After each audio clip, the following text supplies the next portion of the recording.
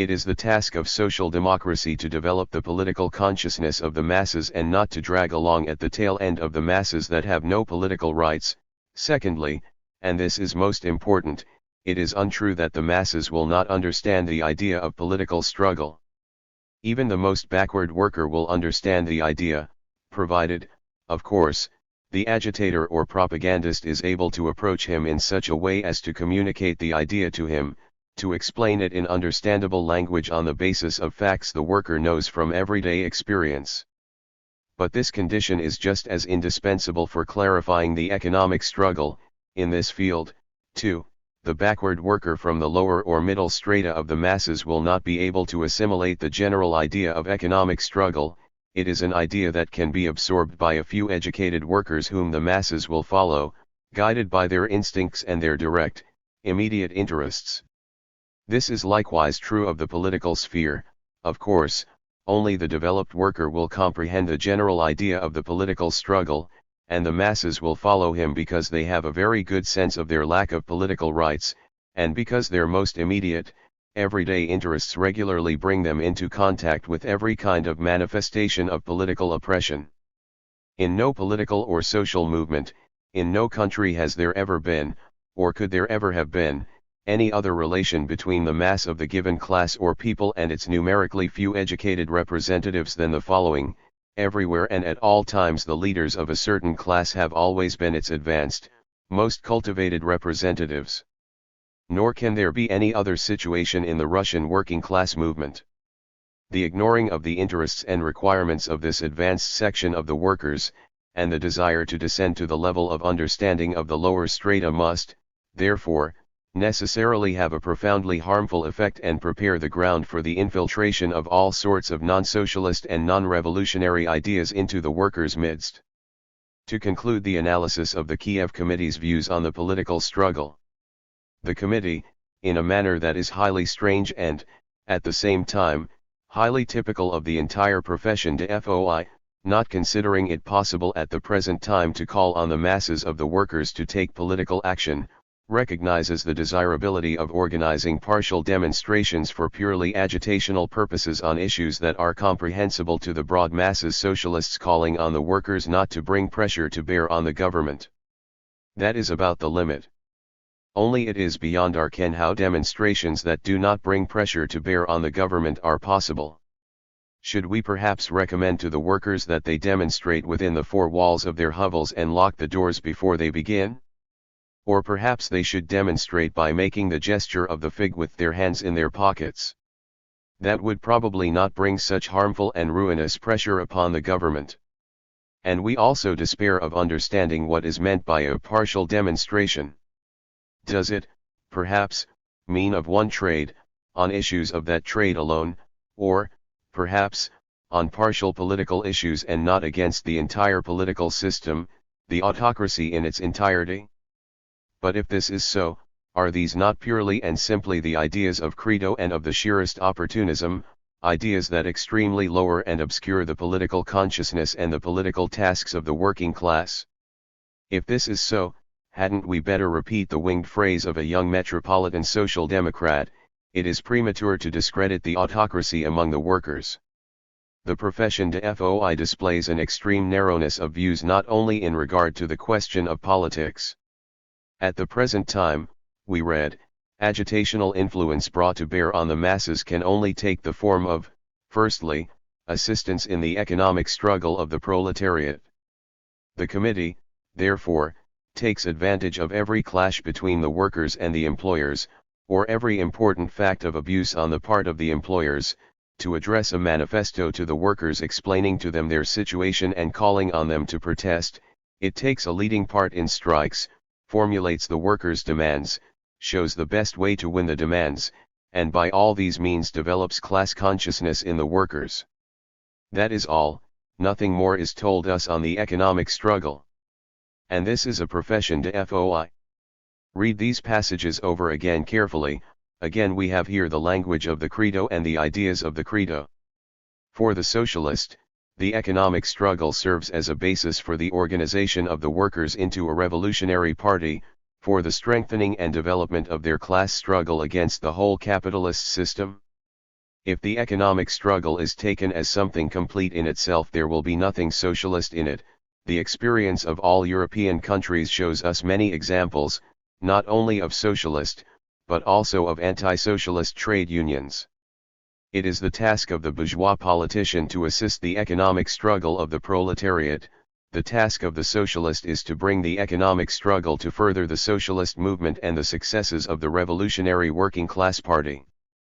The task of the socialist is to further the indissoluble fusion of the economic and the political struggle into the single class struggle of the socialist working class masses.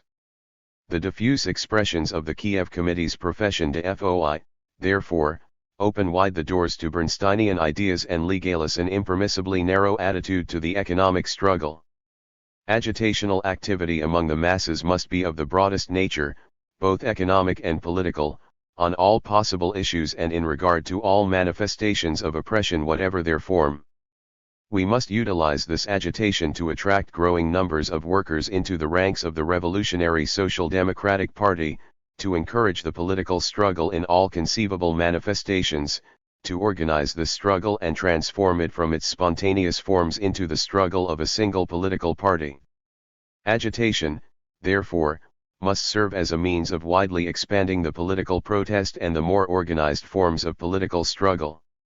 Today our agitation is too hemmed in, the range of questions it touches upon is too limited. It is our duty therefore not to legitimize this narrowness but to try to liberate ourselves from it, to deepen and expand our agitational work. In the profession de foi now under discussion, this narrowness leads, not only to the theoretical errors above analyzed, but to the narrowing of the practical tasks.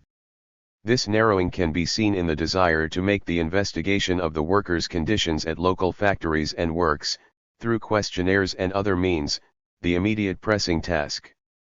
We, of course, can have nothing against questionnaires in general, since they constitute an essential accessory to agitation, but to occupy ourselves with investigations means to expend unproductively revolutionary forces that are sparse enough as it is. In fact, much can be gathered from our legal inquiries. We must make it our immediate and urgent task to extend agitation and propaganda, all the more so, since the very good habit, now becoming widespread among our workers, of sending reports of their own to the socialist newspapers guarantees an abundance of material. A still greater narrowing is to be seen in the fact that on the question of funds only trade union strike funds are recognized as desirable, while not a word is said to the effect that these funds must become integrated in the Social Democratic Party to be used for the political struggle. To limit our secret funds to purely economic activity is a desire natural to the authors of the Credo, but it is incomprehensible in the profession de foi of a committee of the Russian Social Democratic Labor Party. On the question of legal societies, the profession de foi is no less narrow, displaying the same effort to make concessions to the notorious Bernsteinism. For a committee of the Social Democratic Party to assist in the founding of funds means again to scatter forces and to wipe out the distinction between purely cultural activity and revolutionary work. A revolutionary party can and must make use of legal societies for the strengthening and consolidation of its own work, as centers of agitation, as a convenient cover for establishing connections, etc., etc., but only for this. To expend socialist forces on rendering assistance to the founding of societies is in the highest degree irrational. It is incorrect to accord these societies an independent significance, and it is simply ridiculous to believe that legal societies can be fully independent of the participation and pressure of the employers. Lastly, the narrowness and specific character of the Kiev Committee's views are reflected in its organizational plans. It is true we agree fully with the Kiev Committee that this is not the time to announce the re-establishment of the party and to elect a new central committee, but we view as utterly erroneous the opinion concerning the directly economic character of the movement, the opinion that the Russian proletariat is not prepared for political agitation. It would also be an error to wait until local groups grow stronger, increase their membership, and strengthen their connections with the working class milieu. Such reinforcement often leads to immediate collapse. On the contrary, we must immediately set about the work of unification and begin it with literary unity, with the establishment of a common Russian newspaper that must make an effort to prepare for the re-establishment of the party by serving as an organ for the whole of Russia, by gathering correspondence and news items from the circles in all localities, by providing space for the discussion of disputed questions, by extending the scope of our agitation and propaganda, by devoting special attention to organizational questions, to tactical and technical methods of conducting the work, by satisfying all the demands of the most developed workers, and by constantly raising the level of the lower strata of the proletariat to an ever greater conscious participation in the socialist movement and in the political struggle. Only in this way, we are convinced, can real conditions be provided for the unification and re-establishment of the party, and only a direct and frank polemic against narrow economism and the growing spread of Bernsteinian ideas can ensure the correct development of the Russian working class movement and Russian social democracy. Written at the end 1899. First published in 1928. In Lenin Miscellany 7. Published according to a manuscript copied by an unknown hand. Underscore. Factory courts. Factory courts is the name given to courts consisting of elected representatives of workers and employers that examine cases and disputes arising in connection with the terms of hire, with the fixing of rates of pay for ordinary work and overtime, with the discharge of workers in violation of rules, with payments for damage to material, with unfair imposition of fines, etc., etc.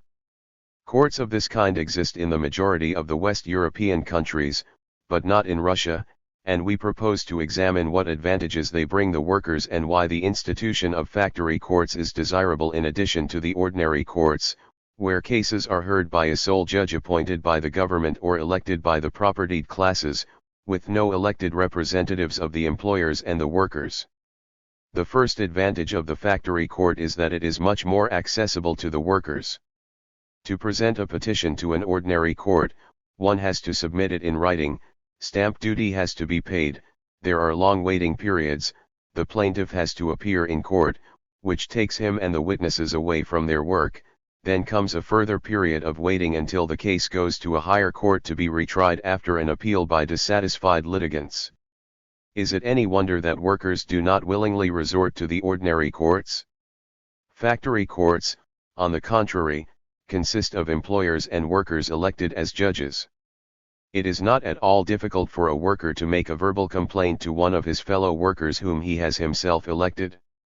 Sessions of factory courts are usually held on holidays or, in general, at times when the workers are free and do not have to interrupt their work.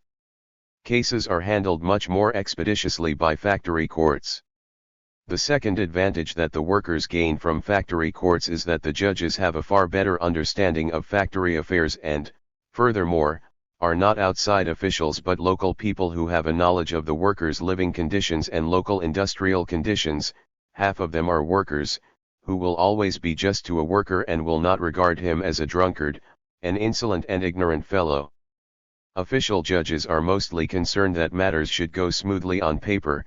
As long as things look all right on paper, the government official does not worry about anything else. He is merely concerned with receiving his salary and pleasing those in higher authority.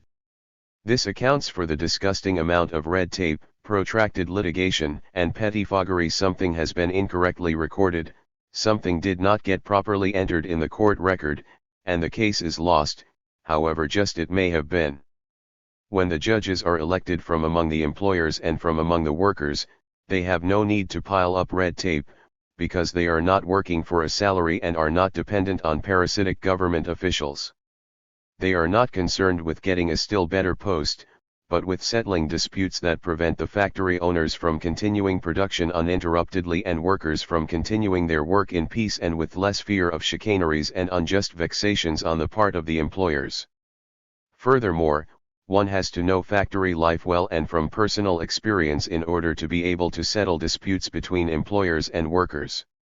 The official judge glances at the workers' pay book, reads the rules, and refuses to listen to anything else. You have broken the rules, he says, so you bear the responsibility, and the rest does not concern me. But judges elected from among the employers and from among the workers do not merely look at papers but at what happens in real life. It sometimes happens that a rule remains unchanged on paper, while in practice things proceed differently. Very often the official judge, even if he wants to, even if he examines cases with the greatest attention, cannot understand the point at issue, because he does not know the customs, he does not know the methods of fixing rates, he does not know the methods by which a master often cheats the worker without infringing the rules and the rates. Elected judges who themselves work or who manage factory affairs have an immediate understanding of such issues. They can easily understand what exactly the worker wants. They are not concerned merely with observing the rules but with ensuring that the worker cannot be cheated by the bypassing of the rules, with ensuring that there can be no pretexts for deception and arbitrariness. There was a recent report in the newspapers that hat makers had almost been convicted of theft, on a complaint from the employers, for making use of the waist trimmings from hats. Fortunately, honest barristers were found who gathered information to prove that this was the custom in the industry and that the workers, far from being thieves, had not violated a single regulation. The ordinary, simple worker who earns very small wages can hardly ever get to a good barrister, and for this reason, as every worker knows, official judges often pass cruel, senselessly cruel, sentences in cases affecting workers. Absolute justice is never to be expected from official judges. We have said above that these judges belong to the bourgeois class and are prejudiced in advance to give credence to whatever the factory owner says and to disbelieve the words of the worker. The judge consults the law, a master and servant contract. As far as he is concerned, it is all the same whether an engineer, a doctor, a factory director, or an unskilled laborer hires himself out to the factory owner. The judge thinks that the unskilled laborer should know his rights and be able, as well as a director, engineer, or doctor, to make stipulations in his contract for everything needed. But the judges in a factory court are elected from among the workers, who know very well that a new worker, or a young worker, often feels in the factory or in the office as though he were in a dark forest and has not even the ghost of an idea that he is concluding a free contract and that he can foresee terms in that contract that are to his advantage. Let us take the following instance. A worker wants to register a complaint against unjust rejection of work or against fines. It is useless for him even to think of complaining to a judge or to a factory inspector, both of whom are government officials. An official will keep insisting on one thing: the law gives the factory owner the right to fine workers and to reject bad work, so that it is for the factory owner to decide whether the work is bad and whether blame rests with the worker. That is why workers so rarely seek recourse to the courts. They put up with abuses, put up with them until finally they strike when their cup of patience runs over. With judges elected from their midst, the workers would find it incomparably easier to secure equity and protection in such cases and in regard to all petty factory disputes and insults. The wealthy official judge does not regard such petty matters as worthy of his attention, but to the worker these things are by no means petty. Only the workers themselves can judge what a huge amount of gross ill-treatment, of insults, and of humiliation can be caused by what at first sight appear trifling, innocuous, inoffensive rules and regulations in the factory. The third advantage workers stand to gain from factory courts is that in and through them workers learn to know the laws. As a rule, the workers do not know and cannot get to know the laws, although government officials and official judges often punish them for not knowing the laws. When an official confronts a worker with the law and the worker pleads ignorance of its very existence, the official either laughs at him or rebukes him with the statement, "Ignorance of the law is no excuse," as basic Russian legislation puts it. Any official and judge, therefore, assumes that every worker knows the laws. But this assumption is a bourgeois lie, a lie invented by propertied people and by capitalists against the propertyless, the same sort of lie as the assumption that a worker concludes a free contract with the master. In actual fact, the worker who starts in at the factory at a tender age, when he has learned no more than to read and write, has never had time to learn anything about laws, has had nobody to learn from, and, no doubt, has had no reason to learn, because if bourgeois officials apply the laws without asking him, the laws will not be of much benefit to the worker. The bourgeois classes that accuse the workers of ignorance of the laws have done absolutely nothing to help them acquire the knowledge, so that it is not so much the workers themselves who are to blame for their ignorance of the law as their exploiters, who own all the property, live by the labor of others and want to be the only ones to take advantage of education and knowledge. There is no school and there are no books that will give the workers a knowledge of the laws, because only very few workers can read books, very few among the millions of working people oppressed by capital. For the same reason there are very few who attend school, and even those who have had some schooling can, in most cases, only read, write, and count. This is too little for the understanding of a branch of knowledge as complicated and difficult as are the Russian laws. The workers will gain a knowledge of the laws only when they have to apply them themselves and hear and see justice done according to those laws. Workers could learn to know the laws better if, for instance, they were appointed to juries, but bourgeois society is so constructed that only people from the propertied classes may serve as jurymen. The propertyless, the proletarians, must submit to a court that is not theirs, while they themselves have no right to judge. When factory courts are set up, the workers elect their own comrades as judges and the elections take place at regular intervals. In this way those elected from among the workers acquaint themselves with the laws by applying them in practice, that is, they not only read the laws as they are written in a book, but see for themselves in practice what particular laws are applicable to what cases and what their effect on the workers is. It is much easier for other workers, apart from the elected judges, to acquaint themselves with the laws through factory courts, because it is easy for a worker to speak to a judge elected from among his mates and obtain from him any necessary information. Workers will visit a factory court more often than a court conducted by civil servants, because it is more accessible. They will listen to cases in which their relatives and friends are participating and in this way acquaint themselves with the laws. For a working man to understand in whose interests the laws are drawn up and in whose interests those who apply them act, it is important that he should become acquainted with the laws in practice and not merely from books. Once the worker is acquainted with the laws he will see quite clearly that the interests are those of the propertied class, the men of property, the capitalists, the bourgeoisie, and that the working class will never win a sound and radical improvement in its conditions, so long as it does not win the right to elect its representatives to participate in the formulation of laws and in supervision over their fulfillment. Furthermore, a good aspect of factory courts is that they teach the workers to take an independent part in public, state affairs. They teach the workers to elect the most intelligent and honest of their comrades, those who firmly support the workers' cause, to post where their activities can be seen by the whole working class, where workers' representatives can declare the needs and demands of all the workers. It is to the interest of the capitalist class, of the entire bourgeoisie, to keep the workers ignorant and isolated, to remove as quickly as possible those among them who are more intelligent and who make use of their intellect and knowledge, not to become traitors to their class and to fawn on the foremen, masters, and police, but to help other workers acquire greater knowledge and to learn to stand up jointly for the working class cause. But in order that such advanced representatives, of whom that cause has great need, should come to be known by all workers and win their trust, it is important that all should witness their activities, that all should know whether they are capable of expressing and upholding the real needs and desires of the workers. If the workers could elect such people as judges, the best of them would be known to all, they would gain wider trust, and the proletarian cause would win by it greatly.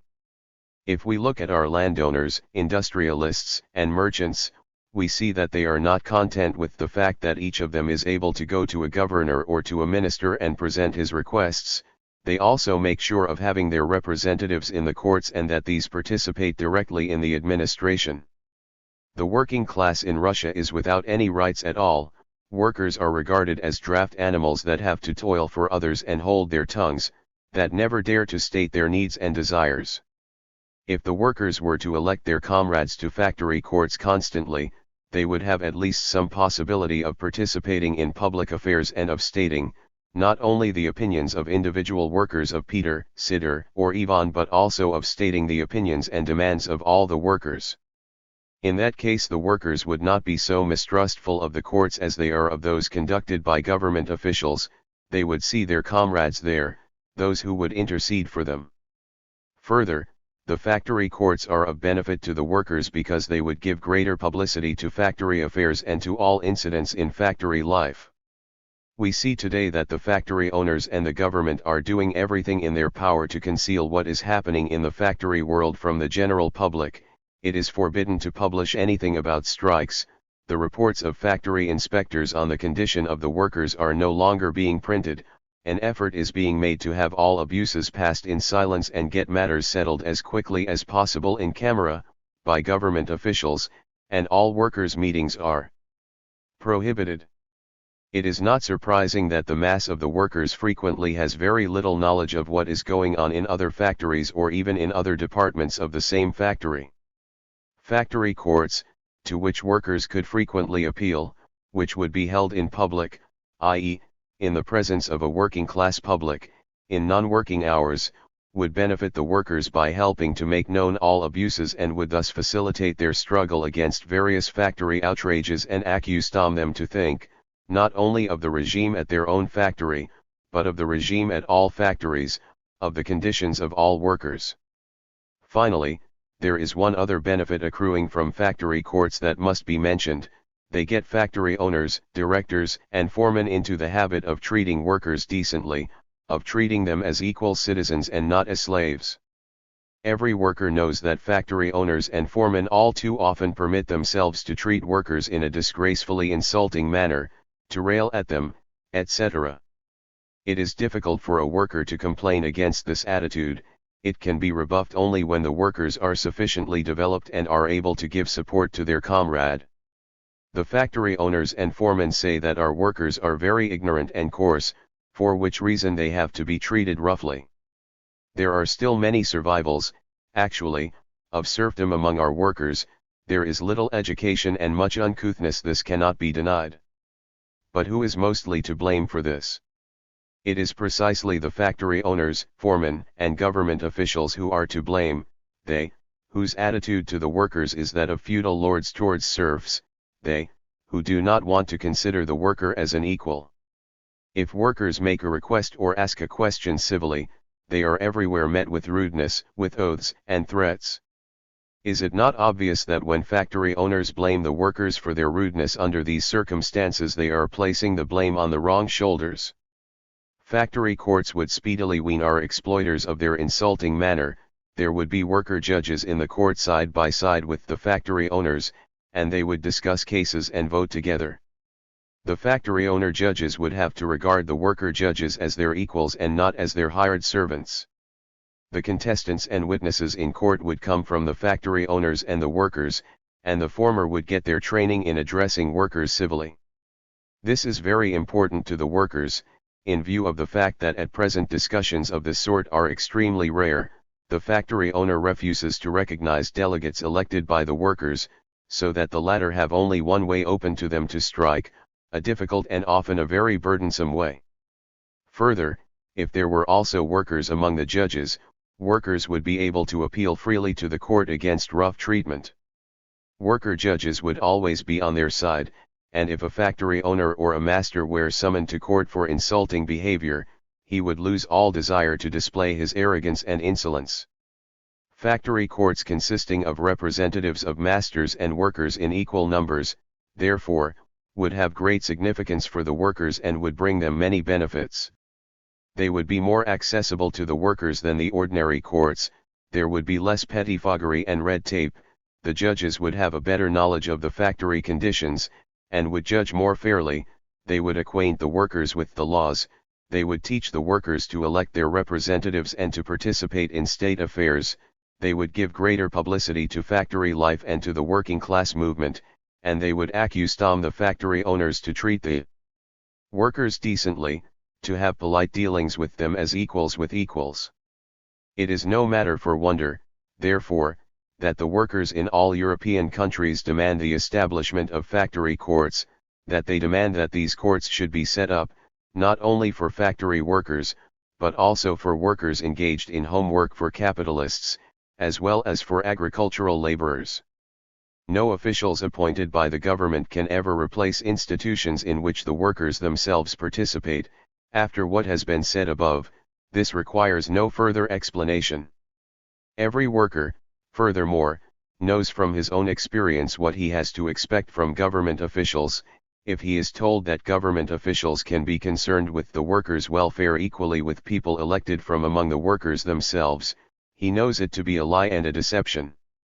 Deception of this sort is of great advantage to the government that wants the workers to remain the ignorant, rightless, and inarticulate slaves of the capitalists, and for this reason one often hears these lying assertions from government officials or from writers who defend the interests of the factory owners and the government.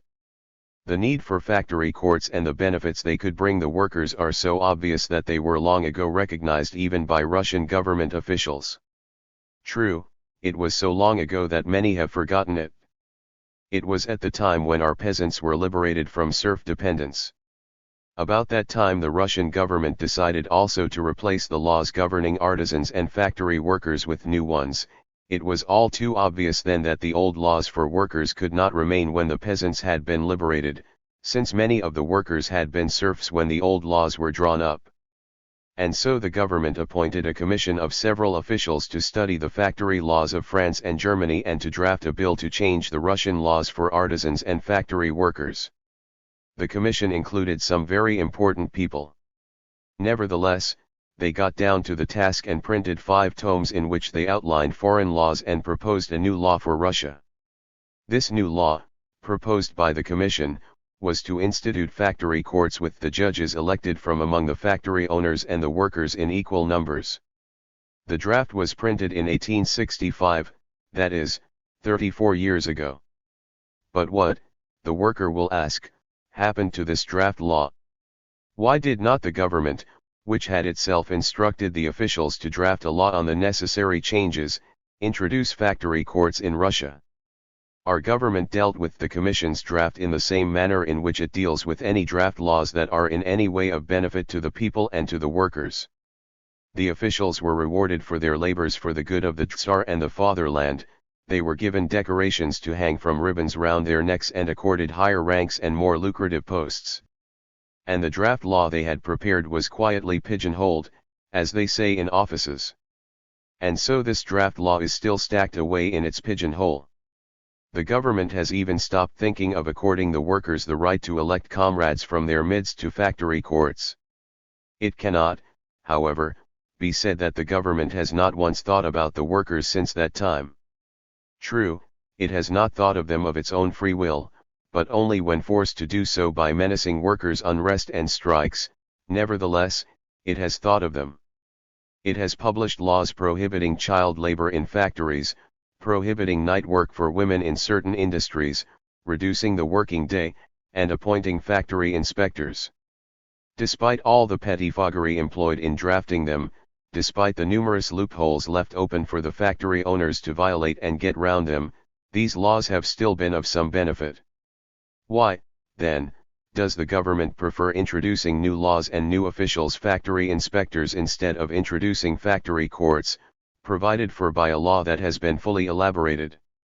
The reason for this is very obvious and the workers must fully understand it, for this example will make clear the entire policy of the Russian government with respect to the working class. The government has appointed new officials instead of factory courts, because factory courts would raise the level of the workers' class consciousness, make them more conscious of their rights, of their human and civic dignity, teach them to think independently about state affairs and about the interests of the entire working class, teach them to elect their more developed comrades to represent them, and in this way undermine, if only in part, the undivided authority assumed by government officials. This is what the government fears more than anything else. It is even prepared to dispense a few handouts to the workers. It is prepared to dole out crumbs as long as the autocratic power of the bureaucracy is left untouched and there is no awakening of the workers' class consciousness, no development of their independence. The government can easily avoid this terrible danger by appointing new officials, since officials are the humble servants of the government. It is no trouble to forbid officials to publish their reports.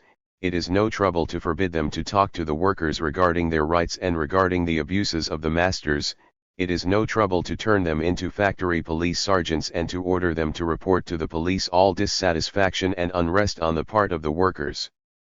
Therefore, so long as the present political system remains in Russia, i.e., denial of rights to the people, lawless actions on the part of government officials and the police, who are not answerable to the people, the workers cannot expect the introduction of factory courts which can be of benefit to them. The government understands full well that factory courts would very speedily cause the workers to go over to more radical demands. Having elected their representatives to the factory courts, the workers would soon realize the insufficiency of this step, because the factory owners and landlords who exploit them send their representatives to very many state institutions at a much higher level.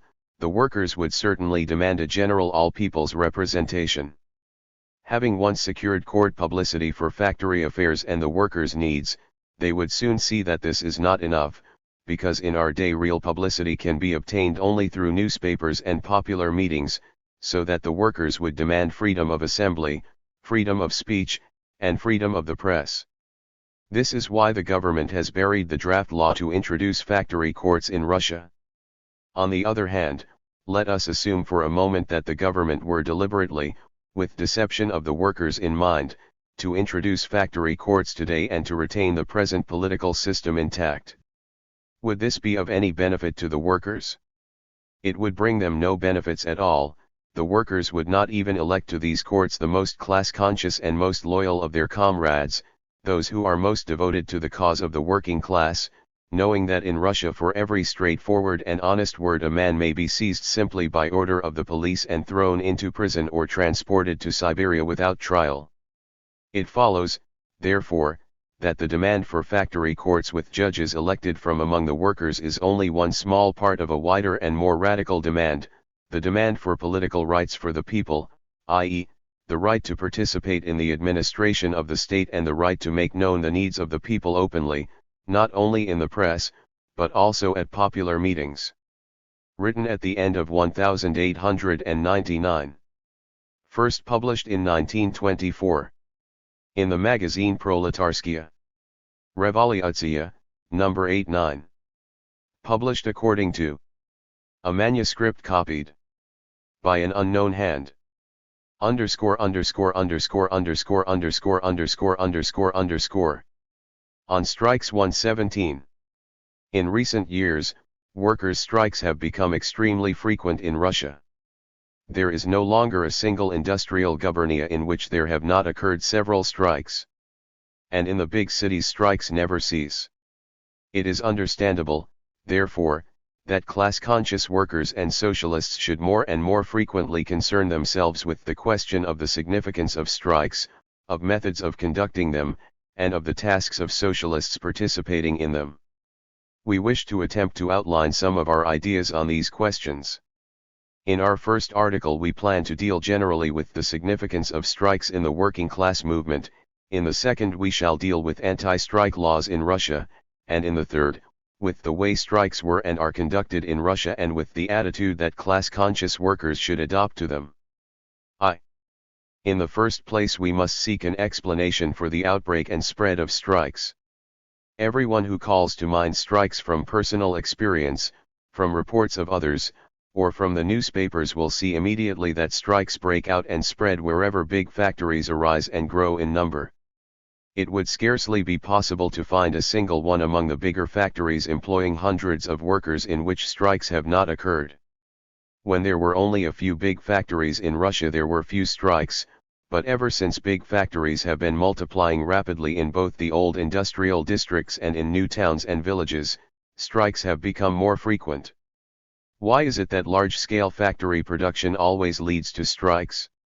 It is because capitalism must necessarily lead to a struggle of the workers against the employers, and when production is on a large scale the struggle of necessity takes on the form of strikes.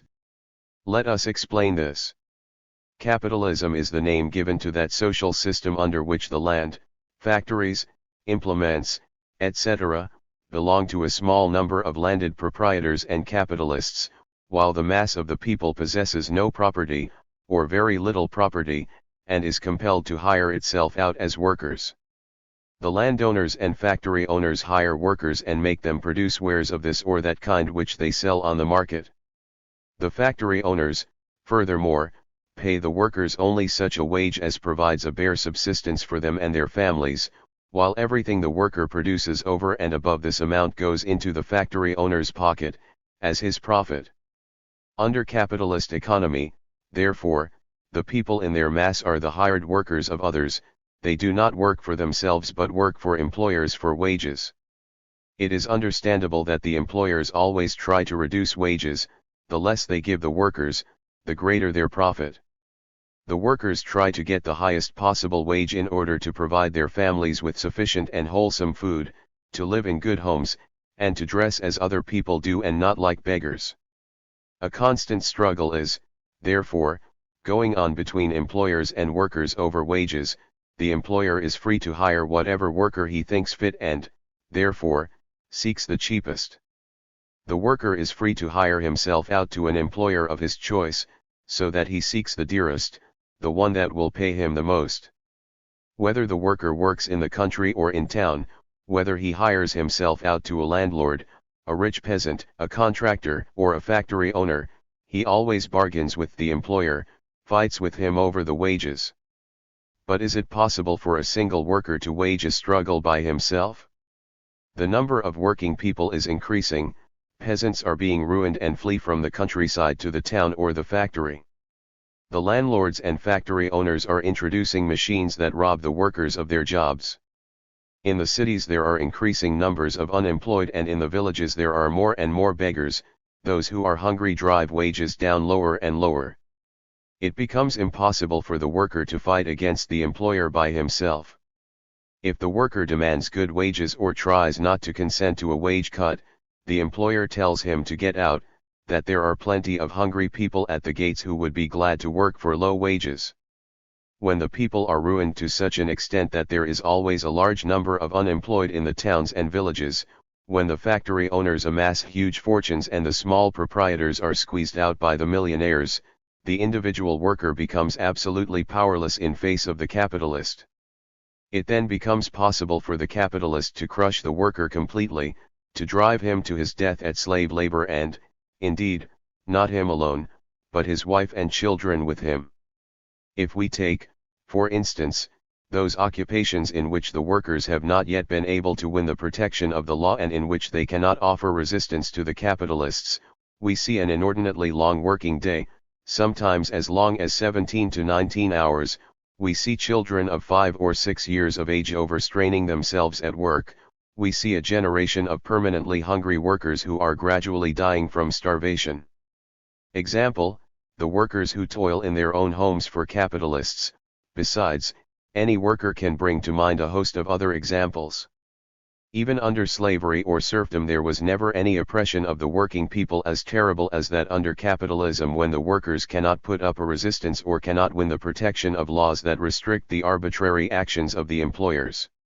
And so, in order to stave off their reduction to such extremities, the workers begin a desperate struggle.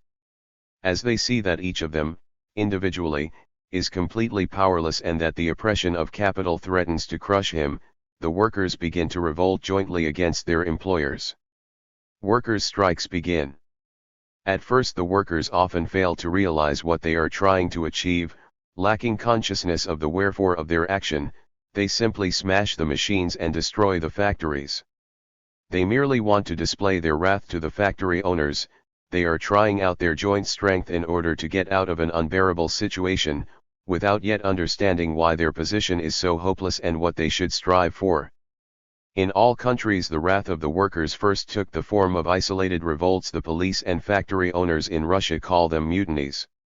In all countries these isolated revolts gave rise to more or less peaceful strikes, on the one hand, and to the all-sided struggle of the working class for its emancipation, on the other.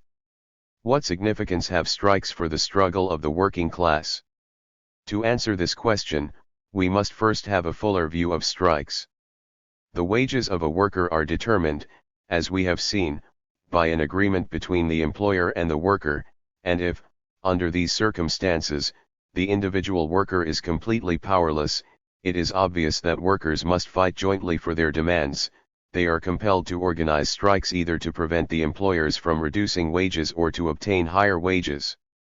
It is a fact that in every country with a capitalist system there are strikes of workers. Everywhere, in all the European countries and in America, the workers feel themselves powerless when they are disunited. They can only offer resistance to the employers jointly, either by striking or threatening to strike. As capitalism develops, as big factories are more rapidly opened, as the petty capitalists are more and more ousted by the big capitalists, the more urgent becomes the need for the joint resistance of the workers, because unemployment increases, competition sharpens between the capitalists who strive to produce their wares at the cheapest, and the fluctuations of industry become more accentuated and crises more acute. When industry prospers, the factory owners make big profits but do not think of sharing them with the workers, but when a crisis breaks out, the factory owners try to push the losses onto the workers. The necessity for strikes in capitalist society has been recognized to such an extent by everybody in the European countries that the law in those countries does not forbid the organization of strikes. Only in Russia barbarous laws against strikes still remain in force. However, strikes, which arise out of the very nature of capitalist society, signify the beginning of the working class struggle against that system of society. When the rich capitalists are confronted by individual, propertyless workers, this signifies the utter enslavement of the workers. But when those propertyless workers unite, the situation changes. There is no wealth that can be of benefit to the capitalists if they cannot find workers willing to apply their labor power to the instruments and materials belonging to the capitalists and produce new wealth. As long as workers have to deal with capitalists on an individual basis, they remain veritable slaves who must work continuously to profit another in order to obtain a crust of bread, who must forever remain docile and inarticulate hired servants. But when the workers state their demands jointly and refuse to submit to the money bags, they cease to be slaves, they become human beings. They begin to demand that their labor should not only serve to enrich a handful of idlers, but should also enable those who work to live like human beings. The slaves begin to put forward the demand to become masters, not to work and live as the landlords and capitalists want them to, but as the working people themselves want to. Strikes, therefore, always instill fear into the capitalists, because they begin to undermine their supremacy. All will stand still, if your mighty arm wills it, a German workers' song says of the working class. And so it is in reality. The factories, the landlord's land, the machines, the railways, etc., etc., are all like wheels in a giant machine, the machine that extracts various products, processes them, and delivers them to their destination. The whole of this machine is set in motion by the worker who tills the soil, extracts ores, makes commodities in the factories, builds houses, workshops, and railways. When the workers refuse to work, the entire machine threatens to stop. Every strike reminds the capitalists that it is the workers and not they who are the real masters, the workers who are more and more loudly proclaiming their rights. Every strike reminds the workers that their position is not hopeless, that they are not alone. See what a tremendous effect strikes have both on the strikers themselves and on the workers at neighboring or nearby factories or at factories in the same industry. In normal, peaceful times the worker does his job without a murmur, does not contradict the employer, and does not discuss his condition. In times of strikes he states his demands in a loud voice, he reminds the employers of all their abuses, he claims his rights, he does not think of himself and his wages alone, he thinks of all his workmates who have down tools together with him and who stand up for the workers' cause, fearing no privations. Every strike means many privations for the working people, terrible privations that can be compared only to the calamities of war-hungry families, loss of wages, often arrests, banishment from the towns where they have their homes and their employment. Despite all these sufferings, the workers despise those who desert their fellow workers and make deals with the employers. Despite all these sufferings, brought on by strikes, the workers of neighboring factories gain renewed courage when they see that their comrades have engaged themselves in struggle. People who endure so much to bend one single bourgeois will be able to break the power of the whole bourgeoisie, 118 said one great teacher of socialism, Engels, speaking of the strikes of the English workers. It is often enough for one factory to strike, 4 strikes to begin immediately in a large number of factories. What a great moral influence strikes have, how they affect workers who see that their comrades have ceased to be slaves and, if only for the time being, have become people on an equal footing with the rich. Every strike brings thoughts of socialism very forcibly to the worker's mind, thoughts of the struggle of the entire working class for emancipation from the oppression of capital. It has often happened that before a big strike the workers of a certain factory or a certain branch of industry or of a certain town knew hardly anything and scarcely ever thought about socialism, but after the strike, study circles and associations become much more widespread among them and more workers become socialists. A strike teaches workers to understand what the strength of the employers and what the strength of the workers consists in. It teaches them not to think of their own employer alone and not of their own immediate workmates alone but of all the employers, the whole class of capitalists and the whole class of workers. When a factory owner who has amassed millions from the toil of several generations of workers refuses to grant a modest increase in wages or even tries to reduce wages to a still lower level and, if the workers offer resistance, throws thousands of hungry families out into the street, it becomes quite clear to the workers that the capitalist class as a whole is the enemy of the whole working class and that the workers can depend only on themselves and their united action. It often happens that a factory owner does his best to deceive the workers, to pose as a benefactor, and conceal his exploitation of the workers by some petty sops or lying promises. A strike always demolishes this deception at one blow by showing the workers that their benefactor is a wolf in sheep's clothing. A strike, moreover, opens the eyes of the workers to the nature, not only of the capitalists, but of the government and the laws as well. Just as the factory owners try to pose as benefactors of the workers, the government officials and their lackeys try to assure the workers that the Tsar and the Tsarist government are equally solicitous of both the factory owners and the workers, as justice requires.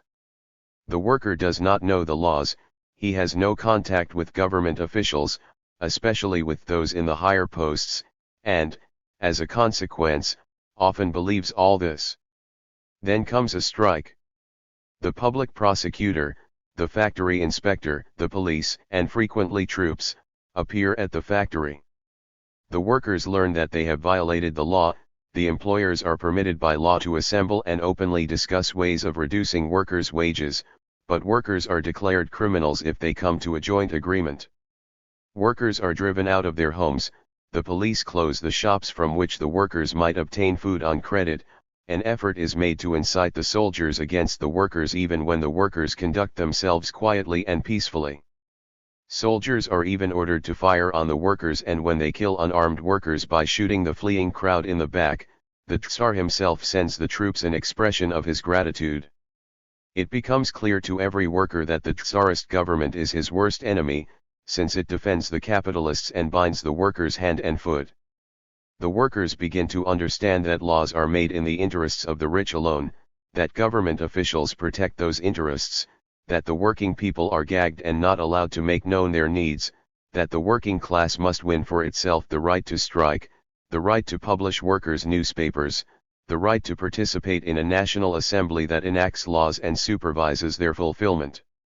The government itself knows full well that strikes open the eyes of the workers, and for this reason it has such a fear of strikes and does everything to stop them as quickly as possible. One German minister of the Interior, one who was notorious for the persistent persecution of socialists and class-conscious workers, not without reason, stated before the people's representatives, "Behind every strike lurks the hydra of revolution." 119 Every strike strengthens and develops in the workers the understanding that the government is their enemy and that the working class must prepare itself to struggle against the government for the people's rights. Strikes, therefore, teach the workers to unite, they show them that they can struggle against the capitalists only when they are united.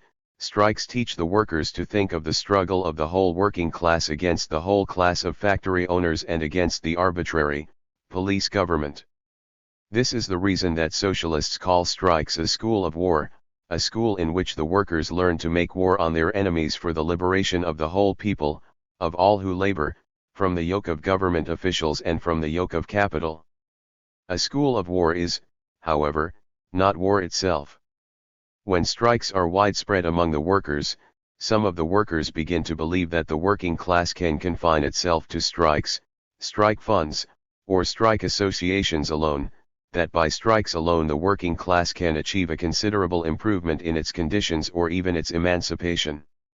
When they see what power there is in a united working class and even in small strikes, some think that the working class has only to organize a general strike throughout the whole country for the workers to get everything they want from the capitalists and the government.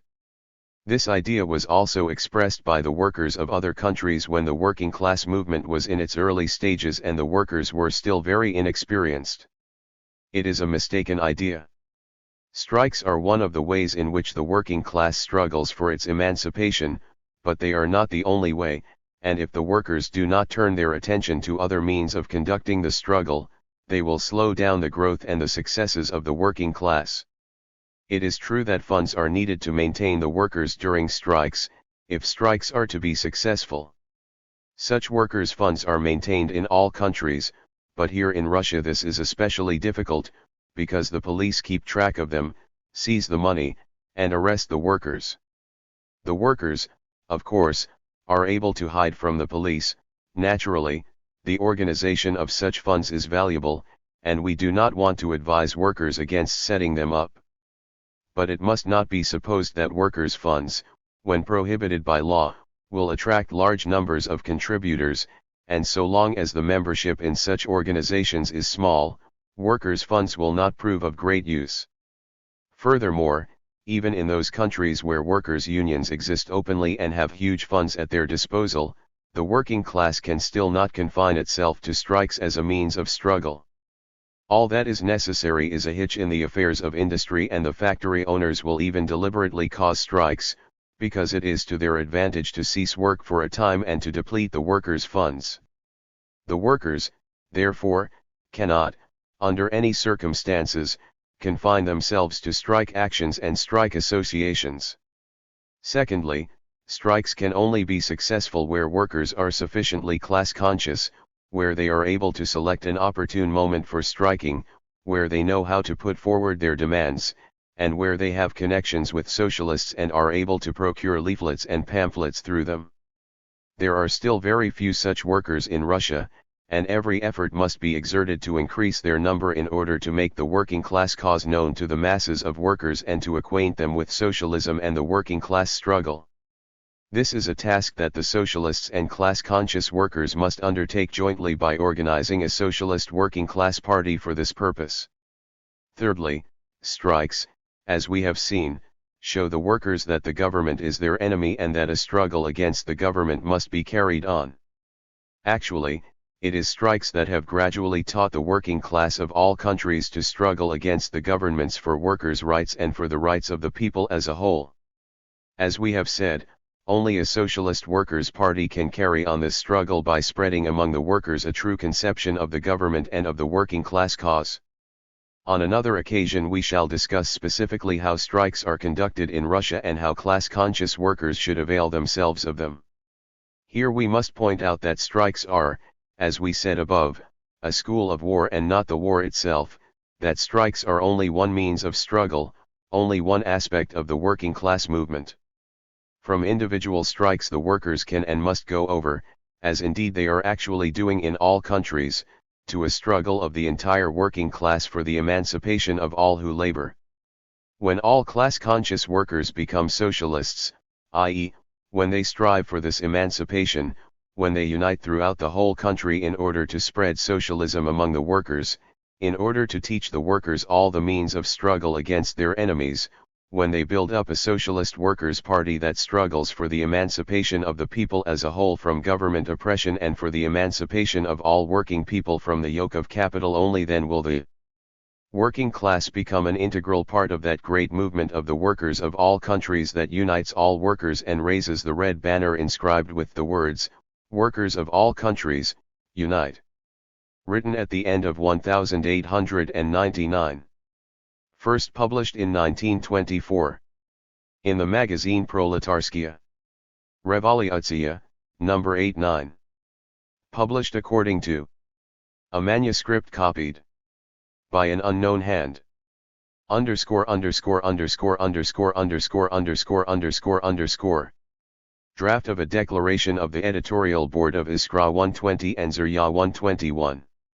In undertaking the publication of two social democratic organs, a scientific and political magazine and an all-Russian working-class newspaper, we consider it necessary to say a few words concerning our program, the objects for which we are striving, and the understanding we have of our tasks.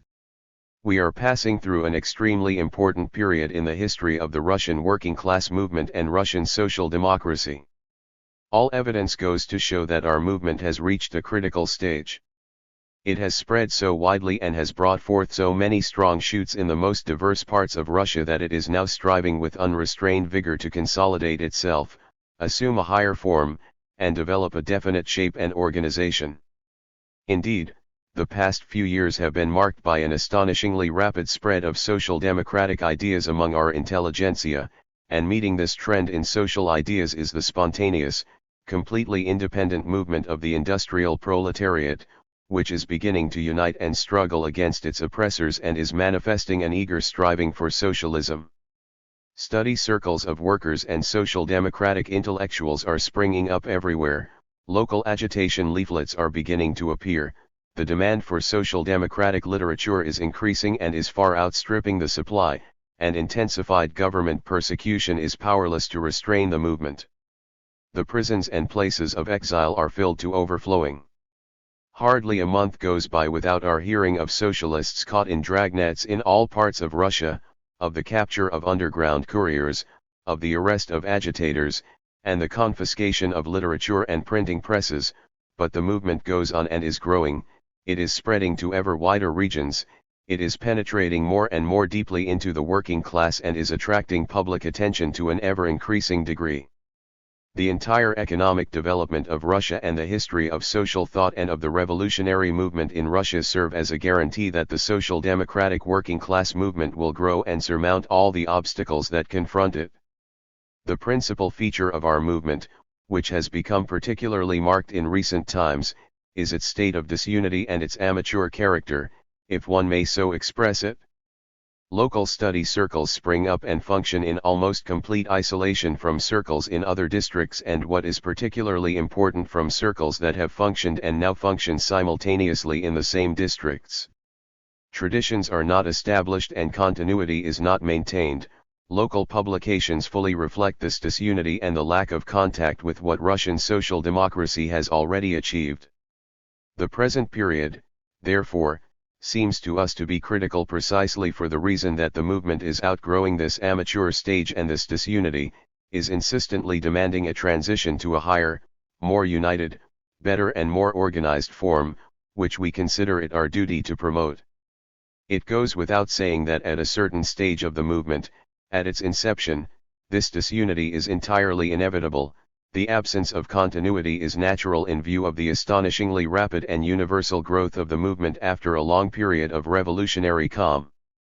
Undoubtedly, too, there will always be diversity in local conditions, there will always be differences in the conditions of the working class in one district as compared with those in another, and, lastly, there will always be the particular aspect in the points of view among the active local workers. This very diversity is evidence of the virility of the movement and of its sound growth. All this is true, yet disunity and lack of organization are not a necessary consequence of this diversity. The maintenance of continuity and the unity of the movement do not by any means exclude diversity, but, on the contrary, create for it a much broader arena and a freer field of action. In the present period of the movement, however, disunity is beginning to show a definitely harmful effects and is threatening to divert the movement to a false path. Narrow practicalism, detached from the theoretical clarification of the movement as a whole, may destroy the contact between socialism and the revolutionary movement in Russia, on the one hand, and the spontaneous working class movement, on the other. That this danger is not merely imaginary is proved by such literary productions as the Credo, which has already called forth legitimate protest and condemnation, and the separate supplement to Rabotchaya Mysl. That supplement has brought out most markedly the trend that permeates the whole of Rabotchaya Mysl. In it a particular trend in Russian social democracy has begun to manifest itself, a trend that may cause real harm and that must be combated.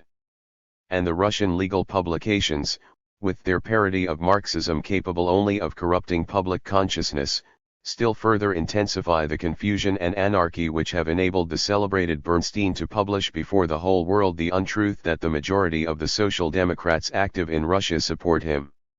It is still premature to judge how deep the cleavage is, and how far the formation of a special trend is probable, but it would be more harmful to close our eyes to the gravity of the situation than to exaggerate the cleavage, and we heartily welcome the resumption of literary activity on the part of the Emancipation of Labor Group, and the struggle it has begun against the attempts to distort and vulgarize social democracy. 122.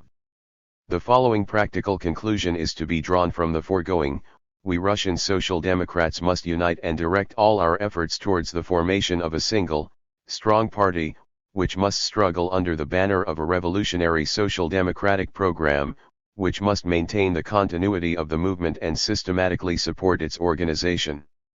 This conclusion is not a new one. The Russian Social Democrats reached it 2 years ago when the representatives of the largest social democratic organizations in Russia gathered at a congress in the spring of 1898, formed the Russian Social Democratic Labor Party, published the manifesto of the party, and recognized Rabotchaya Gazeta as the official party organ. Regarding ourselves as members of the Russian Social Democratic Labor Party, we agree entirely with the fundamental ideas contained in the manifesto and attach extreme importance to it as the open and public declaration of the aims towards which our party should strive. Consequently, we, as members of the party, present the question of our immediate and direct tasks as follows: what plan of activity must we adopt to revive the party on the firmest possible basis? Some comrades are of the opinion that in order to achieve this we must resume the practice of electing the central party body and instruct it to resume the publication of the party organ. 123. We consider such a plan to be a false one, or, at all events, a hazardous one. To establish and consolidate the party means to establish and consolidate unity among all Russian Social Democrats. Such unity cannot be decreed, it cannot be brought about by a decision, say, of a meeting of representatives, it must be worked for. In the first place, it is necessary to develop a common party literature, common, not only in the sense that it must serve the whole of the Russian movement rather than separate districts, that it must discuss the questions of the movement as a whole and assist the class-conscious proletarians in their struggle instead of dealing merely with local questions, but common also in the sense that it must unite all the available literary forces, that it must express all shades of opinion and views prevailing among Russian Social Democrats, not as isolated workers, but as comrades united in the ranks of a single organization by a common program and a common struggle. Secondly, we must work to achieve an organization especially for the purpose of establishing and maintaining contact among all the centers of the movement, of supplying complete and timely information about the movement, and of delivering our newspapers and periodicals regularly to all parts of Russia. Only when such an organization has been founded, only when a Russian socialist post has been established, will the party possess a sound foundation, only then will it become a real fact and, therefore, a mighty political force. We intend to devote our efforts to the first half of this task, i.e., to creating a common literature, since we regard this as the pressing demand of the movement today, and a necessary preliminary measure towards the resumption of party activity. The character of our task naturally determines the program for conducting our publications. They must devote considerable space to theoretical questions, i.e., to the general theory of social democracy and its application to Russian conditions. The urgent need to promote a wide discussion of these questions at the present time in particular is beyond all doubt and requires no further explanation after what has been said above. It goes without saying that questions of general theory are inseparably connected with the need to supply information about the history and the present state of the working class movement in the West. Furthermore, we propose systematically to discuss all political questions. The Social Democratic Labour Party must respond to all questions that arise in all spheres of our daily life, to all questions of home and foreign politics, and we must see to it that every social democrat and every class-conscious worker has definite views on all important questions. Unless this condition is fulfilled, it will be impossible to carry on wide and systematic propaganda and agitation. The discussion of questions of theory and policy will be connected with the drafting of a party program, the necessity for which was recognized at the Congress in 1898. In the near future we intend to publish a draft program. A comprehensive discussion of it should provide sufficient material for the forthcoming Congress that will have to adopt a program. 124. A further vital task, in our opinion, is the discussion of questions of organization and practical methods of conducting our work. The lack of continuity and the disunity, to which reference has been made above, have a particularly harmful effect upon the present state of party discipline, organization, and the technique of secrecy. It must be publicly and frankly owned that in this respect we Social Democrats lag behind the old workers in the Russian revolutionary movement and behind other organizations functioning in Russia, and we must exert all our efforts to come abreast of the tasks. The attraction of large numbers of working class and intellectual young people to the movement, the increasing failures and the cunningness of governmental persecution make the propaganda of the principles and methods of party organization, discipline, and the technique of secrecy an urgent necessity. Such propaganda, if supported by all the various groups and by all the more experienced comrades, can and must result in the training of young socialists and workers as able leaders of the revolutionary movement, capable of overcoming all obstacles placed in the way of our work by the tyranny of the autocratic police state and capable of serving all the requirements of the working masses, who are spontaneously striving towards socialism and political struggle. Finally, one of the principal tasks arising out of the above-mentioned issues must be the analysis of this spontaneous movement. We must try to understand the social movement of the intelligentsia which marked the late 90s in Russia and combined various, and sometimes conflicting, tendencies. We must carefully study the conditions of the working class in all spheres of economic life, study the forms and conditions of the workers' awakening, and of the struggles now setting in order that we may unite the Russian working class movement and Marxist socialism, which has already begun to take root in Russian soil, into one integral whole, in order that we may combine the Russian revolutionary movement with the spontaneous upsurge of the masses of the people. Only when this contact has been established can a social democratic working class party be formed in Russia, for social democracy does not exist merely to serve the spontaneous working class movement, but to combine socialism with the working class movement. And it is only this combination that will enable the Russian proletariat to fulfill its immediate political task to liberate Russia from the tyranny of the autocracy. The distribution of these themes and questions between the magazine and the newspaper will be determined exclusively by differences in the size and character of the two publications. The magazine should serve mainly for propaganda, the newspaper mainly for agitation. But all aspects of the movement should be reflected in both the magazine and the newspaper, and we wish particularly to emphasize our opposition to the view that a workers' newspaper should devote its pages exclusively to matters that immediately and directly concern the spontaneous working class movement, and leave everything pertaining to the theory of socialism, science, politics, questions of party organization, etc., to a periodical for the intelligentsia.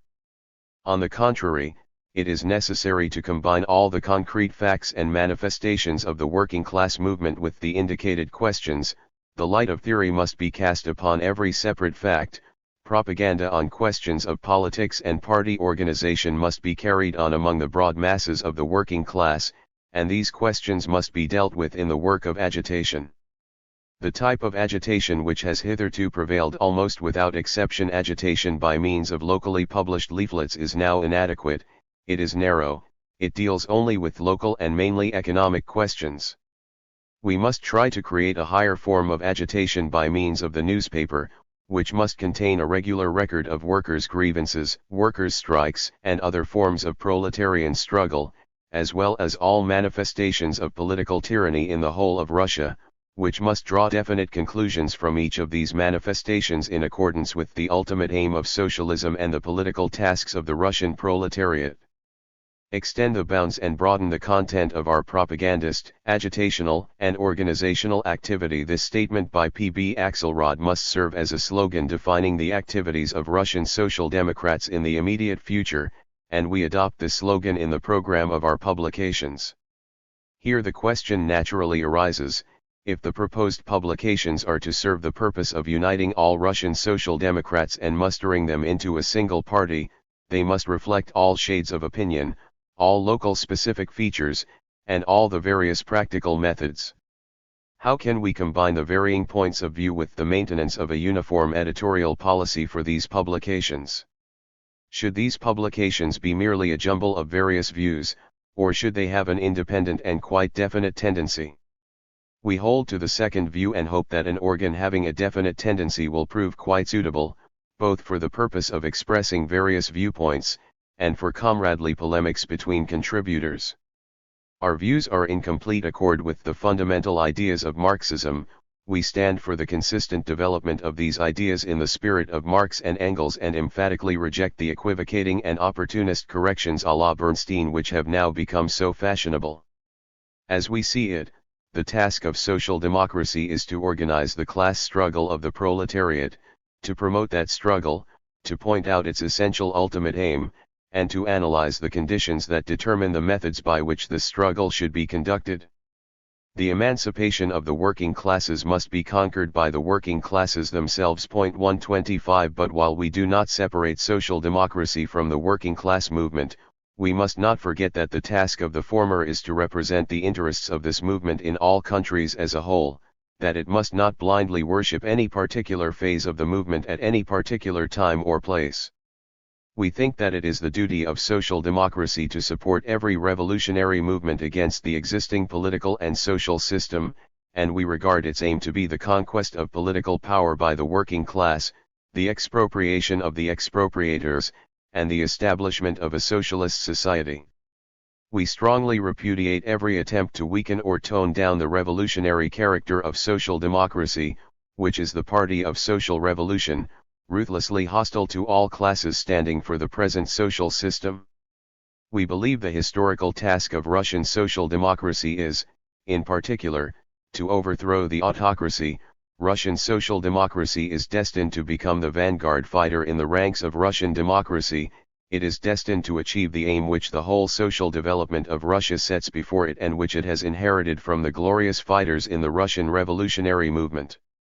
Only by inseparably connecting the economic and political struggles, only by spreading political propaganda and agitation among wider and wider strata of the working class, can social democracy fulfill its mission. From this point of view, we shall deal with all theoretical and practical questions, and we shall try to connect all manifestations of the working class movement and of democratic protest in Russia with these ideas. Although we carry out our literary work from the standpoint of a definite tendency, we do not in the least intend to present all our views on partial questions as those of all Russian social democrats. We do not deny that differences exist, nor shall we attempt to conceal or obliterate them. On the contrary, we desire our publications to become organs for the discussion of all questions by all Russian social democrats of the most diverse shades of opinion. We do not reject polemics between comrades, but, on the contrary, are prepared to give them considerable space in our columns. Open polemics, conducted in full view of all Russian social democrats and class-conscious workers, are necessary and desirable in order to clarify the depth of existing differences, in order to afford discussion of disputed questions from all angles, in order to combat the extremes into which representatives of various views, various localities, or various specialties of the revolutionary movement inevitably fall. Indeed, we regard one of the drawbacks of the present-day movement to be the absence of open polemics between avowedly differing views, the effort to conceal differences on fundamental questions.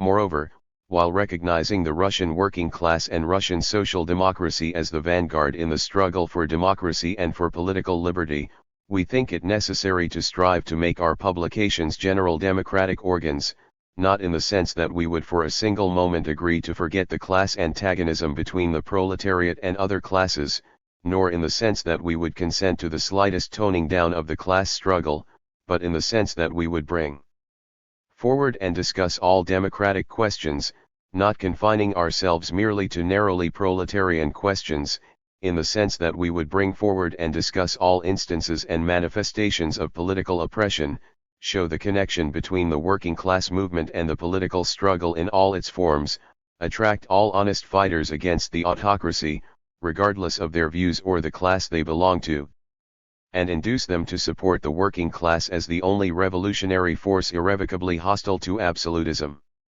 Consequently, although we appeal primarily to the Russian socialists and class-conscious workers, we do not appeal to them alone.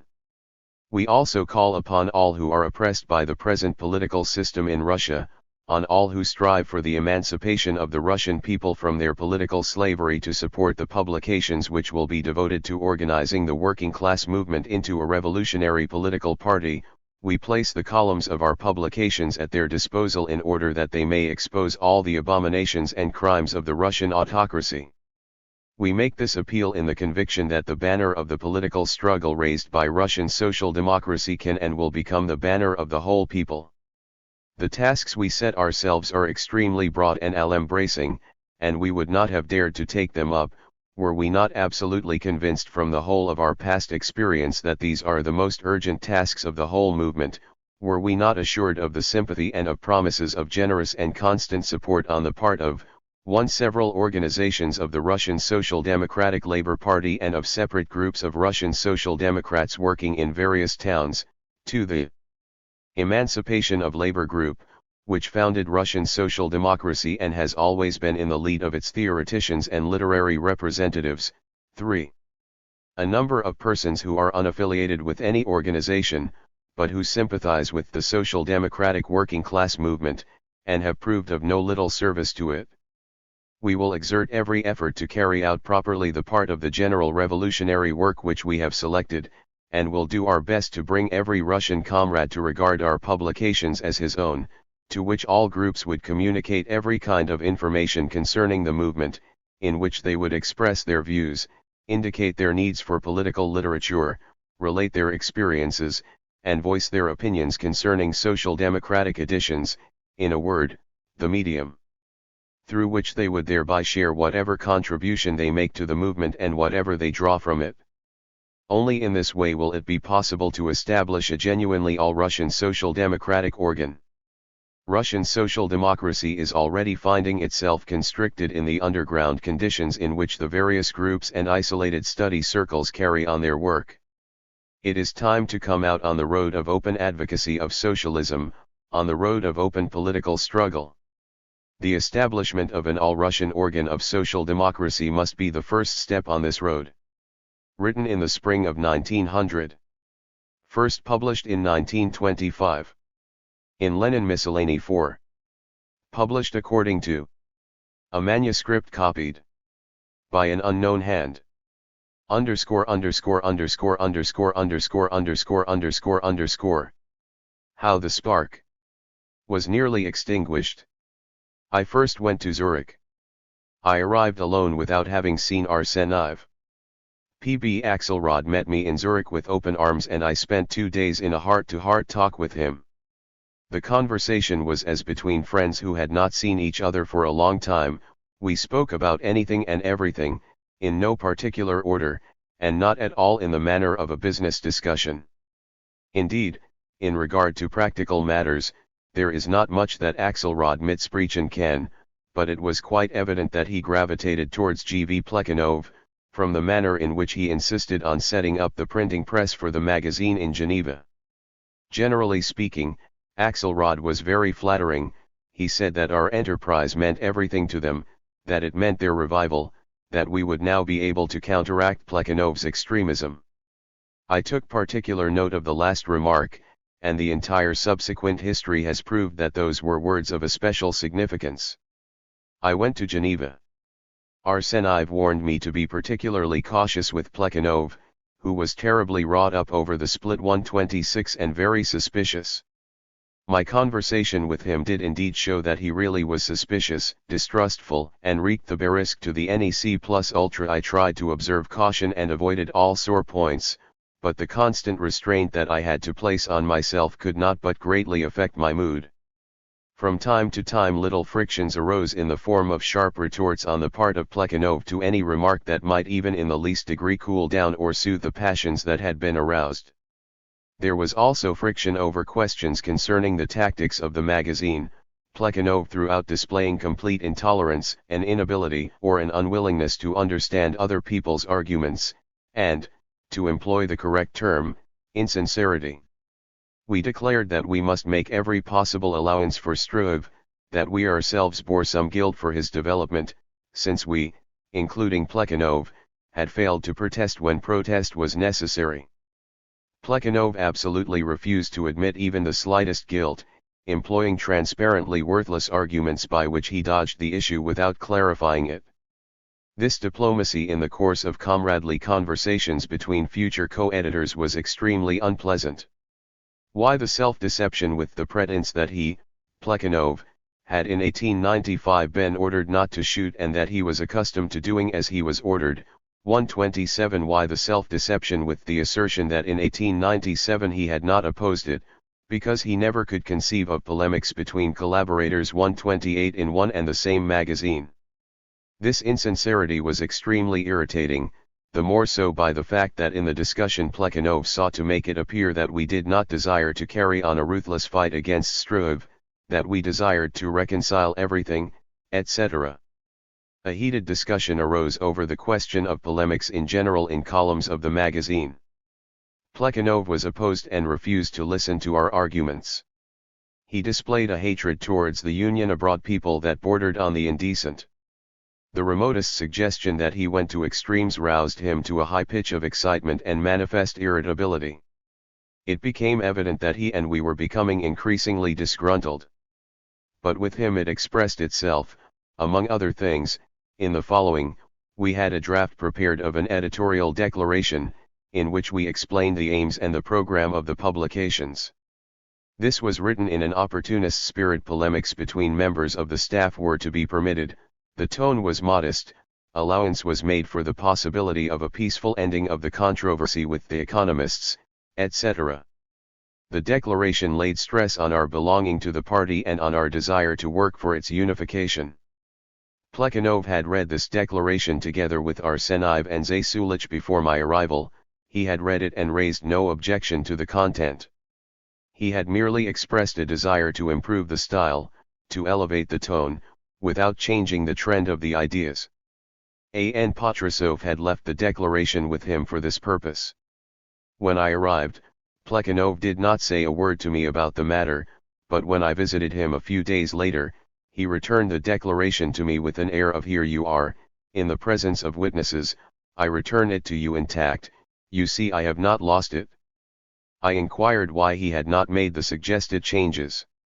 He replied evasively that it could be done later, that it would not take long and was not worth doing at the time. I took the declaration, made the changes myself, and read it a second time to Plekhanov, this time asking him point blank to take the thing and correct it. Again he resorted to evasions and turned the job over to Vera Zasulich, who was sitting beside him. Thus matters went on until the conference. Finally Axelrod arrived and the conference began. On the question of our attitude towards the Jewish Union, Plekhanov displayed extreme intolerance and openly declared it to be an organization of exploiters who exploit the Russians and not a social democratic organization. He said that our aim was to eject this Bund from the party, that the Jews are all chauvinists and nationalists, that a Russian party should be Russian and should not render itself into captivity to the brood of vipers, etc. None of our objections to these indecent speeches had any result, and Plekhanov stuck to his ideas to the full, saying that we simply did not know enough about the Jews, that we had no real experience in dealing with Jews. No resolution on this question was adopted. We read the declaration together at the conference. Plekhanov's behavior was very odd. He remained silent, he suggested no changes, he did not take a stand against the idea in the declaration that polemics be permitted, and in general seemed to withdraw, precisely to withdraw. He did not wish to participate, and only casually threw in a venomous, malicious remark to the effect that he, of course, would have written a different sort of declaration. This remark, uttered in passing, after a sentence in connection with a different matter, struck me as being particularly repellent. A conference of co-editors is in session and one of them suggests no emendations, but sarcastically observes that he, of course, would not have written so. This showed clearly enough that normal relations did not exist between him and us. Subsequently, let me pass over the less important issues of the conference. The question of our attitude towards Bobo 131 and Mitigan Baranovsky came up. We were in favor of a conditional invitation. Very coldly and drily Plekhanov declared that he completely disagreed, and he demonstratively remained silent throughout the whole of our fairly protracted conversation with Axelrod and Zasulich, who were not disinclined to agree with us. The whole morning passed in what might be called a very tense atmosphere. It became clear beyond doubt that Plekhanov was presenting an ultimatum to us to choose between him and those rogues. Seeing that things were coming to such a pass, Arseniev and I agreed to give way, and at the very opening of the evening session declared that on the insistence of Plekhanov we had withdrawn our proposal. This declaration met with silence. This ultimatum atmosphere greatly irritated us. Plekhanov's desire to have unlimited power was obvious. A little before that, in a private conversation about Bobo, Plekhanov, after a heated discussion, said, laying his hand on my shoulders, "But, gentlemen, I am not putting any conditions, we shall discuss all this together at the conference and together we will decide." I was touched by this at the time. But at the conference the very opposite happened. Plekhanov stood aside from the comradely discussion, maintained an angry silence, and by his silence obviously put conditions. To me it seemed to be a sharp display of insincerity, while Arseniev declared outright, "I will never forgive him this concession." Saturday came.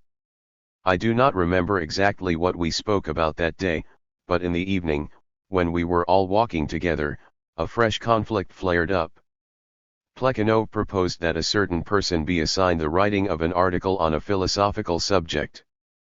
Plekhanov went on to say, "I shall advise the person to begin the article with a remark against Koskai somewhat as follows: a fine fellow, indeed, has already become a critic and publishes philosophic articles by critics in Neuzeit 132 but does not give full scope to Marxists." Arseniev, on hearing the proposal for a sharp attack upon Koskai, became indignant and heatedly opposed it on the grounds that it was uncalled for. Plekhanov became puffed up and irate. I seconded Arseniev. Axelrod and Zasulich remained silent. Half an hour later, Plekhanov departed. In the final moments he had sat in silence, his brow black as a cloud. As soon as he left us, we felt as though a weight had been lifted from us all, and the discussion proceeded in a friendly spirit. The next day, Sunday, we arranged to meet, not in our cottage, but at Plekhanov's. We came to the place, Arseniev arriving first, I later. Plekhanov had sent Axelrod and Zasulich to inform Arseniev that he declined to be co-editor, desiring to be just a contributor. Axelrod left, and Zasulich, quite put out and confused, murmured to Arseniev, "George is displeased, he declines." I entered. The door was opened for me by Plekhanov, who offered me his hand with a rather queer smile and then walked out. I stepped into the room and found Zasulich and Arseniev sitting there, their faces wearing a strange expression. "Well, ladies and gentlemen," said I, "how goes it?" Plekhanov entered and invited us into his room. There he stated that it would be better if he were a contributor, an ordinary contributor, for otherwise there would be continual friction, that evidently his views on things differed from ours, that he understood and respected our party point of view, but could not share it. Better, therefore, that we be the editors and he a contributor. We were amazed to hear this, positively amazed, and began to argue against the idea. Thereupon Plekhanov said, "Well, if we are to be together, how shall we vote? How many votes are there?" 6. 6 is not a practical number. "Well, let George have 2 votes, suggested Zasulich, "otherwise he will always be alone 2 votes on questions of tactics." We agreed to that. Upon that Plekhanov took the reins of management in his hands and with the air of editor-in-chief began apportioning departments among those present and assigning articles to this one and that in a tone that brooked no objection. We sat there as if we had been ducked. Mechanically we agreed to everything, unable as yet to comprehend what had taken place. We realized that we had been made fools of, that our remarks were becoming more and more halting, that Plekhanov waved them aside more and more easily and carelessly, that the new system was de facto tantamount to his complete domination, and that Plekhanov understood this perfectly, not hesitating to domineer over us without ceremony. We realized that we had been fooled and utterly defeated, but were as yet unable to get a full grasp of our position. Yet no sooner did we find ourselves alone, no sooner had we left the steamer and were on our way to the cottage, than the lid flew off and we broke out in a wild and furious tirade against Plekhanov. But before relating the substance of this tirade and what it led to, I shall go back a bit. Why did the idea of Plekhanov's complete domination rouse us to such indignation? Previously we had thought that we would be the editors, and they close collaborators. I had proposed that the matter be formally submitted in this manner, but Arseniev had objected to a formal proposition and suggested that we go about it in a friendly way, to which I agreed. But both of us were in accord on the point that we were to be the editors, because the old ones were extremely intolerant, in addition to the fact that they would not be able to perform painstakingly the drudgery of editorial work. These were the only considerations that guided us, for we were quite ready to accept their ideological guidance. The conversations I had had in Geneva with those of Plekhanov's younger comrades and adherents closest to him, these conversations strengthened my conviction that this was exactly how we should arrange the matter. Those adherents had told us without equivocation that it was desirable to have the editorial office in Germany, where we would be more independent of Plekhanov, and that to allow the old ones to have practical control of the editorial work would bring about terrible delays, if not the collapse of the entire enterprise. For the very same reasons, Arseniev was unconditionally in favor of Germany. I broke off my description of how the spark was nearly extinguished at the point where we were returning home on the evening of Sunday, August 26. As soon as we found ourselves alone, after leaving the steamer, we broke out into a flood of angry expressions. Our pent-up feelings got the better of us, the charged atmosphere burst into a storm. Up and down our little village we paced far into the night. It was quite dark, there was a rumbling of thunder, and constant flashes of lightning rent the air. We walked along, bursting with indignation. I remember that Arseniev began by declaring that as far as he was concerned his personal relations with Plekhanov were broken off once and for all, never to be restored. He would maintain business relations with him, but as for personal relations, fertig. Plekhanov's behavior had been insulting to such a degree that one could not help suspecting him of harboring unclean thoughts about us. He trampled us underfoot, etc. I fully supported these charges. My infatuation with Plekhanov disappeared as if by magic, and I felt offended and embittered to an unbelievable degree. Never, never in my life, had I regarded any other man with such sincere respect and veneration. Never had I stood before any man so humbly, and never before had I been so brutally kicked. That's what it was, we had actually been kicked. We had been scared like little children, scared by the grown ups threatening to leave us to ourselves, and when we funked we were brushed aside with an incredible unceremoniousness. We now realized very clearly that Plekhanov had simply laid a trap for us that morning when he declined to act as a co-editor. It had been a deliberate chess move, a snare for guileless pigeons. There could be no doubt whatever about that, for, had Plekhanov sincerely feared to act as a co-editor because he would be a stumbling block and might rouse useless friction between us, he would not a moment later have revealed the fact that his co-editorship was absolutely the equivalent of his sole editorship. and since a man with whom we desired to cooperate closely and establish most intimate relations, resorted to chess moves in dealing with comrades, there could be no doubt that this man was bad, yes, bad, inspired by petty motives of personal vanity and conceit, an insincere man. This discovery, and it was indeed a discovery, struck us like a thunderbolt, for up to that moment both of us had stood in admiration of Plekhanov, and, as we do with a loved one, we had forgiven him everything, we had closed our eyes to all his shortcomings, we had tried hard to persuade ourselves that those shortcomings were really non-existent, that they were petty things that bothered only people who had no proper regard for principles.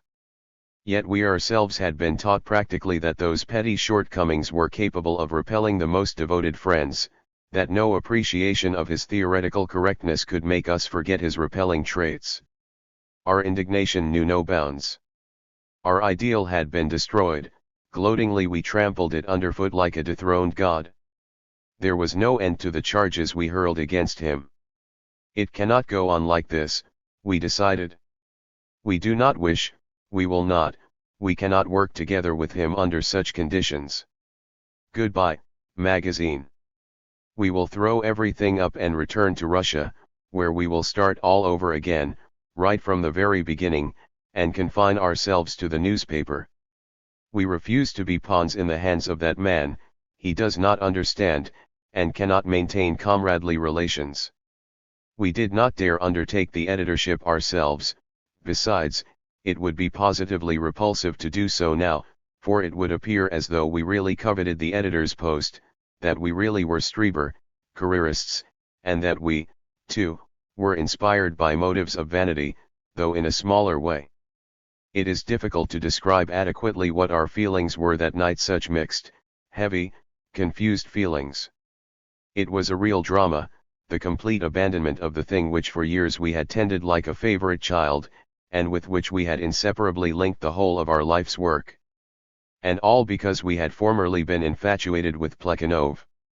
Had we not been so infatuated, had we regarded him more dispassionately, more level-headedly, had we studied him more objectively, our conduct towards him would have been different, and we would not have suffered such disaster in the literal sense of the word, we would not have received such a moral ducking, as Arseniev correctly expressed it. We had received the most bitter lesson of our lives, a painfully bitter, painfully brutal lesson. Young comrades court an elder comrade out of the great love they bear for him, and suddenly he injects into this love an atmosphere of intrigue, compelling them to feel, not as younger brothers, but as fools to be led by the nose, as pawns to be moved about at will, and, still worse, as clumsy Streiber who must be thoroughly frightened and quashed. An enamoured youth receives from the object of his love a bitter lesson to regard all persons without sentiment, to keep a stone in one sling. Many more words of an equally bitter nature did we utter that night. The suddenness of the disaster naturally caused us to magnify it, but, in the main, the bitter words we uttered were true. Blinded by our love, we had actually behaved like slaves, and it is humiliating to be a slave. Our sense of having been wronged was magnified 100-fold by the fact that he himself had opened our eyes to our humiliation. Finally, we returned to our respective rooms to go to bed, firmly determined to express our indignation to Plekhanov on the following day, to give up the magazine and go away, retain only the newspaper, and publish the material for the magazine in pamphlet form. The cause would not suffer by this, we thought, and we would avoid having intimate dealings with that man. Next morning I woke up earlier than usual. I was awakened by footsteps on the stairs and the voice of Axelrod, who was knocking at Arseniev's door. I heard Arseniev call out in reply and opened the door. I heard all this and wondered whether he would have pluck enough to come out with everything immediately. Better to speak out at once, indeed better, than to drag the thing out. I washed and dressed and went to Arseniev's room, where I found him at his toilet. Axelrod was sitting in the armchair, his face wearing a somewhat strained expression. "Listen, Comrade X," said Arseniev, turning to me, "I have told Axelrod of our decision to go back to Russia, and of our conviction that things cannot be run like this." I fully concurred with this, of course, and supported Arseniev's statement. We related everything to Axelrod, quite frankly, so much so that Arsenyev even spoke of our suspicion that Plekhanov regarded us as Strieber. Axelrod half sympathized with us generally, shook his head sadly, and appeared to be greatly perturbed, confused, put out. But hearing this last remark, he began to protest and to shout that our accusation was unfounded, that Plekhanov had many shortcomings, but not this one, that in this matter it was not he who was unjust to us, but we who were unjust to him, that until then he had been prepared to say to Plekhanov, "See what a mess you have made, now clear it up yourself, I wash my hands of the matter," but he could no longer say this, seeing that we were also unjust. His assurances made little impression upon us, as may be imagined, and poor Axelrod looked pitiful when he finally realized that we were firm in our decision. We went out together to warn Vera Zasulich. It was to be expected that she would take the news of the break very badly. "I fear," Arsenyev had said to me the previous evening, "I do seriously fear that she will commit suicide." I shall never forget the mood in which we three went out that morning. "It's like going to a funeral," I thought to myself. And indeed we walked as in a funeral procession, silent, with downcast eyes, oppressed to the extreme by the absurdness, the preposterousness, and the senselessness of our loss. As though a curse had descended upon us. Everything had been proceeding smoothly after so many misfortunes and failures, when suddenly, a whirlwind and the end, the whole thing shattered again. I could hardly bring myself to believe it. Could it be I, the fervent worshipper of Plekhanov, who was now filled with bitter thoughts about him, who was walking along with clenched teeth and a devilish chill at the heart, intending to hurl cold and bitter words at him and almost to announce the breaking off of our relations? Was this but a hideous dream, or was it reality? The impression clung to us even during our conversation with Zasulich. She did not display any strong emotion, but she was obviously deeply depressed, and she asked us, almost implored us, could we not go back on our decision, could we not try? Perhaps it was not so terrible, after all, and it would be possible to set things to rights once we were at work. During the work the repellent features of his character would not be so apparent. It was extremely painful to listen to the sincere pleadings of this woman, weak before Plekhanov, but absolutely sincere and passionately loyal to the cause, who bore the yoke of Plekhanovism with the heroism of a slave. It was, indeed, so painful that at times I thought I would burst into tears. Words of pity, despair, etc., easily move one to tears at a funeral. We left Axelrod and Zasulich. We lunched, dispatched letters to Germany saying that we were coming and that they were to stop the machine. We had even sent a telegram about the matter, and neither of us doubted for a moment that we had done right. After lunch, at the appointed hour, we again went to the house of Axelrod and Zasulich, where Plekhanov was due to be by now. As we approached, the three of them came out to meet us. We greeted each other in silence. Plekhanov tried to start an extraneous conversation. We returned to the room and sat down. Arsenyev began to speak drily, briefly, and with restraint. He said that we despaired of the possibility of carrying on with relations such as they had developed on the previous evening, that we had decided to return to Russia to consult the comrades there, since we no longer dared to decide the matter ourselves, and that for the time being we would have to abandon the idea of publishing the magazine. Plekhanov was very calm and restrained, and apparently had complete command of himself. He did not show a trace of the nervousness betrayed by Axelrod and Zasulich. He inquired what it was all about. "We are in an atmosphere of ultimatums," replied Arsenyev, and he expounded the idea at greater length. "Were you afraid that after the first issue I would go on strike before we got out the second?" asked Plekhanov aggressively.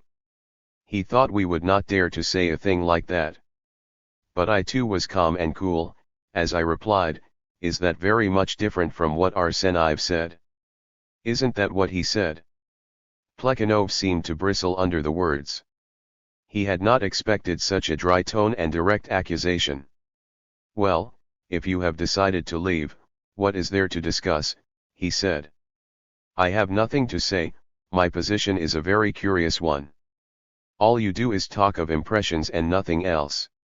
You have the impression that I am a bad man. I cannot help that. We may be to blame, I said, desiring to turn the conversation away from this impossible subject, for having rushed across in this headlong manner without first sounding the ford. Not at all, replied Plekhanov. To speak quite frankly, you are to blame for attaching too much importance to impressions to which no importance whatever should have been attached. After a moment's silence we said that we could confine ourselves to publishing pamphlets for the time being. Plekhanov angrily retorted, I haven't thought about pamphlets and am not thinking of them. Don't count on me. I shall not sit idle with my arms folded if you go away. I may take up some other enterprise before you return. Nothing so much lowered Plekhanov in my eyes as the statement when later I recalled it and turned it over in my mind. This was such a crude threat and such a badly calculated attempt to intimidate us, that it simply finished Plekhanov as far as we were concerned and exposed his policy towards us, give them a good scare and that will suffice. But we did not pay the slightest attention to his threat. I simply pressed my lips tight in silence. Very well, if this is how you would have it, then à la guerre come à la guerre, but you must be a fool if you cannot see that we have changed, that we have undergone a transformation overnight. Perceiving that his threats were ineffective, Plekhanov tried another maneuver, for what else can it be called, when a few moments later he stated that the break with us would spell for him complete abandonment of political activity, that he would give up political work and devote himself to science, to purely scientific literature, for if he could not work with us, it meant that he would not be able to work with anybody. Having found threats to be unavailing, he tried flattery. But coming as that did after threats, it could only produce a feeling of revulsion. The conversation was very brief and nothing came of it. Seeing this, Plekhanov switched the conversation to Russian atrocities in China, but he was almost the only one who spoke and very soon we parted company. Our conversation with Axelrod and Zasulich after Plekhanov's departure was neither interesting nor important. Axelrod wriggled and tried to prove that Plekhanov was also crushed and that the sin would be on our heads if we left in this manner, etc., etc. In a tête-à-tête with Arseniev, Zasulich confessed that George was always like that. She confessed to her slavish heroism, but admitted that it would teach him a lesson if we went away. We spent the rest of the evening in a state of idleness and depression. On the next day, Tuesday, August 28th, we were due to leave for Geneva, and from there to proceed to Germany. Early in the morning, I was awakened by Arseniev. I was surprised. He said that he had slept badly and that he had thought of a last possible scheme by which the matter could somehow be adjusted so that a serious party enterprise might not be ruined by spoiled personal relations. We would publish a collection, since we had the material ready and had established contact with the printing house. We would publish this collection under the present undefined editorial relations and see what happened. From this it would be just as easy to pass on to the publication of a magazine as to the publication of pamphlets. If Plekhanov remained stubborn, then, to the devil with him, we would know that we had done all we could. And thus it was decided. We went out to inform Axelrod and Zasulich and met them on the way. They were coming to see us. They, of course, readily agreed, and Axelrod undertook the task of negotiating with Plekhanov and of obtaining his consent. We arrived at Geneva and had our last interview with Plekhanov. He adopted a tone which might have suggested that all that had happened was a sad misunderstanding due to nervousness. He inquired sympathetically after Arseniev's health, and nearly embraced him. The latter almost gave a jump. Plekhanov agreed to the publication of a collection. We said that in regard to the editorial arrangements, 3 variations were possible: 1, we to be the editors, and he a contributor; 2, all of us to be the editors; 3, he to be the editor, and we contributors; that we would discuss all 3 alternatives in Russia, draw up a plan, and bring it back with us. Plekhanov declared that he absolutely rejected the third variant, that he insisted emphatically that this arrangement be definitely excluded, and that he agreed to the first 2. We therefore decided that for the time being, until we submitted our proposal for the new editorial regime, the old system was to remain in force. Plekhanov then expressed the desire to know precisely what it was that we were dissatisfied with. I remarked that perhaps it would be better to pay more attention to the future rather than to the past. But he insisted that the question be gone into and clarified. A conversation started in which only Plekhanov and I took part, Arseniev and Axelrod remaining silent. The conversation was carried on rather calmly, even very calmly. Plekhanov said he had noticed that Arseniev was irritated by his refusal concerning Struve.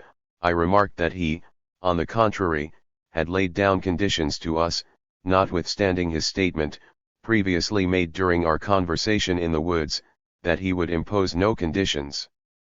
Plekhanov defended himself, saying that he had been silent, not because he was laying down conditions, but because the question was clear as far as he was concerned. I urged the necessity for permitting polemics and the necessity for voting among ourselves. Plekhanov agreed to the latter, but added that voting, of course, was permissible on partial questions, but impossible on fundamental questions. I objected by saying that it would not always be easy to distinguish between fundamental and partial questions, and that it was precisely in drawing such distinctions that the co-editors would have to take a vote. Plekhanov was stubborn. He said that this was a matter of conscience, that the distinction between fundamental and partial questions was perfectly clear, and that there would be no occasion for taking a vote.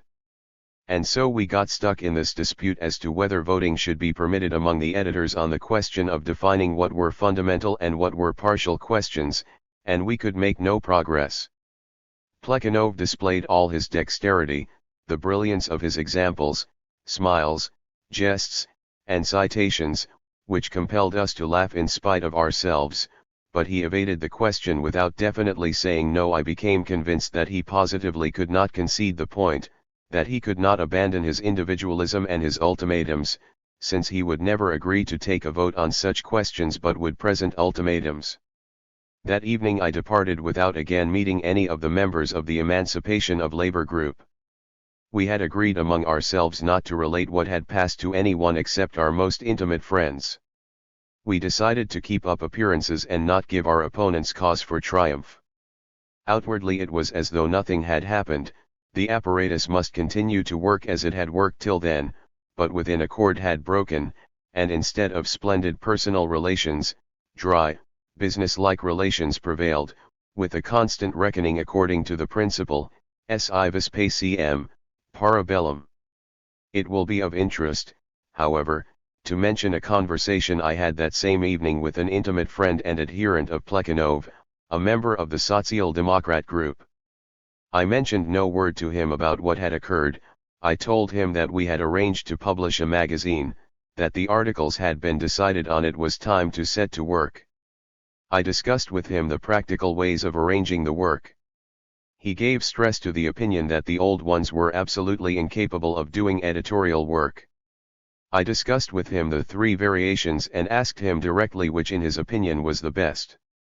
Without hesitation, he answered the first, but in all probability, he thought, the magazine would be Plekhanov's and the newspaper ours. As the affair became more and more remote, we began to think of it more calmly, and became convinced that it was entirely unreasonable to give up the enterprise, that we had for the time being no ground for fearing to undertake the editorship, but that indeed it was necessary for us to undertake it, for there was absolutely no other way of making the apparatus work properly, and of preventing the project from being ruined by the disruptive propensities of Plekhanov. By the time we arrived at N134 on September 4 or 5, we had drawn up the plan of the formal relations between us. That plan made us the editors and them the contributors, with the right to vote on all editorial questions. It was decided to discuss this plan with Jaeger, and then to submit it to them. Hopes were beginning to rise that the spark would be rekindled. Written at the beginning of September 1900. First published in 1924. In Lenin Miscellanea. Published according to the manuscript. Underscore. Draft agreement. 1. In view of the solidarity in fundamental conceptions and the identity of practical aims of the Social Democrat group abroad and the Russian group that publishes the collection Zhirya and the newspaper Iskra, these two organizations conclude an alliance. 2. The two groups will afford each other all-round support, firstly, in regard to literature. The Emancipation of Labor group will collaborate closely in editing the collection Zhirya and the newspaper Iskra, secondly, in delivering and distributing literature, in expanding and consolidating revolutionary connections, and in obtaining material resources. 3. The Social Democrat group and special Iskra agents will be the foreign representatives of the Iskra group. 4. Letters and packages from abroad addressed to the Iskra group will be forwarded to the address of the Social Democrat group. In the event of any member of the Iskra group being abroad, all correspondence will be transmitted to him. If at any given moment there is no member of the Iskra group abroad, the Social Democrat group and Iskra agents will take the duties upon themselves. Written early. In September 1900. First published in 1940. In the magazine Proletarskia. Revolutsiya, No. 3.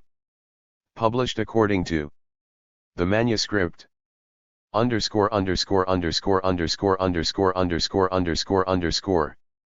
Declaration of the Editorial Board of Iskra. In the name of the Editorial Board. In undertaking the publication of a political newspaper, Iskra, we consider it necessary to say a few words concerning the objects for which we are striving and the understanding we have of our tasks. We are passing through an extremely important period in the history of the Russian working class movement and Russian social democracy. The past few years have been marked by an astonishingly rapid spread of social democratic ideas among our intelligentsia, and meeting this trend in social ideas is an independent movement of the industrial proletariat, which is beginning to unite and struggle against its oppressors, and to strive eagerly towards socialism.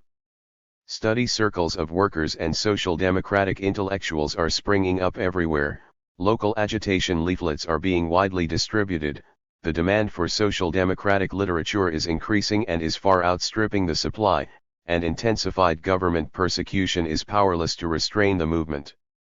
The prisons and places of exile are filled to overflowing. Hardly a month goes by without our hearing of socialists caught in dragnets in all parts of Russia, of the capture of underground couriers, of the confiscation of literature and printing presses. But the movement is growing, it is spreading to ever wider regions, it is penetrating more and more deeply into the working class and is attracting public attention to an ever-increasing degree. The entire economic development of Russia and the history of social thought and of the revolutionary movement in Russia serve as a guarantee that the social democratic working class movement will grow and will, in the end, surmount all the obstacles that confront it. On the other hand, the principal feature of our movement, which has become particularly marked in recent times, is its state of disunity and its amateur character, if one may so express it.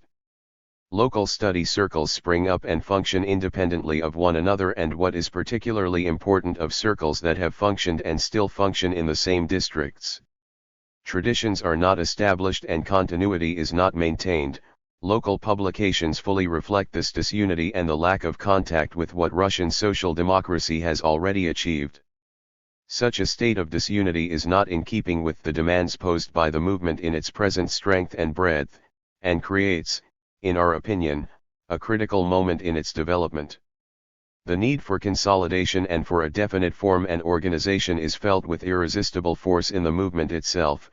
Yet among social democrats active in the practical field, this need for a transition to a higher form of the movement is not everywhere realized.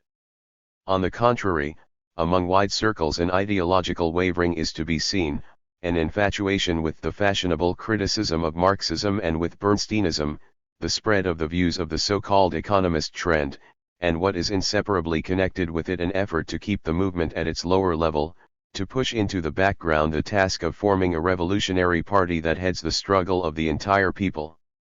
It is a fact that such an ideological wavering is to be observed among Russian social democrats, that narrow practicalism, detached from the theoretical clarification of the movement as a whole, threatens to divert the movement to a false path. No one who has direct knowledge of the state of affairs in the majority of our organizations has any doubt whatever on that score. Moreover, literary productions exist which confirm this. It is sufficient to mention the Credo, which has already called forth legitimate protest, the separate supplement to Rabotchaya Mysl, which brought out so markedly the trend that permeates the whole of Rabotchaya Mysl, and, finally, the manifesto of the St. Petersburg Self-Emancipation of the Working Class Group 136, also drawn up in the spirit of economism. And completely untrue are the assertions of Rabotchai Diallo to the effect that the Credo merely represents the opinions of individuals, that the trend represented by Rabotchaya Mysl expresses merely the confusion of mind and the tactlessness of its editors, and not a special tendency in the progress of the Russian working class movement.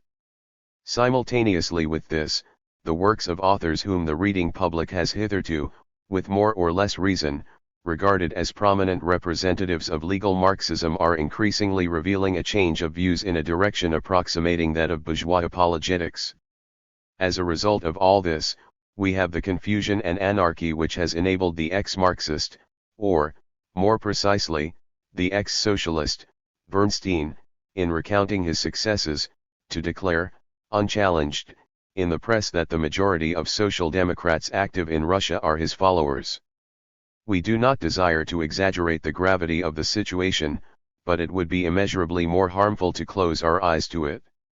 For this reason we heartily welcome the decision of the Emancipation of Labor Group to resume its literary activity and begin a systematic struggle against the attempts to distort and vulgarize social democracy.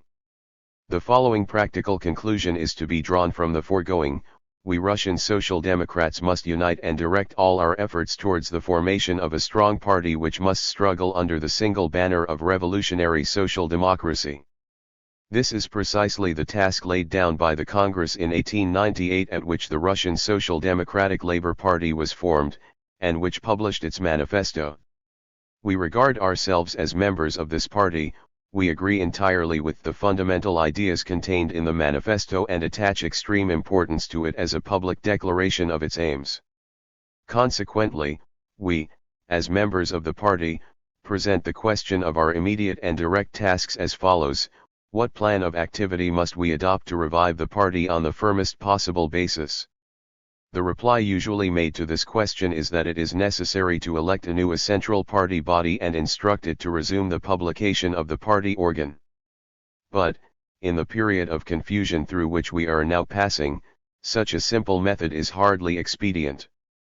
To establish and consolidate the party means to establish and consolidate unity among all Russian Social Democrats, and, for the reasons indicated above, such unity cannot be decreed. It cannot be brought about by a decision, say, of a meeting of representatives. It must be worked for. In the first place, it is necessary to work for solid ideological unity which should eliminate discordance and confusion that, let us be frank, reign among Russian Social Democrats at the present time. This ideological unity must be consolidated by a party program. Secondly, we must work to achieve an organization especially for the purpose of establishing and maintaining contact among all the centers of the movement, of supplying complete and timely information about the movement, and of delivering our newspapers and periodicals regularly to all parts of Russia. Only when such an organization has been founded, only when a Russian socialist post has been established, will the party possess a sound foundation and become a real fact, and, therefore, a mighty political force. We intend to devote our efforts to the first half of this task, i.e., to creating a common literature, consistent in principle and capable of ideologically uniting revolutionary social democracy, since we regard this as the pressing demand of the movement today and a necessary preliminary measure towards the resumption of party activity. As we have said, the ideological unity of Russian Social Democrats has still to be created, and to this end it is, in our opinion, necessary to have an open and all-embracing discussion of the fundamental questions of principle and tactics raised by the present-day economists, Bernsteinians, and critics. Before we can unite, and in order that we may unite, we must first of all draw firm and definite lines of demarcation. Otherwise, our unity will be purely fictitious, it will conceal the prevailing confusion and hinder its radical elimination. It is understandable, therefore, that we do not intend to make our publication a mere storehouse of various views. On the contrary, we shall conduct it in the spirit of a strictly defined tendency. This tendency can be expressed by the word Marxism, and there is hardly need to add that we stand for the consistent development of the ideas of Marx and Engels and emphatically reject the equivocating, vague, and opportunist corrections for which Edward Bernstein, P. Struve, and many others have set the fashion. But although we shall discuss all questions from our own definite point of view, we shall give space in our columns to polemics between comrades. Open polemics, conducted in full view of all Russian social democrats and class-conscious workers, are necessary and desirable in order to clarify the depth of existing differences, in order to afford discussion of disputed questions from all angles, in order to combat the extremes into which representatives, not only of various views, but even of various localities, or various specialties of the revolutionary movement, inevitably fall. Indeed, as noted above, we regard one of the drawbacks of the present-day movement to be the absence of open polemics between avowedly differing views, the effort to conceal differences on fundamental questions. We shall not enumerate in detail all questions and points of subject matter included in the program of our publication, for this program derives automatically from the general conception of what a political newspaper, published under present conditions, should be. We will exert our efforts to bring every Russian comrade to regard our publication as his own, to which all groups would communicate every kind of information concerning the movement, in which they would relate their experiences, express their views, indicate their needs for political literature, and voice their opinions concerning social democratic editions. In a word, they would thereby share whatever contribution they make to the movement and whatever they draw from it. Only in this way will it be possible to establish a genuinely all-Russian social democratic organ. Only such a publication will be capable of leading the movement onto the high road of political struggle. Extend the bounds and broaden the content of our propagandist, agitational, and organizational activity. These words of P.B. Axelrod must serve as a slogan defining the activities of Russian Social Democrats in the immediate future, and we adopt this slogan in the program of our publication. We appeal not only to socialists and class-conscious workers, we also call upon all who are oppressed by the present political system. We place the columns of our publications at their disposal in order that they may expose all the abominations of the Russian autocracy. Those who regard social democracy as an organization serving exclusively the spontaneous struggle of the proletariat may be content with merely local agitation and working-class literature pure and simple. We do not understand social democracy in this way. We regard it as a revolutionary party, inseparably connected with the working class movement and directed against absolutism. Only when organized in such a party will the proletariat, the most revolutionary class in Russia today, be in a position to fulfill the historical task that confronts it, to unite under its banner all the democratic elements in the country and to crown the tenacious struggle in which so many generations have fallen with the final triumph over the hated regime. The size of the newspaper will range from 1 to 2 printed signatures. In view of the conditions under which the Russian underground press has to work, there will be no regular date of publication.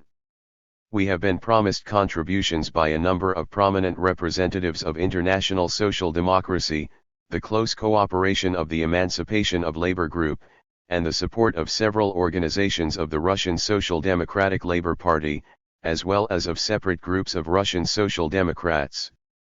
Written in September 1900. Published in 1900 by Iskra. As a separate leaflet. Published according to the text of the leaflet, 1900. Underscore. Preface to the pamphlet. May Days in Kharkov. The present pamphlet contains a description of the celebrated May Day demonstrations in Kharkov in 1900. It was drawn up by the Kharkov Committee of the Russian Social Democratic Labor Party on the basis of descriptions sent in by the workers themselves. It was sent to us as a newspaper report, but we consider it necessary to publish it as a separate pamphlet because of its size, as well as because in this way it will be possible to secure wider distribution. In another 6 months, the Russian workers will celebrate the 1st of May of the first year of the new century, and it is time we set to work organizing the celebrations in as large a number of centers as possible, and on a scale as imposing as possible. They must be imposing, not only in the numbers of participants, but in the organized character and the class consciousness the participants will display, in their determination to launch a resolute struggle for the political liberation of the Russian people and, consequently, for a free opportunity for the class development of the proletariat and its open struggle for socialism. It is time to prepare for the forthcoming May Day celebrations, and one of the most important preparation measures must consist in learning what the social democratic movement in Russia has already achieved, in examining the shortcomings of our movement in general and of the May Day movement in particular, in devising means to eliminate these shortcomings and achieve better results. May Day in Kharkov showed what a great political demonstration a working-class festival can become and what we lack to make these celebrations a really great all-Russian manifestation of the class-conscious proletariat. What made the May Day celebrations in Kharkov an event of outstanding importance? The large-scale participation of the workers in the strike, the huge mass meetings in the streets, the unfurling of red flags, the presentation of demands put forth in proclamations and the revolutionary character of these demands, the 8-hour day and political liberty. The legend that the Russian workers have not yet matured for the political struggle, that their principal concern should be the purely economic struggle, which they should only little by little and very slowly supplement with partial political agitation for partial political reforms and not for the struggle against the entire political system of Russia. That legend has been totally refuted by the Kharkov May Day celebrations. But here we want to draw attention to another aspect of the matter. Although the May Day celebrations in Kharkov have once more demonstrated the political capacities of the Russian workers, they have, at the same time, revealed what we lack for the full development of these capacities. The Kharkov Social Democrats tried to prepare for the May Day celebrations by distributing pamphlets and leaflets in advance, and the workers drew up a plan for the general demonstration and for the speeches to be delivered in Khanaya Square. Why did the plan not succeed? The Kharkov comrades say because the general staff of the class-conscious socialist workers did not distribute its forces evenly, there having been many in one factory, and in another few, and, further, because the workers' plan was known to the authorities, who, of course, took all steps to split the workers. The conclusion to be drawn is obvious: we lack organization.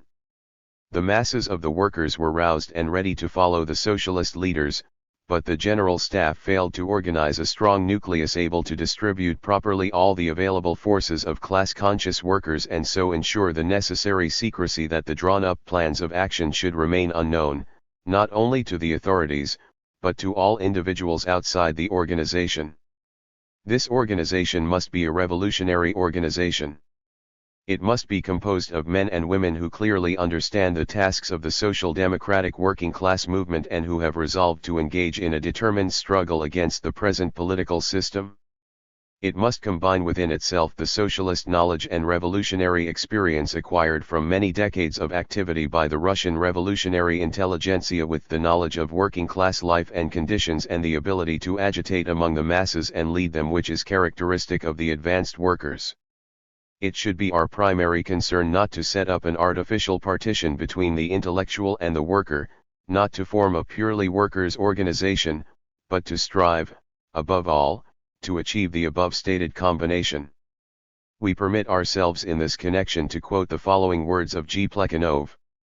A necessary condition for this activity is the consolidation of the already existing revolutionary forces.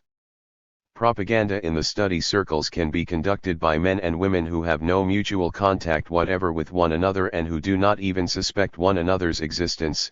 It goes without saying that the lack of organization always affects propaganda, too, but it does not make it impossible.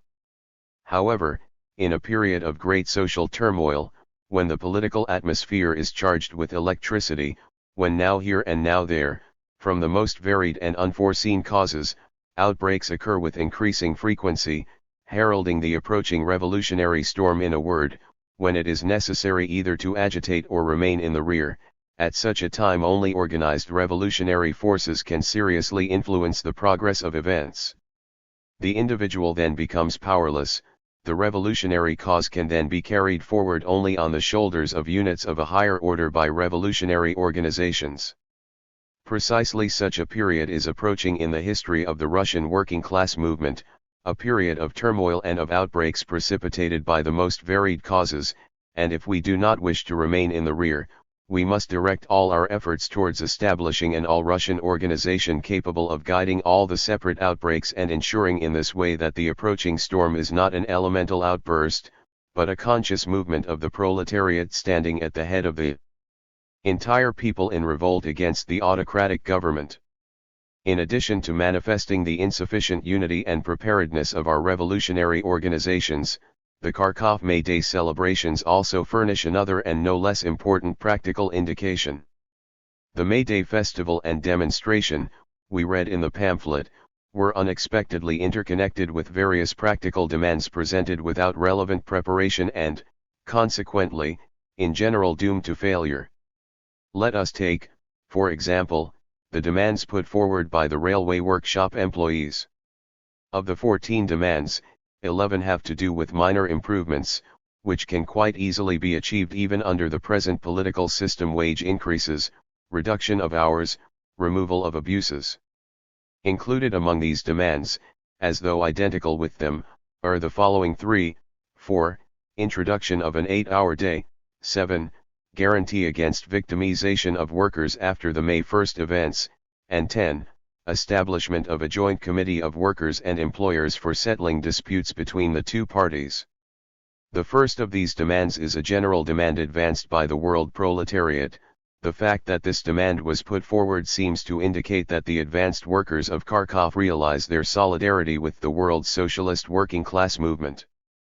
But precisely for this reason it should not have been included among minor demands like better treatment by foremen, or a 10% increase in wages. Demands for wage increases and better treatment can be presented by the workers to their employers in each separate trade. These are trade demands, put forward by separate categories of workers. The demand for an 8-hour day, however, is the demand of the whole proletariat, presented, not to individual employers, but to the state authorities as the representative of the entire present-day social and political system, to the capitalist class as a whole, the owners of all the means of production. The demand for an 8-hour day has assumed special significance. It is a declaration of solidarity with the international socialist movement. We need to make the workers understand this difference, so that they do not reduce the demand for the 8-hour day to the level of demands like free railway tickets, or the dismissal of a watchman. Throughout the year the workers, first in one place and then in another, continuously present a variety of partial demands to their employers and fight for their achievement. In assisting the workers in this struggle, socialists must always explain its connection with the proletarian struggle for emancipation in all countries. And the 1st of May must be the day on which the workers solemnly declare that they realize this connection and resolutely join in the struggle. Let us take the 10th demand, which calls for the establishment of a committee for the settlement of disputes. Such a committee composed of representatives of the workers and the employers could, of course, be very useful, but only if the elections were absolutely free and the elected representatives enjoyed complete independence. What purpose would such a committee serve, if the workers, who wage a struggle against the election of creatures of the management or who strongly attack the management and expose its tyranny, end by being discharged? Such workers would not only be discharged, they would be arrested. Consequently, for such a committee to be of service to the workers, the delegates must, first, be absolutely independent of the factory management. This can be achieved only when there are free labor unions embracing many factories, unions that have their own resources and are prepared to protect their delegates. Such a committee can be useful only if many factories, if possible all the factories in the given trade, are organized.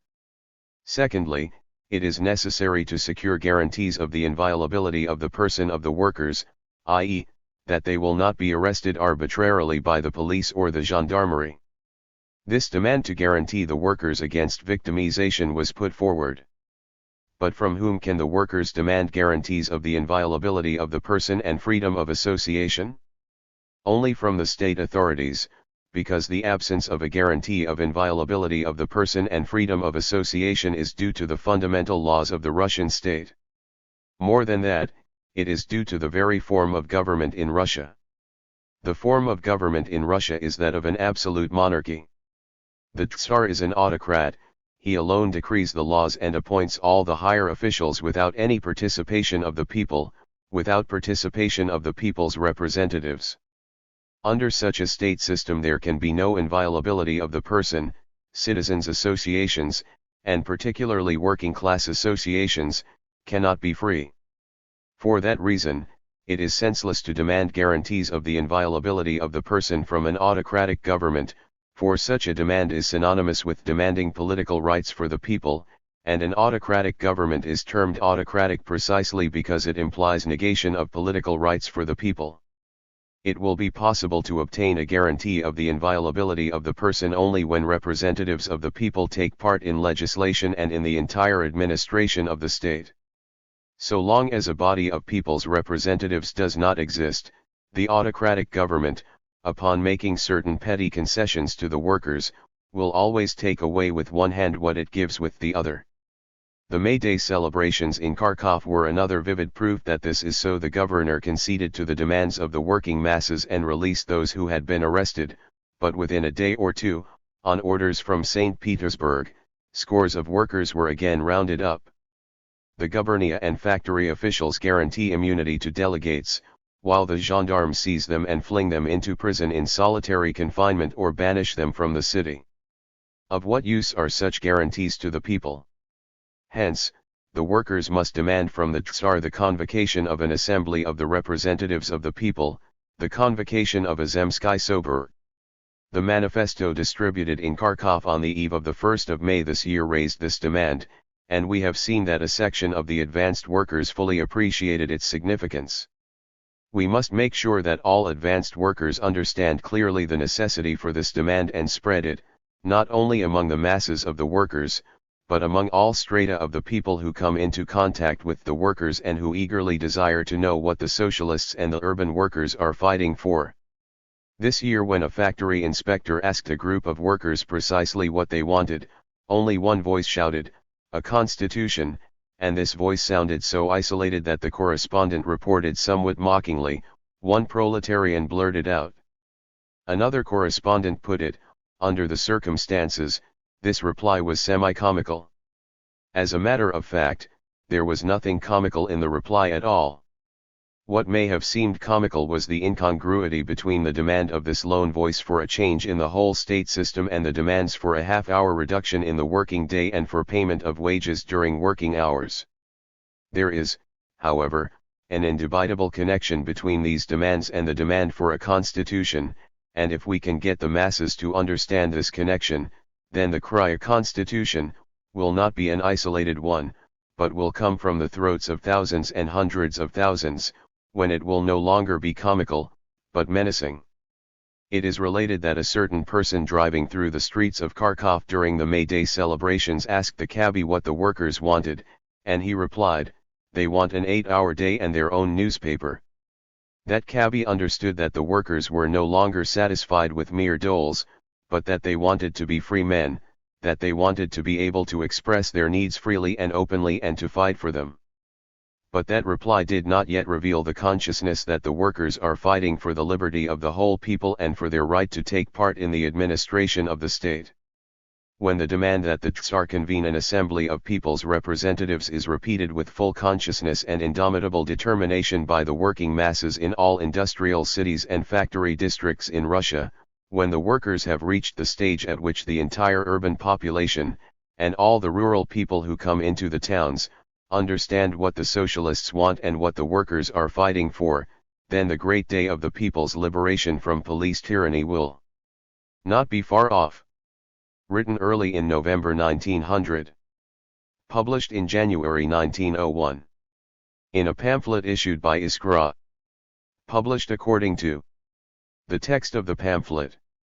underscore underscore underscore underscore underscore underscore underscore underscore. The urgent tasks of our movement. Russian social democracy has repeatedly declared the immediate political task of a Russian working class party to be the overthrow of the autocracy, the achievement of political liberty. This was enunciated over 15 years ago by the representatives of Russian social democracy, the members of the Emancipation of Labor Group. It was affirmed 2.5 years ago by the representatives of the Russian social democratic organizations that, in the spring of 1898, founded the Russian Social Democratic Labor Party.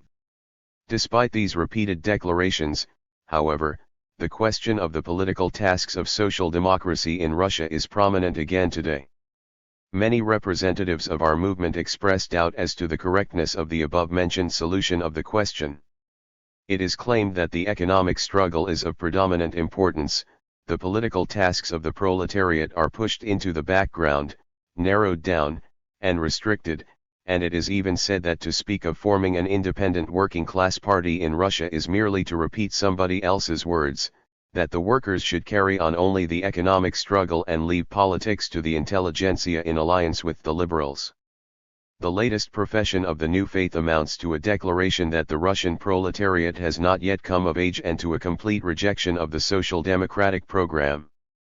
Rabochaya MYSL takes practically the same attitude. Russian social democracy is passing through a period of vacillation and doubt bordering on self-negation.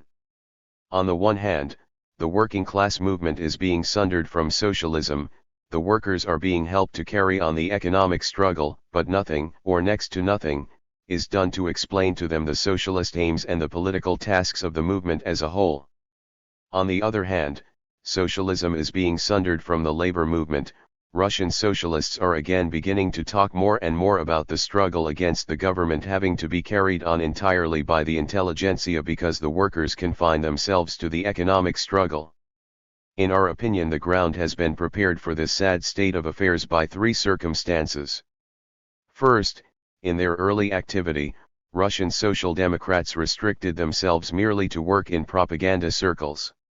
When we took up agitation among the masses, we were not always able to restrain ourselves from going to the other extreme. Secondly, in our early activity we often had to struggle for our right to existence against the Narodnaya Volya adherents, who understood by politics an activity isolated from the working class movement and who reduced politics purely to conspiratorial struggle. In rejecting this sort of politics, the Social Democrats went to the extreme of pushing politics entirely into the background. Thirdly, working in the isolation of small local workers' circles, the Social Democrats did not devote sufficient attention to the necessity of organizing a revolutionary party which would combine all the activities of the local groups and make it possible to organize the revolutionary work on correct lines. The predominance of isolated work is naturally connected with the predominance of the economic struggle.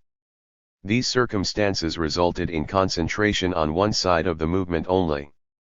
The economist trend has attempted to elevate this narrowness to the rank of a special theory and has tried to utilize for this purpose the fashionable Bernsteinism and the fashionable criticism of Marxism, which peddles old bourgeois ideas under a new label. These attempts alone have given rise to the danger of a weakening of connection between the Russian working class movement and Russian social democracy, the vanguard in the struggle for political liberty. The most urgent task of our movement is to strengthen this connection. Social democracy is the combination of the working class movement and socialism. Its task is not to serve the working class movement passively at each of its separate stages, but to represent the interests of the movement as a whole, to point out to this movement its ultimate aim and its political tasks, and to safeguard its political and ideological independence. Isolated from social democracy, the working class movement becomes petty and inevitably becomes bourgeois.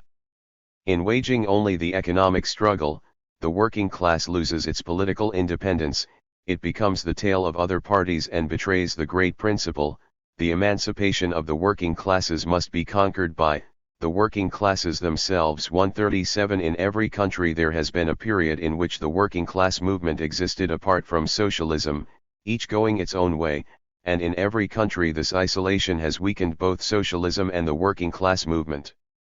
Only the fusion of socialism with the working class movement has in all countries created a durable basis for both.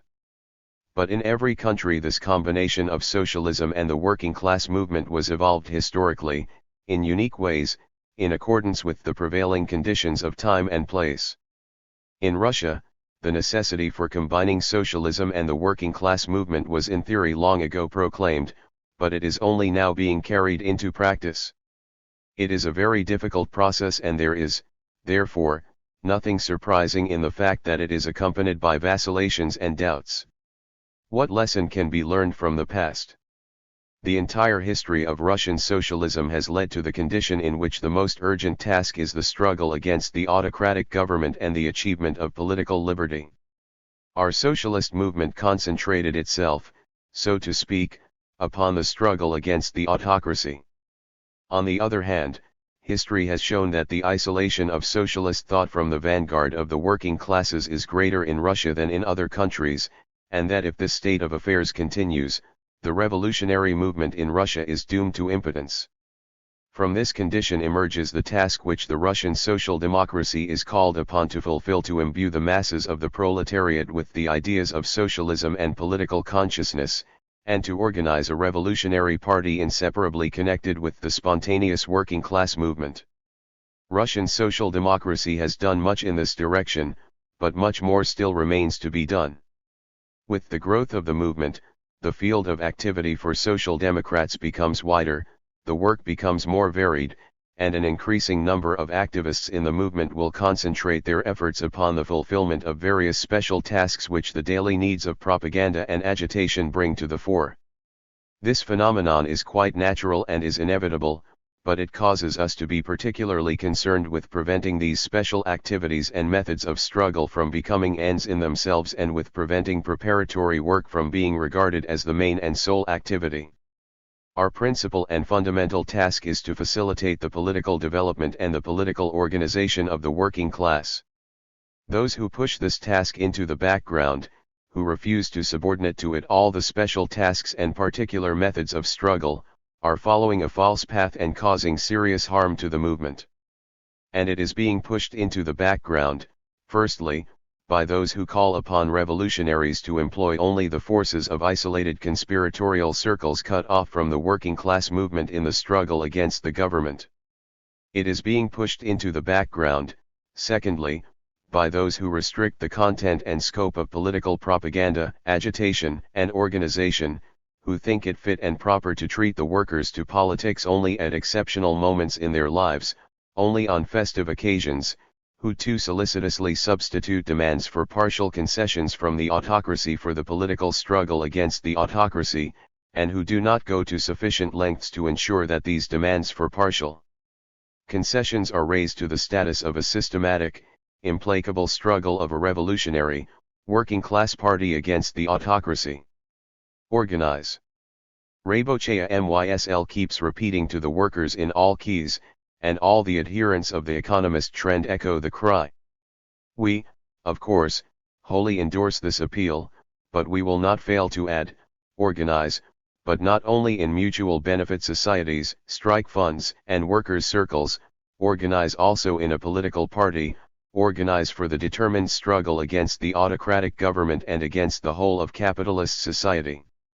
Without such organization the proletariat will never rise to the class-conscious struggle, without such organization the working class movement is doomed to impotency. With the aid of nothing but funds and study circles and mutual benefit societies the working class will never be able to fulfill its great historical mission to emancipate itself and the whole of the Russian people from political and economic slavery. Not a single class in history has achieved power without producing its political leaders, its prominent representatives able to organize a movement and lead it. And the Russian working class has already shown that it can produce such men and women. The struggle which has developed so widely during the past 5 or 6 years has revealed the great potential revolutionary power of the working class. It has shown that the most ruthless government persecution does not diminish, but, on the contrary, increases the number of workers who strive towards socialism, towards political consciousness, and towards the political struggle. The Congress which our comrades held in 1898 correctly defined our tasks and did not merely repeat other people's words, did not merely express the enthusiasm of intellectuals. We must set to work resolutely to fulfill these tasks, placing the question of the party's program, organization, and tactics on the order of the day. We have already set forth our views on the fundamental postulates of our program, and, of course, this is not the place to develop them in detail. We propose to devote a series of articles in forthcoming issues to questions of organization, which are among the most burning problems confronting us. In this respect we lag considerably behind the old workers in the Russian revolutionary movement. We must frankly admit this defect and exert all our efforts to devise methods of greater secrecy in our work, to propagate systematically the proper methods of work, the proper methods of deluding the gendarmes and of evading the snares of the police. We must train people who will devote the whole of their lives, not only their spare evenings, to the revolution. We must build up an organization large enough to permit the introduction of a strict division of labor in the various forms of our work. Finally, with regard to questions of tactics, we shall confine ourselves to the following. Social democracy does not tie its hands, it does not restrict its activities to some one preconceived plan or method of political struggle, it recognizes all methods of struggle, provided they correspond to the forces at the disposal of the party and facilitate the achievement of the best results possible under the given conditions. If we have a strongly organized party, a single strike may turn into a political demonstration, into a political victory over the government. If we have a strongly organized party, a revolt in a single locality may grow into a victorious revolution. We must bear in mind that the struggles with the government for partial demands and the gain of certain concessions are merely light skirmishes with the enemy, encounters between outposts, whereas the decisive battle is still to come. Before us, in all its strength, towers the enemy fortress which is raining shot and shell upon us, mowing down our best fighters. We must capture this fortress, and we will capture it, if we unite all the forces of the awakening proletariat with all the forces of the Russian revolutionaries into one party which will attract all that is vital and honest in Russia. Only then will the great prophecy of the Russian worker revolutionary, Peter Alexeyev, be fulfilled, the muscular arm of the working millions will be lifted, and the yoke of despotism, guarded by the soldiers' bayonets, will be smashed to atoms. 138. Written in early November 1900. Published in December 1900. In Iskra, No. 1. Published according to the Iskra text. _________________. The war in China. Russia is bringing her war with China to a close. A number of military districts have been mobilized, hundreds of millions of rubles have been spent, tens of thousands of troops have been dispatched to China, a number of battles have been fought and a number of victories won. True, not so much over regular enemy troops, as over Chinese insurgents and, particularly, over the unarmed Chinese populace, who were drowned or killed, with no holding back from the slaughter of women and children, not to speak of the looting of palaces, homes, and shops. The Russian government, together with the press that kowtows to it, is celebrating a victory and rejoicing over the fresh exploits of the gallant soldiery, rejoicing at the victory of European culture over Chinese barbarism and over the fresh successes of Russia's civilizing mission in the Far East. But the voices of the class-conscious workers, of the advanced representatives of the many millions of the working people, are not heard amid this rejoicing. And yet, it is the working people who bear the brunt of the victorious new campaigns, it is working people who are sent to the other end of the world, from whom increased taxes are extorted to cover the millions expended. Let us, therefore, see, what attitude should the socialists adopt towards this war? In whose interests is it being fought? What is the real nature of the policy now being pursued by the Russian government? Our government asserts first of all that it is not waging war against China, that it is merely suppressing a rebellion, pacifying rebels, that it is helping the lawful government of China to re-establish law and order. True, war has not been declared, but this does not change the situation a bit. because war is being waged nonetheless.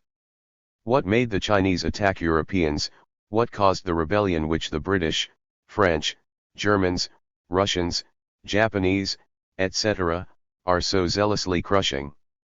The hostility of the yellow race towards the white race, the Chinese hatred for European culture and civilization answer the supporters of the war. Yes.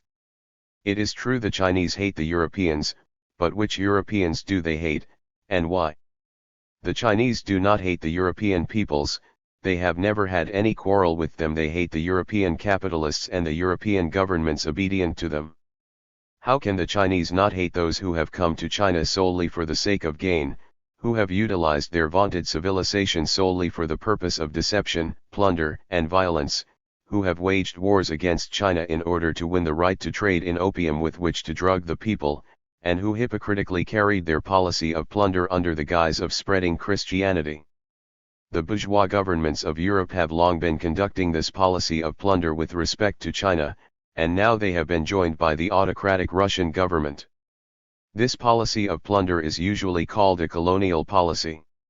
Every country in which capitalist industry develops rapidly has very soon to seek colonies, i.e., countries in which industry is weakly developed, in which a more or less patriarchal way of life still prevails, and which can serve as a market for manufactured goods and a source of high profits.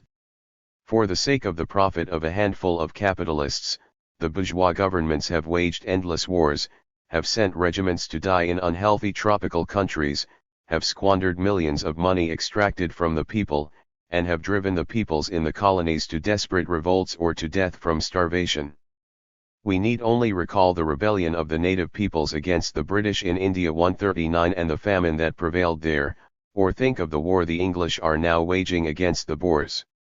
And now the European capitalists have placed their rapacious paws upon China, and almost the first to do so was the Russian government, which now so loudly proclaims its disinterestedness. It disinterestedly took Port Arthur away from China and began to build a railway to Manchuria under the protection of Russian troops. One after another the European governments began feverishly to loot, or, as they put it, to rent, Chinese territory, giving good grounds for the talk of the partition of China. If we are to call things by their right names, we must say that the European governments have already started to partition China. However, they have not begun this partitioning openly, but stealthily, like thieves. They began to rob China as ghouls rob corpses, and when the seeming corpse attempted to resist, they flung themselves upon it like savage beasts, burning down whole villages, shooting, bayoneting, and drowning in the Amur River unarmed inhabitants, their wives and their children. And all these Christian exploits are accompanied by howls against the Chinese barbarians who dared to raise their hands against the civilized Europeans. The occupation of Niuechuan and the moving of Russian troops into Manchuria are temporary measures, declares the autocratic Russian government in its circular note of August 12, 1900 addressed to the powers. These measures are called forth exclusively by the necessity to repel the aggressive operations of Chinese rebels. They cannot in the least be regarded as evidence of any selfish plans, which are totally alien to the policy of the imperial government. Poor imperial government! So Christianly unselfish, and yet so unjustly maligned. Several years ago it unselfishly seized Port Arthur, and now it is unselfishly seizing Manchuria. It has unselfishly flooded the frontier provinces of China with hordes of contractors, engineers, and officers, who, by their conduct, have roused to indignation even the Chinese, known for their docility. The Chinese workers employed in the construction of the Chinese railway had to exist on a wage of 10 kopecks a day. Is this not unselfish on Russia's part? How is our government's senseless policy in China to be explained? Who benefits by it? The benefit goes to a handful of capitalist magnates who carry on trade with China, to a handful of factory owners who manufacture goods for the Asian market, to a handful of contractors who are now piling up huge profits on urgent war orders. This policy is of benefit to a handful of nobles who occupy high posts in the civil and military services. They need adventurous policies, for these provide them with opportunities for promotion, for making a career and gaining fame by their exploits. In the interests of this handful of capitalists and bureaucratic scoundrels, our government unhesitatingly sacrifices the interests of the entire people. And in this case, as always, the autocratic Tsarist government has proved itself to be a government of irresponsible bureaucrats servilely cringing before the capitalist magnates and nobles. What benefits do the Russian working class and the laboring people generally obtain from the conquests in China? Thousands of ruined families, whose breadwinners have been sent to the war, an enormous increase in the national debt and the national expenditure, mounting taxation, greater power for the capitalists, the exploiters of the workers, worse conditions for the workers, still greater mortality among the peasantry, famine in Siberia. This is what the Chinese war promises and is already bringing. The entire Russian press, all the newspapers and periodicals are kept in a state of bondage. They dare not print anything without permission of the government officials. This is the reason for the lack of precise information as to what the Chinese war is costing the people, but there is no doubt that it requires the expenditure of many hundreds of millions of rubles. It has come to our knowledge that the government, by an unpublished decree, handed out the tidy sum of 150 million rubles for the purpose of waging the war. In addition to this, current expenditures on the war absorb 1 million rubles every 3 or 4 days, and these terrific sums are being squandered by a government which, haggling over every kopeck, has steadily cut down grants to the famine-stricken peasantry, which can find no money for the people's education, which, like any kulak, sweats the workers in the government factories, sweats the lower employees in the post offices, etc. Minister of Finance Witt declared that on January 1, 1900, there were 250 million rubles available in the treasury. Now this money is gone, it has been spent on the war.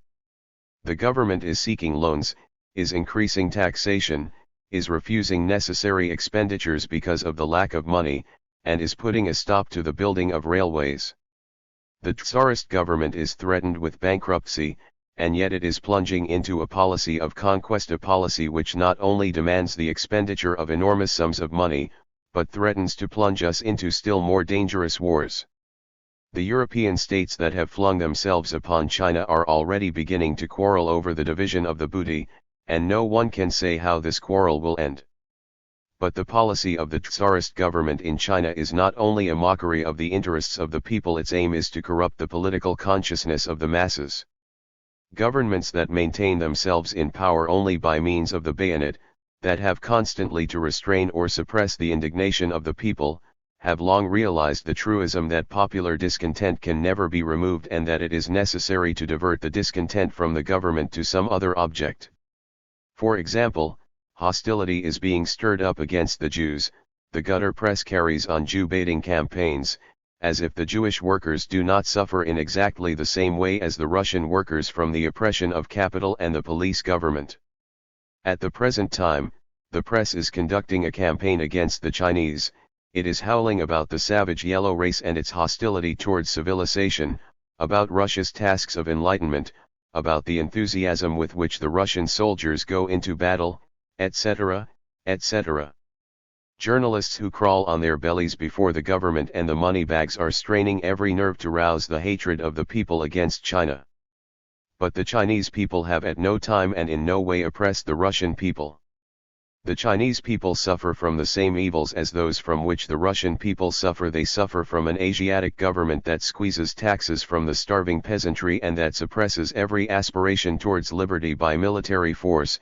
They suffer from the oppression of capital, which has penetrated into the Middle Kingdom. The Russian working class is beginning to move out of the state of political oppression and ignorance in which the masses of the people are still submerged. Hence, the duty of all class-conscious workers is to rise with all their might against those who are stirring up national hatred and diverting the attention of the working people from their real enemies. The policy of the Tsarist government in China is a criminal policy which is impoverishing, corrupting, and oppressing the people more than ever. The Tsarist government not only keeps our people in slavery but sends them to pacify other peoples who rebel against their slavery. It not only helps the Russian capitalists to exploit the Russian workers, whose hands it ties to hold them back from combining and defending themselves, but it also sends soldiers to plunder other peoples in the interests of a handful of rich men and nobles. There is only one way in which the new burden the war is thrusting upon the working people can be removed, and that is the convening of an assembly of representatives of the people, which would put an end to the autocracy of the government and compel it to have regard for interests other than those solely of a gang of courtiers. Iskra, No. 1, December 1900. Published according to the Iskra text.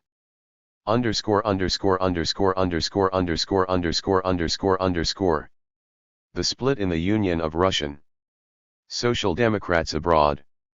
In the spring of this year, there took place in Switzerland a conference of the members of the Union of Russian Social Democrats abroad, which resulted in a split. The minority, led by the Emancipation of Labor Group, which had founded the Union abroad and which until the autumn of 1898 had edited the Union publications, formed a separate organization under the name of the Russian Revolutionary Organization Sotsial-Demokrat. The majority, including the editorial board of Rabotchi Dialo, continues to call itself the Union. The Congress of Russian Social Democrats in the spring of 1898, which formed the Russian Social Democratic Labor Party, recognized the Union as the representative of our party abroad. How must we regard the question of representation now that the Union has split? We shall not go into detail concerning the causes of the split. We shall observe merely that the widespread and serious accusation that Plekhanov has seized the Union's printing press is not true. In reality, the manager of the printing press had refused to turn it over entirely to only one part of the split Union, and the two parties soon divided the printing establishment between them. The most important thing, from our point of view, is the fact that Rabotchi Dialo was in the wrong in this controversy. It erroneously denied the existence of an economist trend. It advocated the wrong tactics of ignoring the extremism of this trend and of refraining from combating it openly. For this reason, while not denying the service which Rabotchi Dialo has rendered in publishing literature and organizing its distribution, we refuse to recognize either section of the split organization as the representative of our party abroad. This question must remain open until our next party congress. The official representatives of Russian social democracy abroad at the present time are the Russian members of the Permanent International Committee set up in Paris by the International Socialist Congress in the autumn of this year. 140 Russia has two representatives on this committee, G.V. Plekhanov and B. Khrushchevsky. Until the two groups of Russian social democracy become reconciled or come to an agreement, we intend to conduct all our business pertaining to the representation of Russia with G.V. Plekhanov.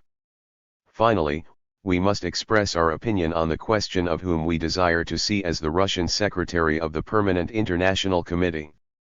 At the present time, when under the cloak of the criticism of Marxism, attempts are being made to corrupt social democracy by bourgeois ideology and by a meek and mild policy towards an enemy armed to the teeth, it is especially necessary to have at this responsible post a man able to stand against the tide and to speak with influence against ideological wavering.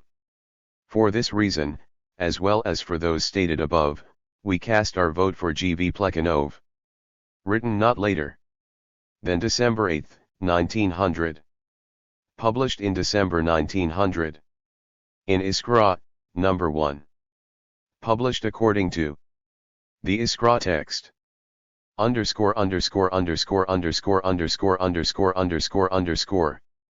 Note of December 29, 1900. 29/12. 1900. Sunday, 2 a.m. I should like to set down my impressions of today's talks with the twin. It was a remarkable meeting, historic in a way. At least it was historic as far as my life is concerned. It summed up, if not a whole epoch, at least a page in a life history, and it determined my conduct and my life's path for a long time to come. As the case was first stated by Arseniev, I understood that the twin was coming over to us and wished to take the first steps, but the very opposite turned out to be the case. In all probability this strange error originated from the fact that Arseniev keenly desired what the twin was tempting us with, viz., political material, correspondence, etc. The wish is father to the thought, and Arseni believed in the possibility of what the twin was tempting him with. He wished to believe in the sincerity of the twin and in the possibility of a decent modus vivendi with him. This very meeting utterly and irrevocably destroyed such a belief.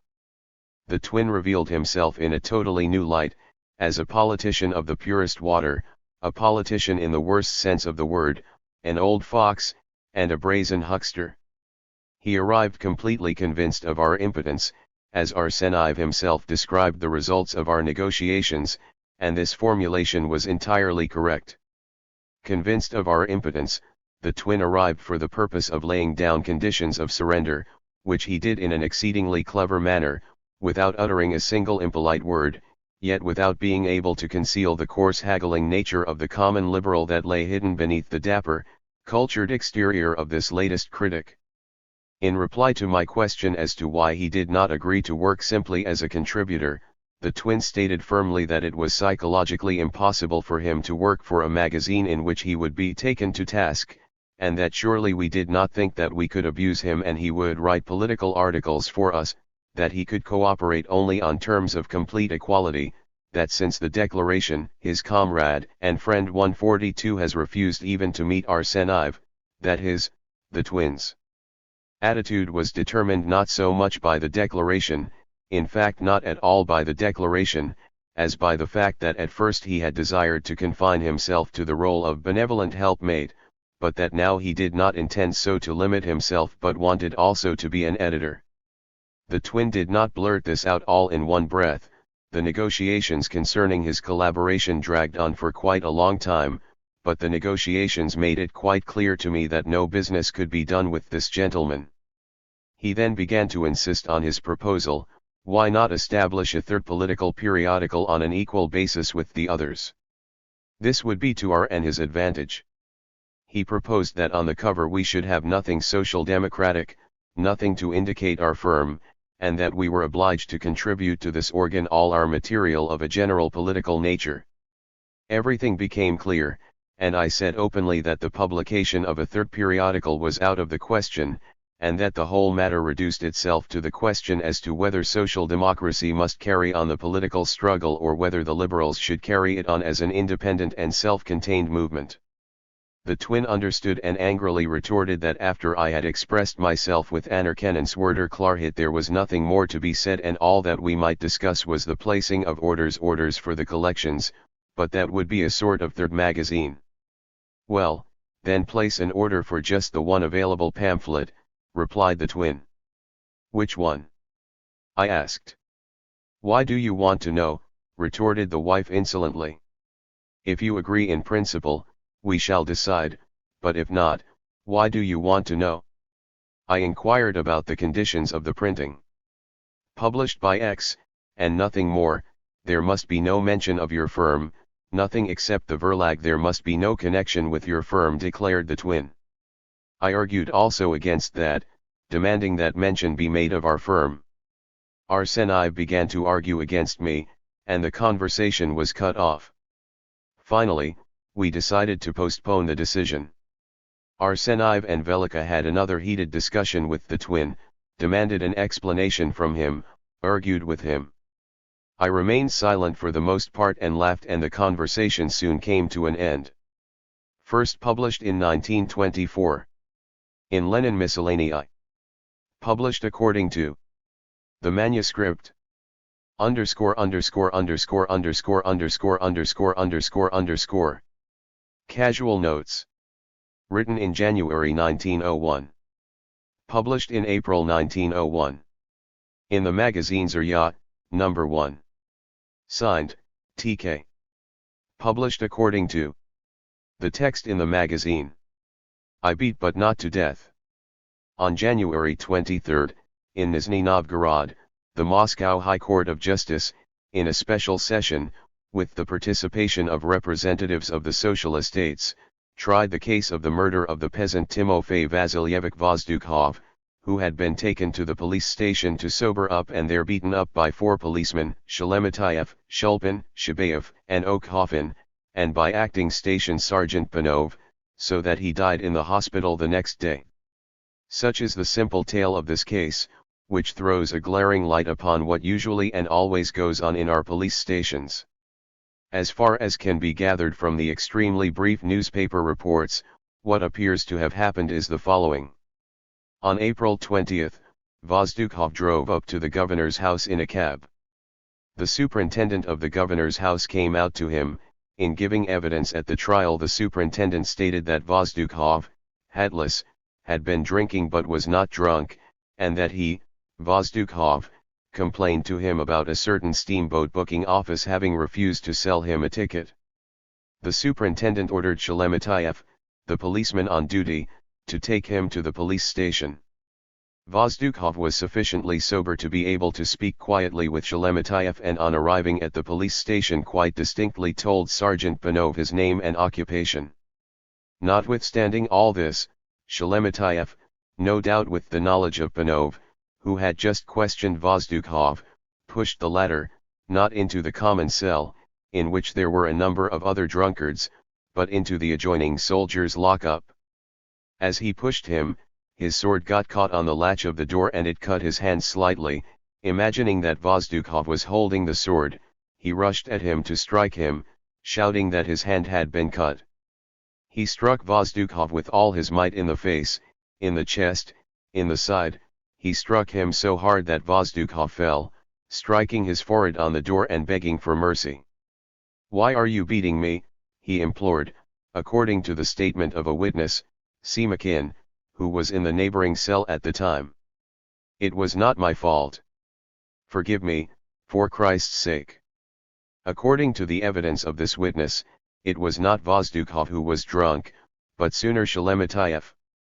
Sheremetyev's colleagues, Shulpin and Shabayev, who had been continuously drinking in the police station since the first day of Easter week, learned that Sheremetyev was teaching Vozdukov a lesson. They went into the soldiers' lock-up accompanied by Okhoffin, who was on a visit from another station, and attacked Vozdukov with their fists and feet. Police Sergeant Panov came on the scene and struck Vozdukov on the head with a book, and then with his fists. "Oh, they beat him so hard that my belly ached for pity," said a woman witness, who was under arrest there at the time. When the lesson was over, the sergeant very coolly ordered Shabayev to wipe the blood from the victim's face. It would not look so bad then, the chief might see it, and then to fling him into the common cell. "Brothers," cried Vozdukov to the other detainees, "see how the police have beaten me. Be my witnesses, I'll lodge a complaint." But he never lived to lodge the complaint. The following morning, he was found in a state of unconsciousness and sent to the hospital, where he died within 8 hours without coming to himself again.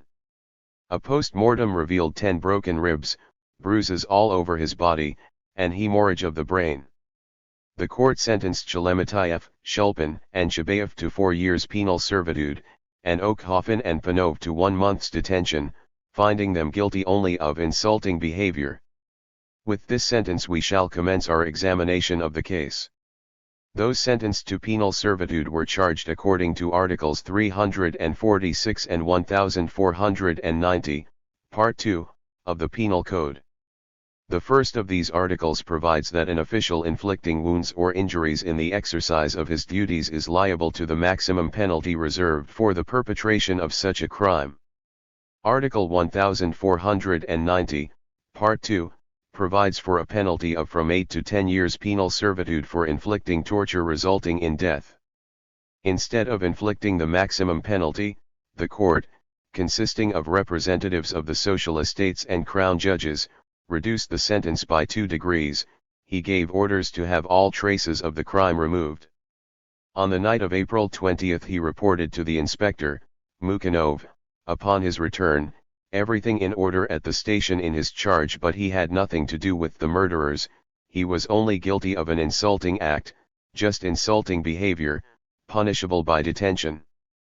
Quite naturally, this gentleman, Mr. Panov, innocent of murder, is still in the police service, occupying the post of a village police sergeant. Mr. Panov has merely transferred his useful directing activities in teaching lessons to the common people from the town to the country.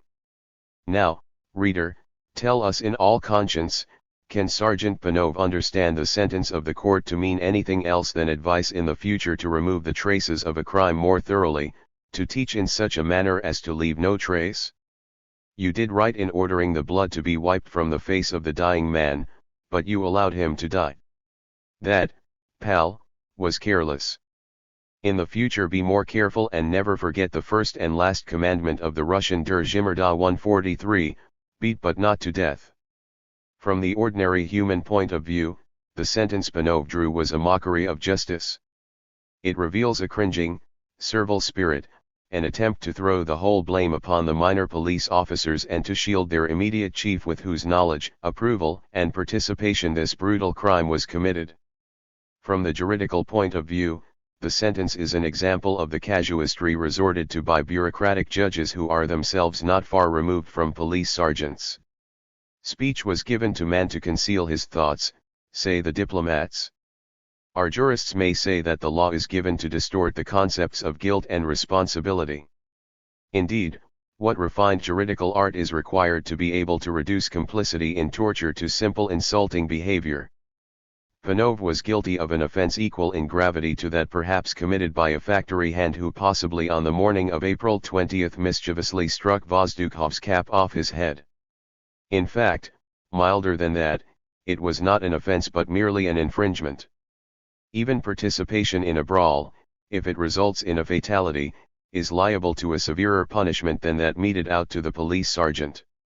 Legal chicanery took advantage of the fact that the law provides for various degrees of punishment for inflicting injuries in the exercise of official duties and allows the court the discretion to pronounce sentences ranging from 2 months' imprisonment to permanent banishment to Siberia, according to the circumstances of the case. Of course, it is quite a rational rule not to bind a judge to strictly formal definitions, but to allow him certain latitude. Our professors of criminal law have often praised Russian legislation for this and have emphasized its liberal character. However, in praising our law, they lose sight of one trifle, namely, that, for rational laws to be applied, it is necessary to have judges who are not reduced to the role of mere officials, that it is necessary to have representatives of the public in the court, and for public opinion to play its part in the examination of cases. Secondly, the assistant public prosecutor came to the aid of the court by withdrawing the charge against Panov of torture and cruelty and pleading only for a sentence for insulting behavior. In his plea, the assistant prosecutor called expert evidence to prove that the blows inflicted by Panov were neither numerous nor painful. As you see, the juridical sophistry is not very ingenious. Since Panov did less beating than the others, it may be argued that his punches were not very painful, and since they were not very painful, it may be argued that his offense was not torture and cruelty, and since it was not torture and cruelty, then it was merely insulting behavior. All this works out to everybody's satisfaction, and Mr. Panov remains in the ranks of the guardians of law and order. We have just referred to the participation of representatives of the public in court trials, and to the part that should be played by public opinion. The case in point is an excellent illustration. In the first place, why was this case tried, not by a jury, but by a court of crown judges and representatives of the estates? Because the government of Alexander III, having declared ruthless war upon every public aspiration towards liberty and independence, very soon found that trial by jury was dangerous. The reactionary press declared trial by jury to be trial by the street, and launched against it a campaign which, be it said in passing, continues to this day. The government adopted a reactionary program. Having crushed the revolutionary movement of the 70s, it insolently declared to the representatives of the people that it regarded them as the street, the mob, which must not interfere in the work of legislation, let alone interfere in the administration of the state, and which must be driven from the sanctuary where Russian citizens are tried and punished according to the Panov method. In 1887 a law was passed removing crimes committed by and against officials from the jurisdiction of courts sitting with a jury and transferring them to courts of crown judges and representatives of the estates. It is well known that these representatives of the estates, merged into a single collegium with the bureaucratic judges, are mute supernumeraries playing the miserable role of witnesses ready to say yes to everything the officials of the Department of Justice decide. This is one of a long series of laws adopted during the latest reactionary period of Russian history and having one single tendency in common, to re-establish a sound authority. Under the pressure of circumstances, the government in the latter half of the 19th century was compelled to come into contact with the street, but the character of the street changed with astonishing rapidity and the ignorant inhabitants gave place to citizens who were beginning to understand their rights and who were capable even of producing the champions of their rights. Realizing this, the government drew back in horror, and is now making convulsive efforts to surround itself by a Chinese wall, to immure itself in a fortress into which no manifestations of independent public action can penetrate. But I have strayed somewhat from my subject. Thanks to the reactionary law, the street was deprived of the right to try representatives of the government. Officials have been tried by officials. This has affected, not only the sentence passed by the court, but also the character of the preliminary investigation and the trial. Trial by the street is valuable because it breathes a living spirit into the bureaucratic formalism which pervades our government institutions.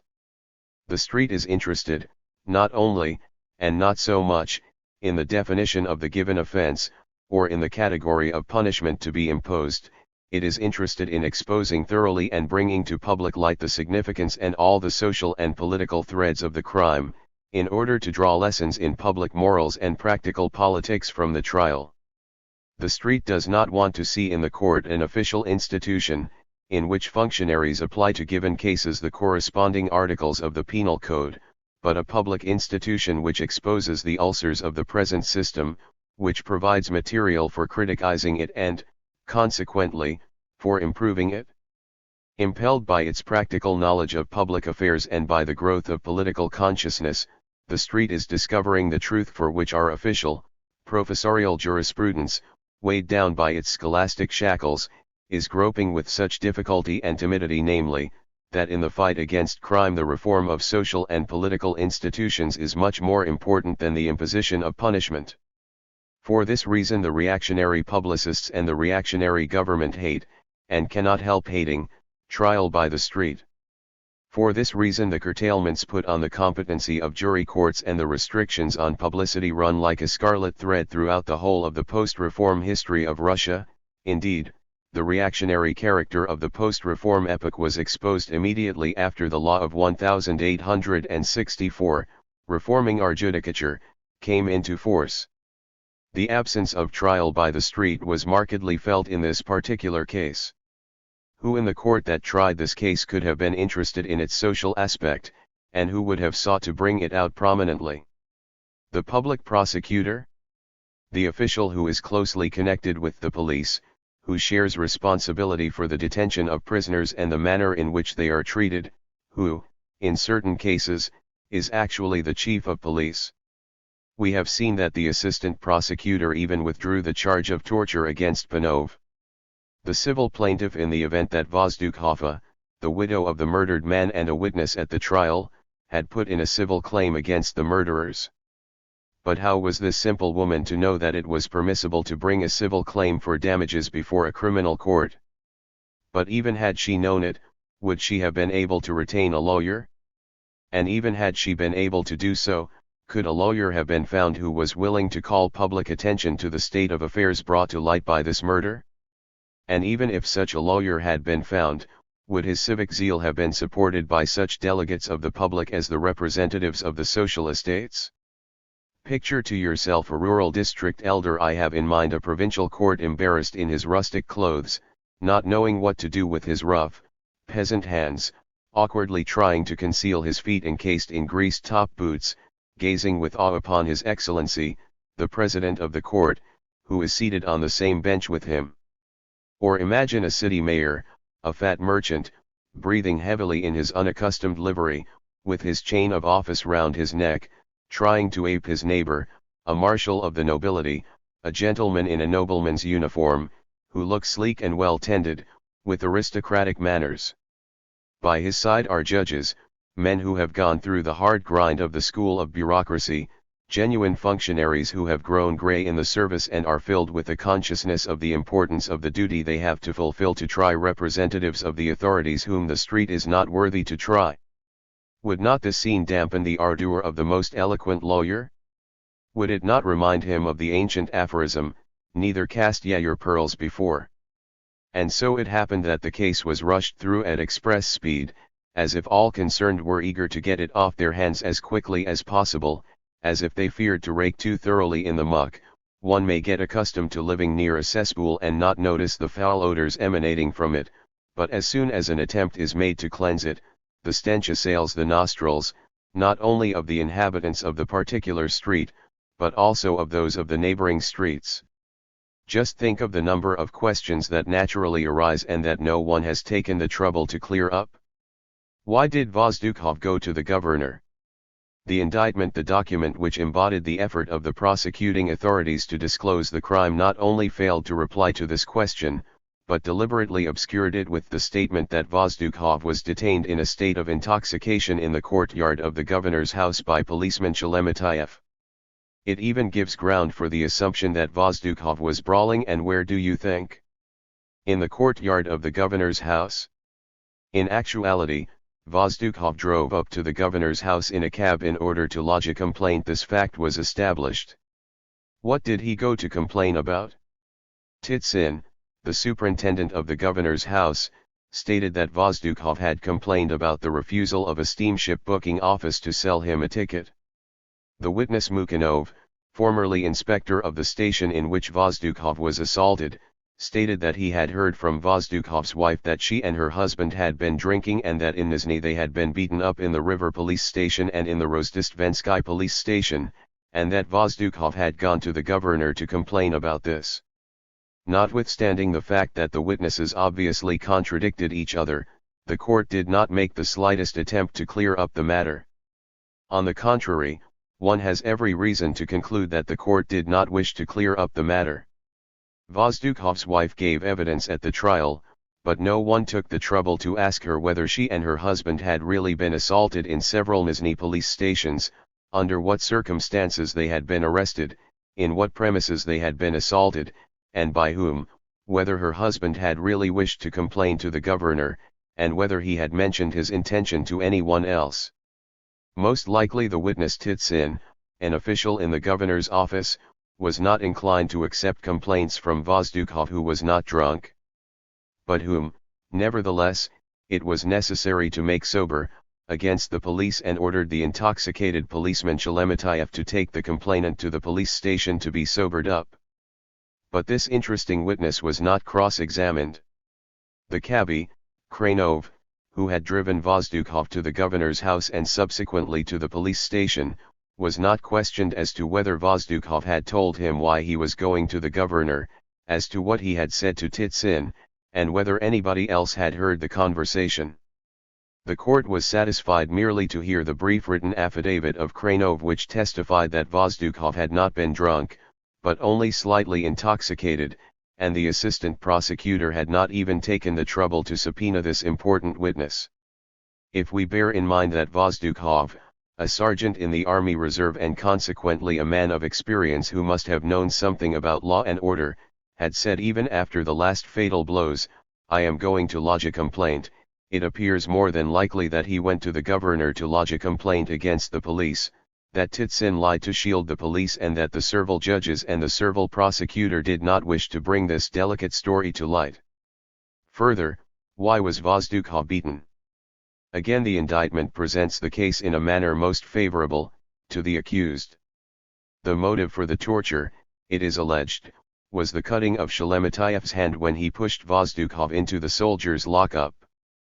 The question arises, why was Vozdukov, who spoke calmly both with Sheremetyev and with Panov, pushed, not into the common cell, but first into the soldiers' lockup? He had been brought to the station to be sobered up. There were already a number of drunkards in the common cell, and later on Vozdukov was put into the common cell. Why, then, did Sheremetyev, after introducing him to Panov, push him into the soldiers' lockup? Evidently for the purpose of beating him. In the common cell there were a number of people, whereas in the soldiers' lockup Vozdukov would be alone, and Sheremetyev could call to his aid his comrades and Mr. Panov, who was in charge of police station number 1 at the time. Consequently, the torture was inflicted, not for some chance reason, but deliberately and with forethought. We can assume one of two things: either that all who are taken to the police station for sobering up are first put into the soldiers' lockup to be taught a lesson, or that Vozdukov was put in there precisely for the reason that he had gone to the governor to lodge a complaint against the police. The newspaper reports of the trial are so brief that one hesitates to express oneself categorically in favor of the second hypothesis, but the preliminary investigation and the court examination could have cleared this point up beyond any doubt. It stands to reason that the court did not pay any attention whatever to this.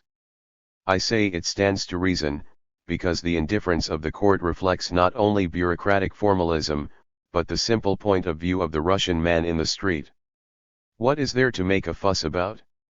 A drunken muzhik was killed in a police station. Worse things than that happen. And the man in the street begins to relate scores of incomparably more revolting cases, in which the culprits have gone scot-free. The remarks of the man in the street are absolutely just, nevertheless, his attitude is absolutely wrong, and by his arguments he merely reveals his extreme, Philistine short-sightedness. Are not incomparably more revolting cases of police tyranny possible in our country only because this tyranny is the common, everyday practice in every police station? And is not our indignation impotent against these exceptional cases because we, with customary indifference, tolerate the normal cases, because our indifference remains unperturbed, even when a customary practice like an assault upon a drunken muzhik in a police station rouses the protest of this very muzhik, who paid with his life for his most impertinent attempt to submit a humble petition to the governor? There is another reason why we must not ignore this all too common case. It has long been held that the preventive significance of punishment is not in its severity, but in its inevitableness. What is important is not that a crime shall be severely punished, but that not a single crime shall pass undiscovered. From this aspect, too, the present case is of interest. Illegal and savage assault is committed in police stations in the Russian Empire, it may be said without exaggeration, daily and hourly, and only rare and very exceptional cases are brought up in court. This is not in the least surprising, since the criminals are the very police who in Russia are charged with the duty of disclosing crime. These circumstances compel us to devote all the greater, if unusual, attention to those cases in which the courts are constrained to raise the curtain that conceals such habitual facts. Note, for example, how the police perpetrate their assault. 5 or 6 of them together set upon their victim with brutal cruelty, many of them are drunk, all are armed with swords. But not one of them ever strikes the victim with his sword. They are men of experience and they know how to beat a man up. A sword blow leaves a mark of guilt, but try and prove that bruises made by fists were inflicted by the police. Arrested during a brawl in which he was beaten up, and your case isn't worth a straw. Even in the present instance, when the man, as it happened, was beaten to death, the prosecution was obliged to bring witnesses to testify that Vozdukov was absolutely sound in health before he was taken to the police station. Apparently, the murderers, who maintained throughout the trial that they had not beaten the man, stated that they had brought him to the station in a battered condition. It is an extremely difficult matter to get witnesses to give evidence in a case like this. By a happy chance, the window between the common cell and the soldiers' lockup was not completely curtained off. True, instead of glass the panes consisted of sheets of tin with holes punched through, and on the side of the soldiers' lockup these holes were covered up by a leather curtain. By poking a finger through a hole, one could raise the curtain and see what was going on in the soldiers' lockup. Only through this circumstance was it possible at the trial to obtain a picture of the scene of the lesson. But such negligence as improperly curtained windows could exist only in the past century. In the 20th century, the little window between the common cell and soldiers' lockup in the Kremlin District Police Station No. 1 in Nizhny Novgorod is no doubt blocked up. And since there are no witnesses, woe betide the poor fellow who finds himself in the soldiers' lockup. In no country in the world is there such a multitude of laws as in Russia. We have laws for everything. There are special regulations governing detention in custody, which specifically state that detention is legally permissible only in special premises, subject to special supervision. As you see, the law is observed. In the police station, there is a special common cell. But before a man is put into the common cell, it is customary to shove him into the soldiers' lockup. Although the role of the soldiers' lockup as a real torture chamber was perfectly clear throughout the trial, the judicial authorities did not even think of paying the matter the slightest attention. Surely, the prosecuting attorney cannot be expected to expose the excesses of our brutal police and to take measures against them. We have referred to the question of witnesses in a case of this kind. At best, such witnesses can only be persons in the hands of the police. Only under the most exceptional circumstances would it be possible for an outsider to witness a police lesson given in a police station. But it is possible for the police to influence the witnesses that are in their hands. And this is what happened in the present case. The witness Frolov, who at the time of the murder was in the common cell, stated during the preliminary investigation that Vozdukov had been assaulted by the policeman and the sergeant. Later he withdrew his testimony against Sergeant Panov. At the trial, however, he stated that none of the policemen had struck Vozdukov, that he had been persuaded to give evidence against the police by Semakin and Baranov, and that the police had not persuaded or prompted him to say this. The witnesses Fedyaev and Antonova stated that no one had laid a finger on Vozdukov in the soldiers' lockup, that everything had been quiet there and no quarreling had taken place. As is to be seen, quite the usual thing happened. And the judicial authorities behaved with customary indifference. There is a law that provides severe penalties for perjury. A prosecution instituted against the two perjurers would throw further light on the outrages the police perpetrate against those who have the misfortune to fall into their hands and are almost completely defenseless. But all that the court is concerned about is applying this or that article of the Penal Code. It is not in the least concerned about that defenselessness. This detail in the trial, like all the others, showed clearly how strong and all-entangling is the net, how persistent the canker, which can only be removed by abolishing the whole system of police tyranny and denial of the people's rights. About 35 years ago, F.M. Reshetnikov, a well-known Russian writer, met with an unpleasant adventure. One evening he went to the Assembly of Nobles in St. Petersburg under the mistaken impression that a concert was to be given there. The policeman at the door barred his way and shouted at him, "What's the shoving? Who are you?" "A factory hand," roughly replied Reshetnikov, stung to anger by this affront. What followed this reply, as related by Gleb Uspinsky, was that Reshetnikov spent the night in the police station, from which he emerged bruised and battered, bereft of his money and his ring. "I report this matter to your Excellency," wrote Reshetnikov in a petition to the St. Petersburg Chief of Police. "I seek no compensation. May I only humbly trouble you with the request that the police officers and their subordinates shall not beat the people. As it is, the people have only sufferings in store for them." 144. The modest request which a Russian writer was bold enough to make to the chief of police of the capital so long ago has not yet been fulfilled, and it cannot be fulfilled so long as the present political system lasts. At the present time, however, every honest man who is tormented by the contemplation of this brutality and violence turns toward the great new movement among the people that is mustering its forces in order to wipe all brutality from the face of the land of Russia and to achieve mankind's finest ideals. During recent decades, hatred for the police has grown immensely and has become deep-rooted in the hearts of the masses of the common people. The development of urban life, the growth of industry, the spread of literacy, have all served to imbue even the uneducated masses with aspirations for a better life and a consciousness of their human dignity. The police, however, have remained as tyrannical and brutal as ever. To their bestiality we now see added a greater subtlety in the detection and persecution of the new, most dangerous enemy, i.e., everything that brings to the masses of the people a ray of consciousness of their rights and confidence in their strength. For at least by this consciousness and this confidence, popular hatred will find vent, not in savage vengeance, but in the struggle for liberty. Underscore underscore underscore underscore underscore underscore underscore underscore. 2. Accelerate the vicissitude of the times. The Assembly of Nobles of Aurel Gubernia has adopted an interesting project, but more interesting is the debate which it occasioned. The issue is the following. The Gubernia Marshal of the Nobility, M. A. Stakhovich, proposed in his report the conclusion of a contract with the Finance Department, under which the Aurel nobles would be appointed to the posts of excise collectors. With the introduction of the liquor monopoly, 40 collectors are to be appointed to gather the monies from the government liquor shops. Their remuneration will amount to 2,180 rubles per annum.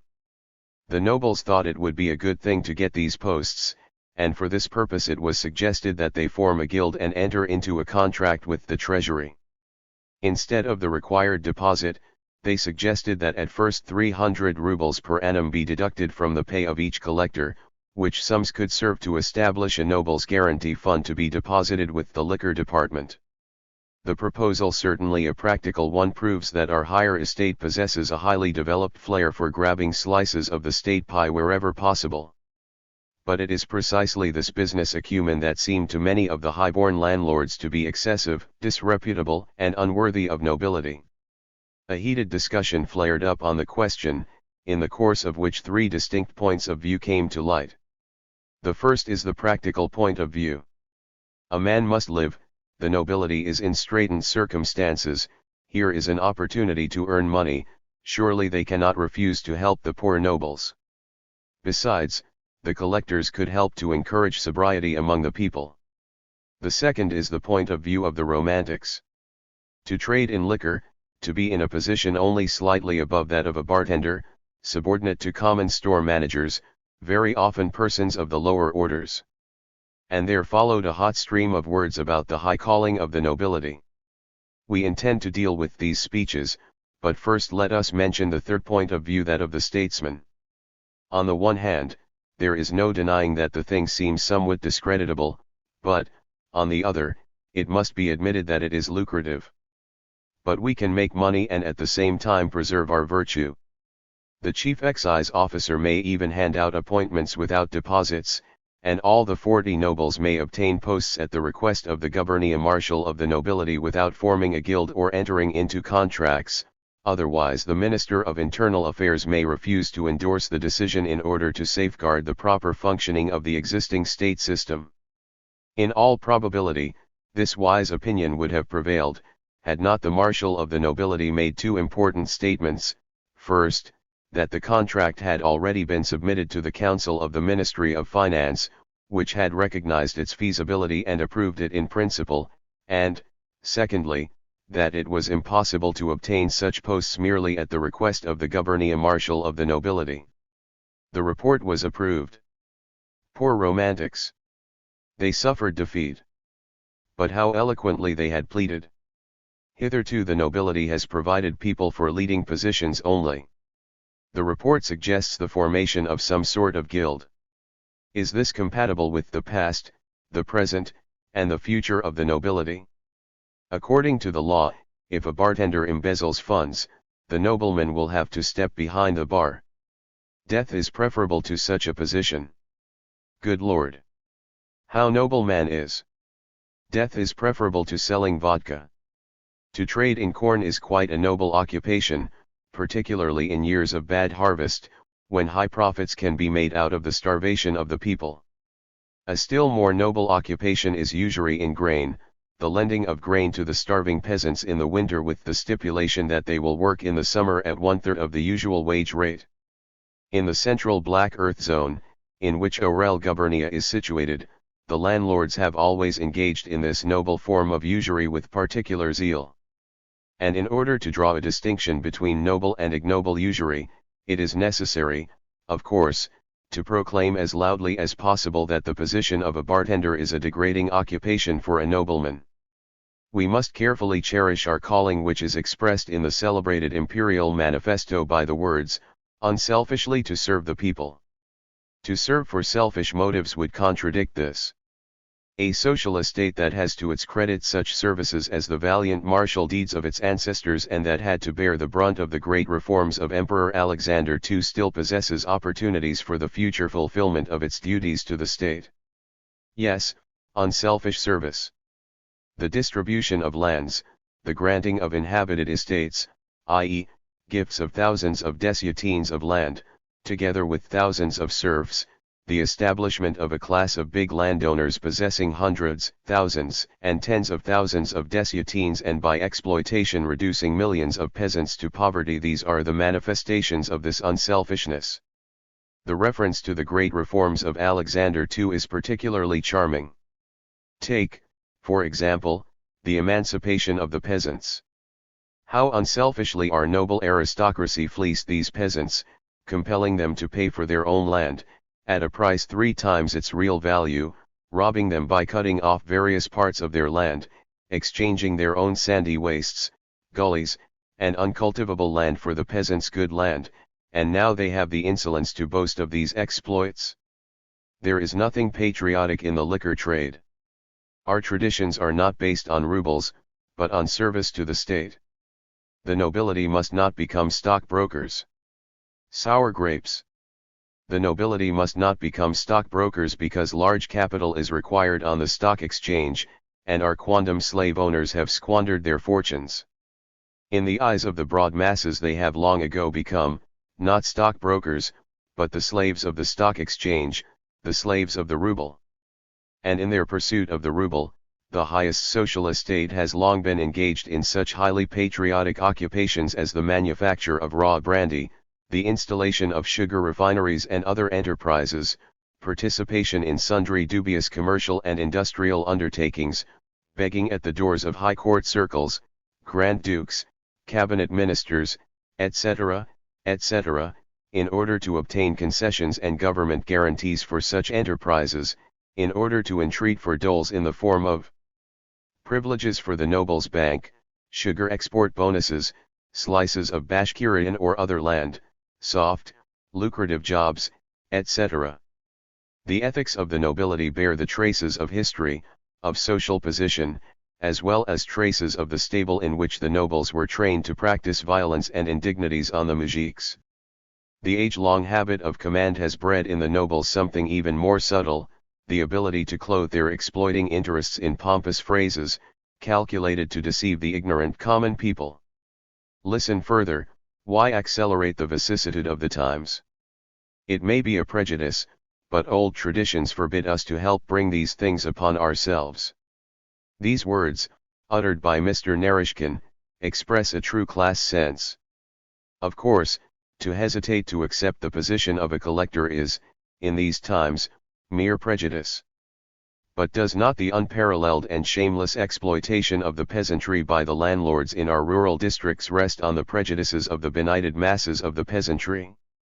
Prejudices are dying out anyhow, why then hasten their death by openly bringing together the noble and the bartender, and in this way help the peasant to understand the simple truth that the noble landlord is a usurer and robber, a beast of prey, like any village bloodsucker, only immeasurably more powerful because of the lands he owns, his ancient privileges and his close relations with the Tsarist government, his habit to command, and his ability to conceal his Judas 145 nature under a doctrine of romanticism and magnanimity. Yes, Mr. Naryshkin is certainly a counselor from whose lips political wisdom drops. I am not surprised that the marshal of the Orel nobility replied to him in terms so refined that they would do honor to an English lord.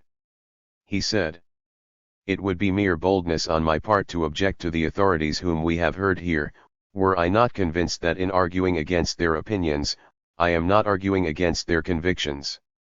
Now, this is true, and, moreover, in a much wider sense than Mr. Stakhovich, who indeed accidentally let the truth slip, imagined. All the nobles, from the most practical to the most romantic, share the same convictions. All are fully convinced of their sacred right to possess the hundreds and thousands of dessiatines of land their ancestors grabbed or had granted to them by land grabbers, the right to exploit the peasants and play the dominant role in the state, the right to enjoy the biggest slices of the state pie, i.e., the people's money. Their opinions differ only in regard to the expediency of undertaking this or that enterprise, and their discussions of these divergent opinions are as instructive for the proletariat as are all other domestic quarrels in the camp of the exploiters. Such disputes bring out the differences between the common interests of the capitalist or landlord class as a whole, and the interests of individual persons or separate groups. Not infrequently in the course of such disputes, one blabs what one has sought ever so carefully to conceal. Besides this, however, the Orel episode throws some light upon the character of the notorious liquor monopoly. What benefits are official and semi-official press expected from it? Increased revenues, improved quality, and less drunkenness. But instead of increased revenues, all we actually have so far is an increase in the price of spirits, confusion in the budget, and the impossibility of determining the exact financial results of the whole operation. Instead of improvement in quality, we have deterioration, and the government is hardly likely to impress the public with its reports, displayed in the entire press, of the successful results of the degustation of the new government vodka. Instead of less drunkenness, we have more illicit trading in spirits, augmented police incomes from this trading, the opening of liquor shops over the protests of the population, which is petitioning against their being opened, and increased drunkenness in the streets. But above all, what a new and gigantic field is opened for official arbitrariness, tyranny, favor currying, and embezzlement by the creation of this new state enterprise, with a turnover of many millions of rubles, and the creation of a whole army of new officials. It is the invasion of a locust swarm of officials, bootlicking, intriguing, plundering, wasting seas of ink and reams upon reams of paper. The Orel project is nothing but an attempt to cloak in legal forms the striving to grab the fattest possible slices of the state pie, a desire which is so prevalent in our provinces, and which, in view of the unrestrained power of the officials and the gagging of the people, threatens to intensify the reign of tyranny and plunder. A simple illustration: last autumn the newspapers reported a building incident in connection with the liquor monopoly. In Moscow, 3 warehouses are being built for storing vodka to supply the whole of Moscow gubernia. The government appropriated a sum of 1,637,000 rubles for this purpose. It now appears that it has been found necessary to make a supplementary appropriation of 2.5 millions. Apparently the officials who had charge of the state property pinched a little more than 50 pairs of trousers and a few pairs of boots. Underscore.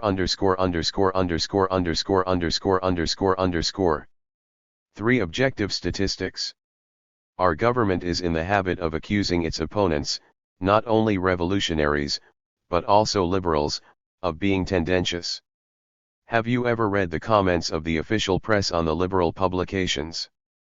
Vestnik Finansov 146, the organ of the Ministry of Finance, would at times publish reviews of the press, and each time the official in charge of this column referred to the comments of the liberal magazines on the budget, on the famine, or on some government measure, he always spoke with indignation of their tendentiousness and, by way of contrast, pointed, objectively, not only to the seamy side, but to the gratifying features. This, of course, is only a minor example, but it illustrates the habitual attitude of the government, its habitual tendency to brag of its objectivity. We shall endeavor to bring some satisfaction to these strict and impartial judges. We shall endeavor to do this in dealing with statistics. Naturally, we shall not take statistics on this or that set of facts of public life. It is well known that the facts are recorded by biased people and generalized by institutions which are sometimes decidedly tendentious, like the Zemstvos. No, we shall deal with statistics on laws.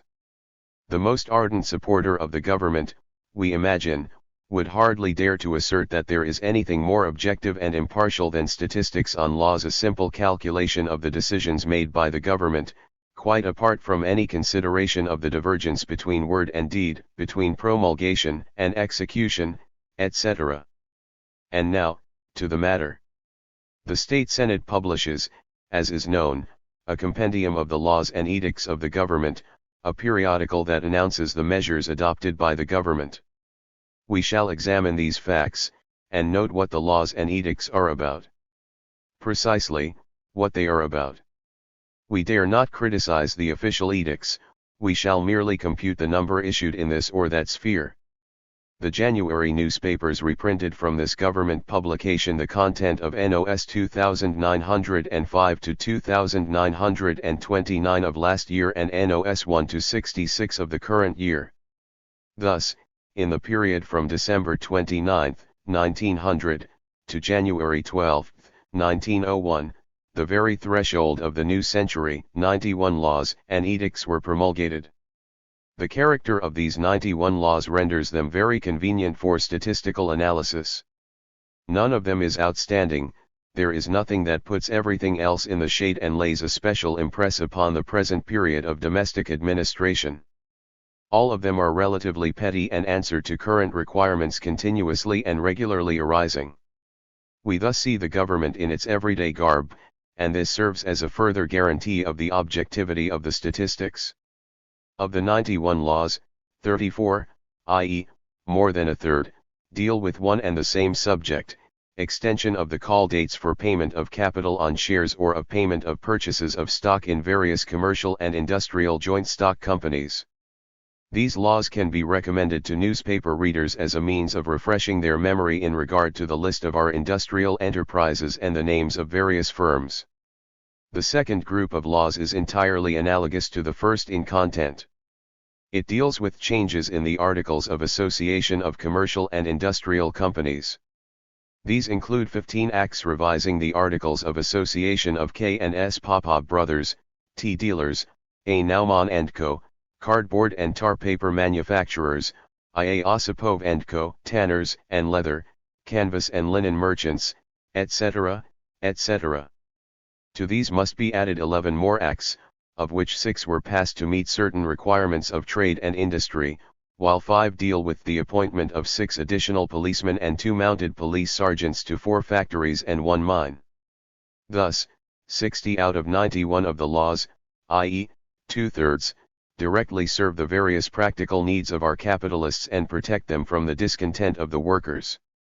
The impartial language of figures tells us that our government, judging by the very nature of most of its everyday laws and edicts, is a loyal servant of the capitalists and that, in relation to the capitalist class as a whole, it functions in exactly the same way as, say, the head office of an iron trust, or as does the office of a sugar refining syndicate in relation to the capitalists in the individual branches of industry.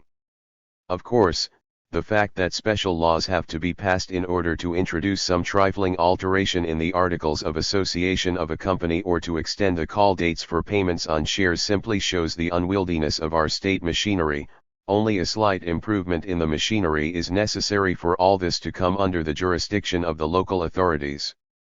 On the other hand, the unwieldiness of the machine, the excessive centralization, the necessity for the government itself to poke its nose into everything, this is a feature of the whole of our public life, not merely of the sphere of commerce and industry. Hence, the examination of the number of enacted laws of this or that kind gives us a pretty fair insight into what the government interests itself in, into what it thinks and does. But the government displays considerably less interest in private associations that do not pursue aims so honorable from the moral point of view, and safe from the political point of view, as profit-making. In the period under review, the writer of these lines is in the civil service, and he hopes, therefore, that the reader will forgive his employment of bureaucratic terms. The Articles of Association of 2 societies were sanctioned, by imperial grace permission to change the statutes was authorized for 3 others, 55 laws were passed pertaining to commercial and industrial companies, and 5, in relation to various other societies. In the sphere of commercial and industrial interests, we exert our best efforts for the task and strive to do everything possible to facilitate association between merchants and manufacturers. In the sphere of non-commercial associations, we stand in principle for homeopathy. Now, hop-growing societies and societies for the encouragement of female labor are not so bad, but educational excursions. God knows what may be discussed on these excursions. And will not the constant surveillance of the inspectors be made difficult? Now, you know, one must be careful in handling fire. Schools. As many as 3 new schools have been established. And what schools? An elementary school for farmyard workers in the village of Blagodatnoye on the estate of His Imperial Highness, the Grand Duke Peter Nikolaevich. That the villages belonging to the Grand Dukes are all paradises I have long ceased to doubt. But neither do I now doubt that even the highest personages may sincerely and wholeheartedly interest themselves in the education of the younger brother. Moreover, the rules of the Durgaki Rural Handicraft School, and of the Asinovo Elementary Agricultural School have been confirmed. I regret that I have not a reference book at hand to inform me whether or not some highly placed personage owns these village paradises, in which popular education and landlord farming are being cultivated with such zeal. But I console myself with the thought that such inquiries do not enter into the duties of a statistician. This, then, is the sum total of the laws that express the government's solicitude for the people. As the reader will observe, I have made the greatest possible allowances in grouping these laws. Why, for example, is the Hop Cultivation Society not a commercial enterprise? Perhaps because commerce is not the only thing that is discussed at its meetings. Or take the school for farmyard workers. Who can tell whether it is a school or an improved stockyard? We have still to deal with the last group of laws that shows the government's solicitude for itself.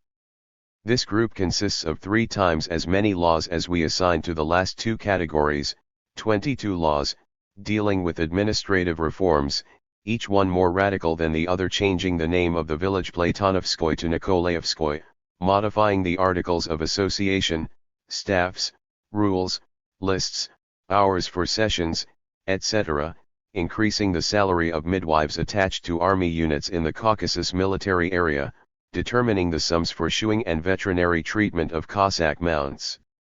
Changing the bylaws of a private commercial school in Moscow, defining the rules of the scholarship grants endowed by Privy Councillor Daniil Samuilovich Polyakov at the Kozlov Commercial School. I am not sure whether I have classified these laws correctly. Do they really express the government's solicitude for itself, or for commercial and industrial interests? If I have classified them wrongly, I beg the reader's indulgence, since this is the first attempt that has been made to compile statistics on laws. Hitherto no one has attempted to raise the sphere of knowledge to the level of a strict science, not even the professors of Russian state law. Finally, one legislative act must be treated as a special, independent group, both because of its content and because of its being the first governmental measure in the new century. This is the law concerning the increase in the area of forests to be devoted to the development and improvement of His Imperial Majesty's hunting. A grand debut worthy of a great power. Now, to strike a balance. Statistics would be incomplete without it. 50 laws and edicts devoted to various commercial and industrial companies and enterprises, a score of administrative name changes and reforms, 2 creations and 3 reorganizations of private societies, 3 schools for the training of landlords' employees, 6 policemen and 2 mounted sergeants appointed to factories. Can there be any doubt whatever that such richly varied legislative and administrative activity will guarantee our country rapid and undeviating progress in the 20th century?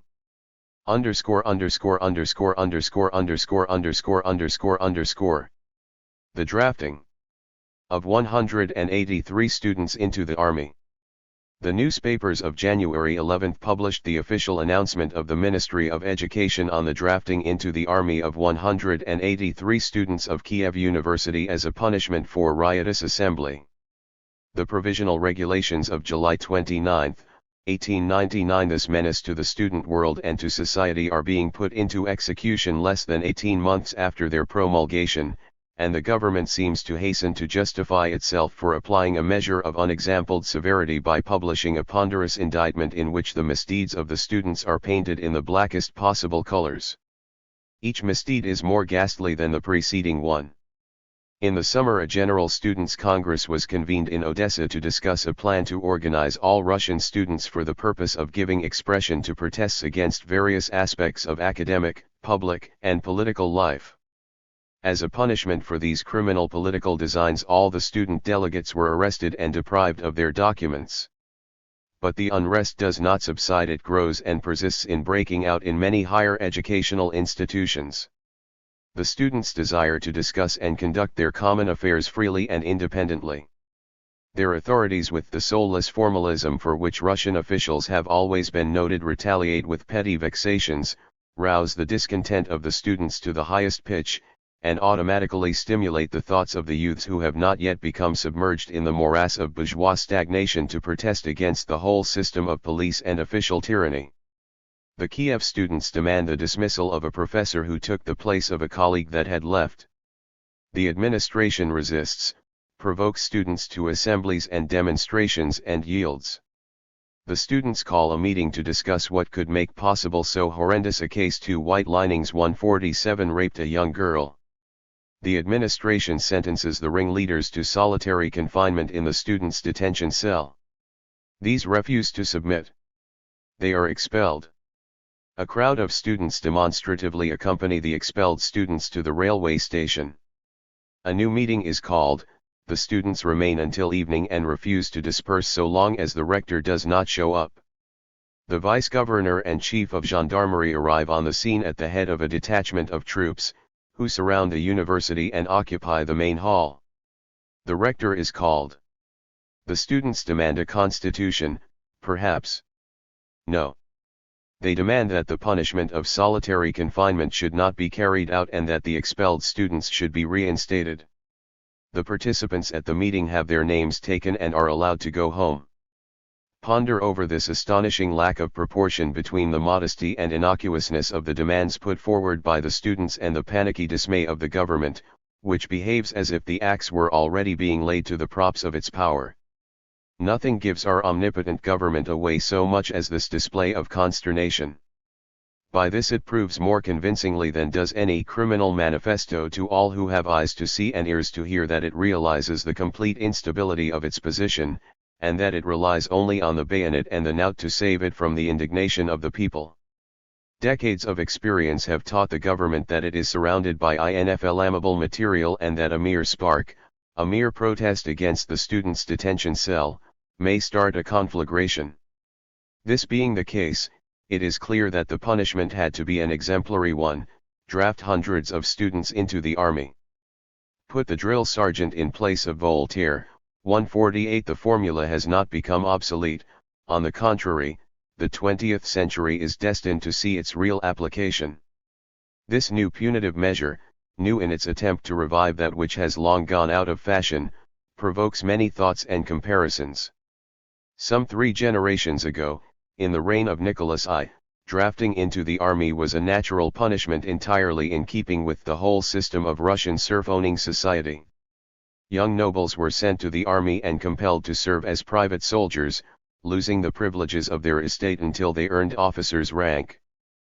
Peasants were also drafted into the army, and it meant a long term of penal servitude, where Green Street 149 with its inhuman torment awaited them. It is now more than a quarter of a century since universal military service was introduced, which at the time was acclaimed as a great democratic reform.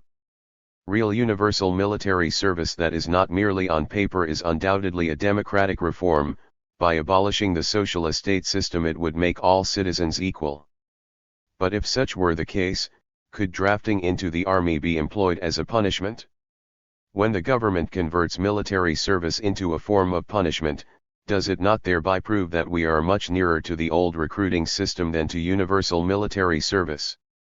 The provisional regulations of 1899 tear off the pharisaical mask and expose the real Asiatic nature even of those of our institutions which most resemble European institutions. In reality, we have not and never had universal military service, because the privileges enjoyed by birth and wealth create innumerable exceptions. In reality, we have not and never had anything resembling equality of citizens in military service. On the contrary, the barracks are completely saturated with the spirit of most revolting absence of rights. The soldier from the working class or the peasantry is completely defenseless, his human dignity is trodden underfoot, he is robbed, he is beaten, and again beaten, such is his constant fare. Those with influential connections and money enjoy privileges and exemptions. It is not surprising, therefore, that drafting into the school of tyranny and violence can be a punishment, even a very severe punishment, amounting almost to deprivation of rights. The government thinks it will teach the rebels discipline in this school. But is it not mistaken in its calculations? Will not this school of Russian military service become the military school of the revolution? Not all the students, of course, possess the stamina to go through the whole course of training in this school. Some will break down under the heavy burden, fall in combat with the military authorities, others, the feeble and flabby, will be cowed into submission by the barracks. But there will be those whom it will harden, whose outlook will be broadened, who will be compelled to ponder and profoundly sense their aspirations towards liberty. They will experience the whole weight of tyranny and oppression on their own backs, when their human dignity will be at the mercy of a drill sergeant who very frequently takes deliberate delight in tormenting the educated. They will see with their own eyes what the position of the common people is, their hearts will be rent by the scenes of tyranny and violence they will be compelled to witness every day, and they will understand that the injustices and petty tyrannies from which the students suffer are mere drops in the ocean of oppression the people are forced to suffer. Those who will understand this will, on leaving military service, take a Hannibal's vow 150 to fight with the vanguard of the people for the emancipation of the entire people from despotism. The humiliating character of this new punishment is no less outrageous than its cruelty. In declaring the students who protested against lawlessness to be mere rowdies, even as it declared the exiled striking workers to be persons of depraved demeanor, the government has thrown down a challenge to all who still possess a sense of decency. Read the government communication. It bristles with such words as disorder, brawling, outrage, shamelessness, license. On the one hand, it speaks of criminal political aims and the desire for political protest, and on the other, it slanders the students as mere rowdies who must be disciplined. This is a slap in the face of Russian public opinion, whose sympathy for the students is very well known to the government.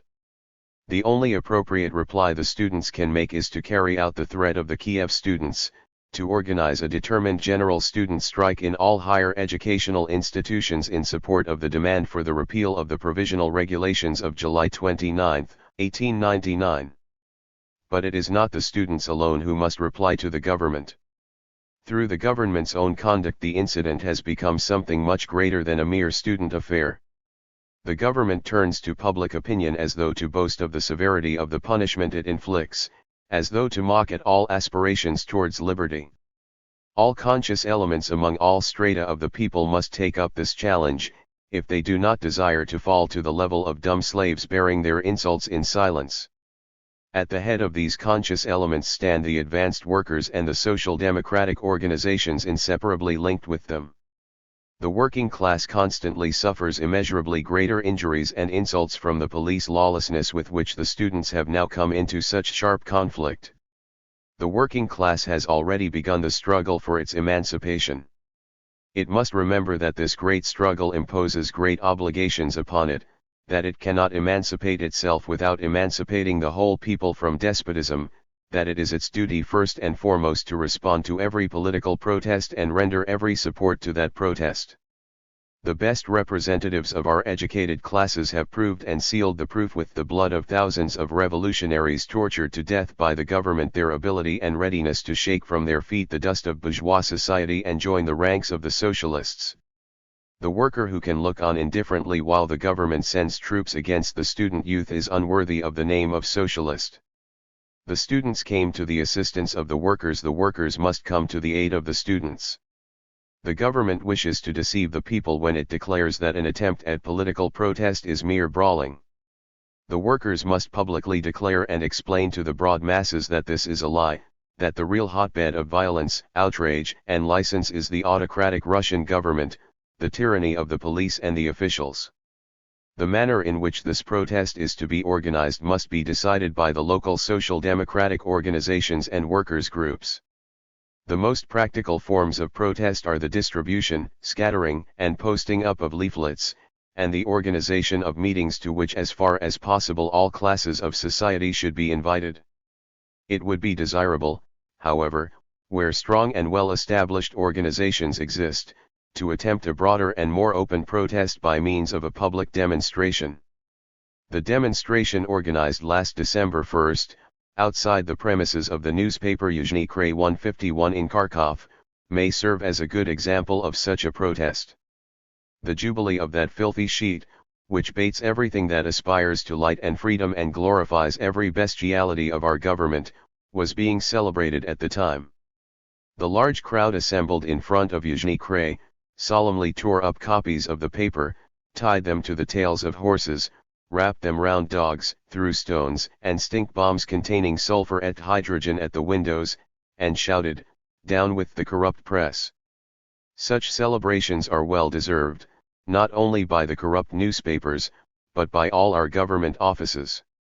If they but rarely celebrate anniversaries of official benevolence, they constantly deserve the celebration of the people's retribution. Every manifestation of governmental tyranny and violence is a legitimate motive for such a demonstration. The people must not let the government's announcement of its punishment of the students go unanswered. Written in January 1901. Published in February 1901. In Iskra, No. 2. Published according to the Iskra text. ___________________.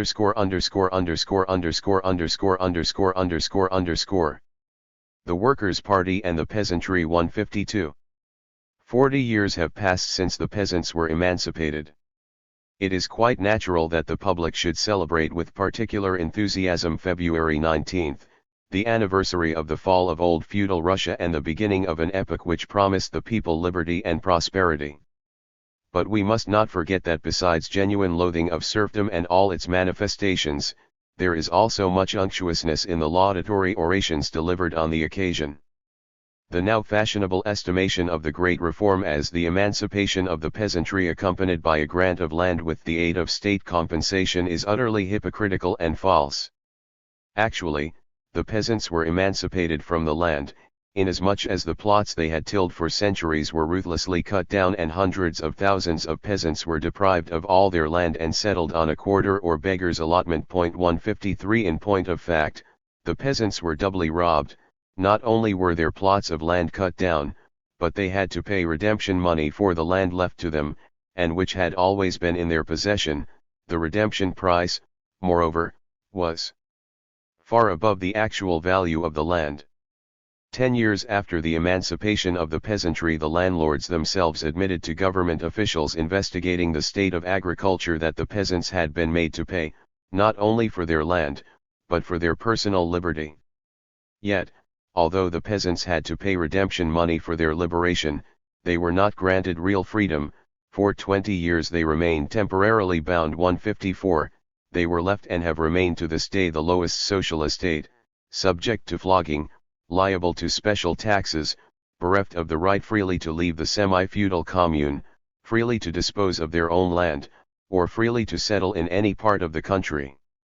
Our peasant reform, far from manifesting magnanimity of the government, on the contrary, serves as a great historical example of the extent to which the autocratic government befouls everything it touches.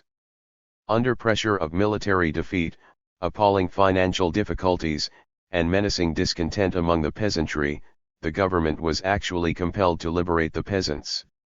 The Tsar himself admitted that the peasants had to be emancipated from above, lest they emancipate themselves from below.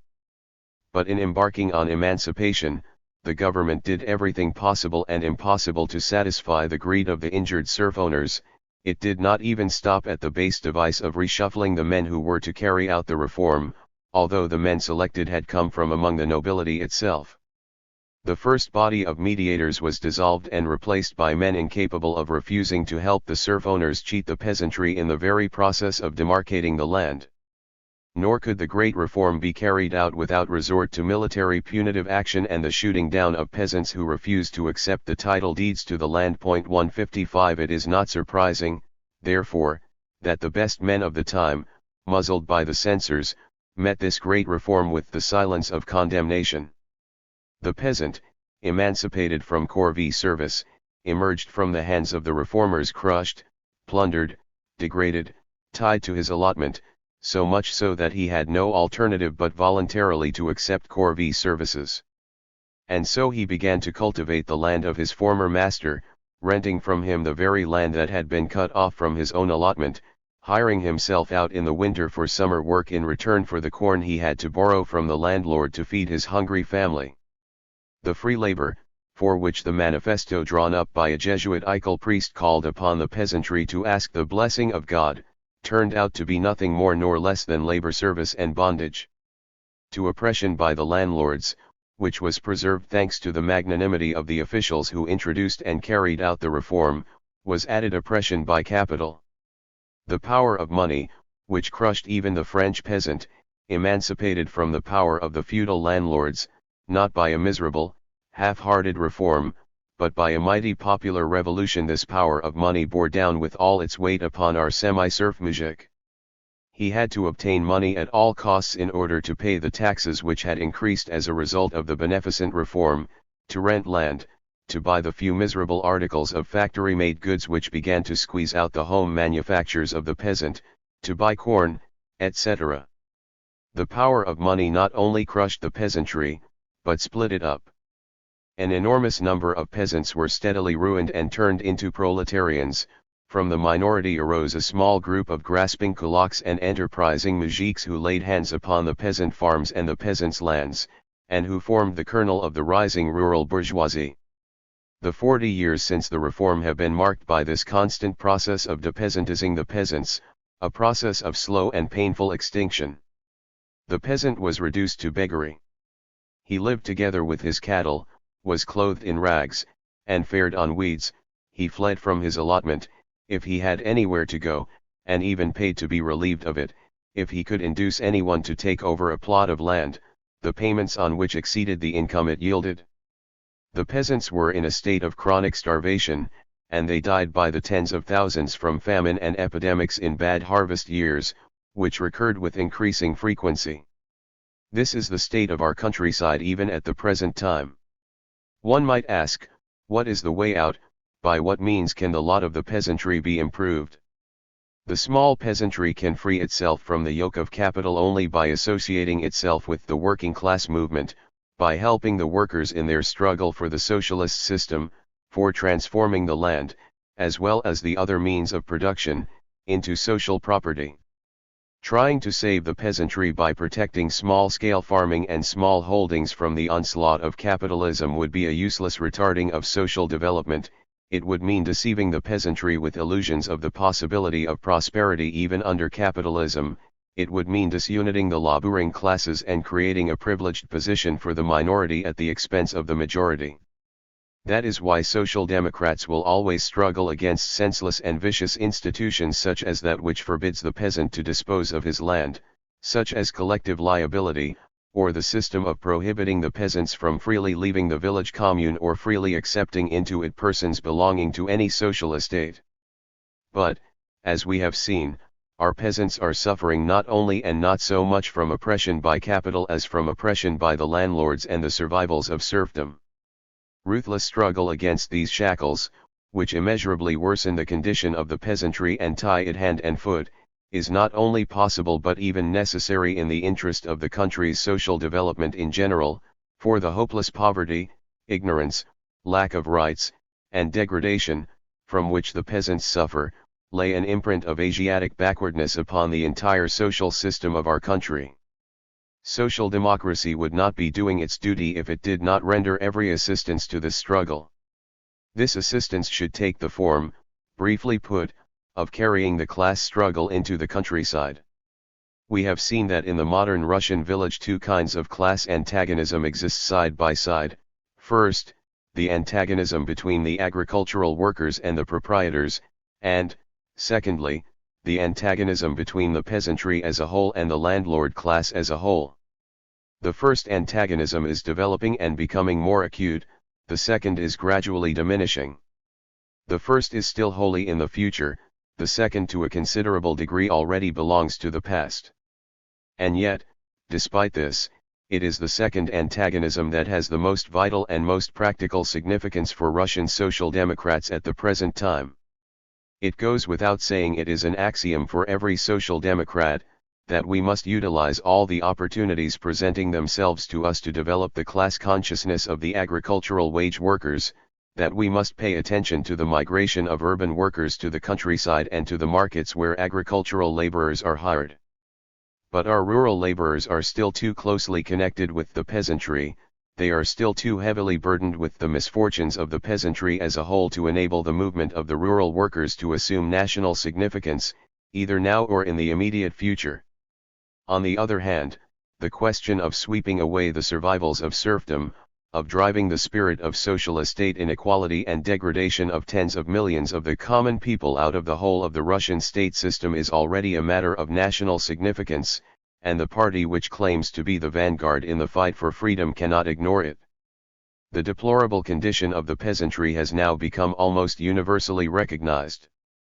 The phrase about the defects of the reform of 1861 and the need for state aid has become a current truism. It is our duty to point out that peasant distress arises precisely from the class oppression of the peasantry, that the government is the loyal champion of the oppressing classes, and that those who sincerely and seriously desire a radical improvement in the condition of the peasantry must seek, not aid from the government, but deliverance from its oppression and the achievement of political liberty. There is talk of the redemption payments being excessively high, and of benevolent measures on the part of the government to reduce them and extend the dates of payment. Our reply to this is, all payment of redemption money is nothing more nor less than robbery of the peasantry by the landlords and the government, screened by legal forms and bureaucratic phrases. It is nothing more nor less than tribute paid to the serf owners for emancipating their slaves. We will put forward the demand for the immediate and complete abolition of redemption payments and quit rents, and the demand for the return to the people of the hundreds of millions which the Tsarist government has extorted from them in the course of the years to satisfy the greed of the slave owners. There is talk of the peasants not having sufficient land, of the need for state aid to provide them with more land. Our reply to this is, it is precisely because of state aid that the peasants in such an enormous number of cases were deprived of land they vitally needed. We put forward the demand for restitution to the peasants of the land of which they have been deprived, a condition that still binds them to forced labor, to the rendering of corvée service, i.e., that virtually keeps them in a state of serfdom.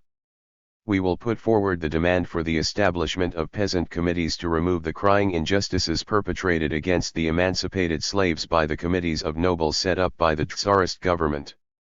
We will demand the establishment of courts empowered to reduce the excessively high payment for land extorted from the peasants by the landlords who take advantage of their hopeless position, courts in which the peasants could prosecute for usury all who take advantage of their extreme need to impose shackling agreements upon them. We will utilize every opportunity to explain to the peasants that the people who talk to them about the tutelage or aid of the present state are either fools or charlatans, and are their worst enemies, that what the peasants stand most in need of is relief from the monstrous oppression of the bureaucratic power, recognition of their complete and absolute equality in all respects with all other social estates, complete freedom of movement from place to place, freedom to dispose of their lands, and freedom to manage their own communal affairs and dispose of the communal revenues. The most common facts in the life of any Russian village provide 1,000 issues for agitation in behalf of the above demands. This agitation must be based upon the local, concrete, and most pressing needs of the peasantry, yet it must not be confined to these needs, but must be steadily directed towards widening the outlook of the peasants, towards developing their political consciousness. The peasants must be brought to understand the special positions occupied in the state by the landlords and the peasants respectively, and they must be taught that the only way to free the countryside from tyrannical oppression is to convene an assembly of representatives of the people and to overthrow the arbitrary rule of the officials. It is absurd to assert that the demand for political liberty would not be understood by the workers, not only the workers who have engaged the factory owners and the police in direct battle for years and who constantly see their best fighters subjected to arbitrary arrests and persecution, not only these workers, who are already imbued with socialism, but every sensible peasant who thinks at all about the things he sees going on around him will understand what the workers are fighting for, will understand the significance of a Zemsky Sobor which will emancipate the whole country from the unlimited power of the hated officials. Agitation on the basis of the direct and most urgent needs of the peasants will fulfill its purpose, i.e., carry the class struggle into the countryside only when it succeeds in combining every exposure of some economic evil with definite political demands. But the question arises whether the Social Democratic Labour Party can include in its program demands like those referred to above. Can it undertake to carry on agitation among the peasantry?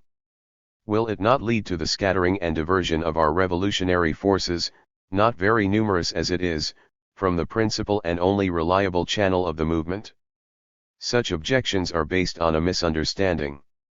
We must definitely include in our program demands for the emancipation of our countryside from all the survivals of slavery, demands capable of rousing the best section of the peasantry, if not to engage in independent political action, then at all events consciously to support the working class struggle for emancipation.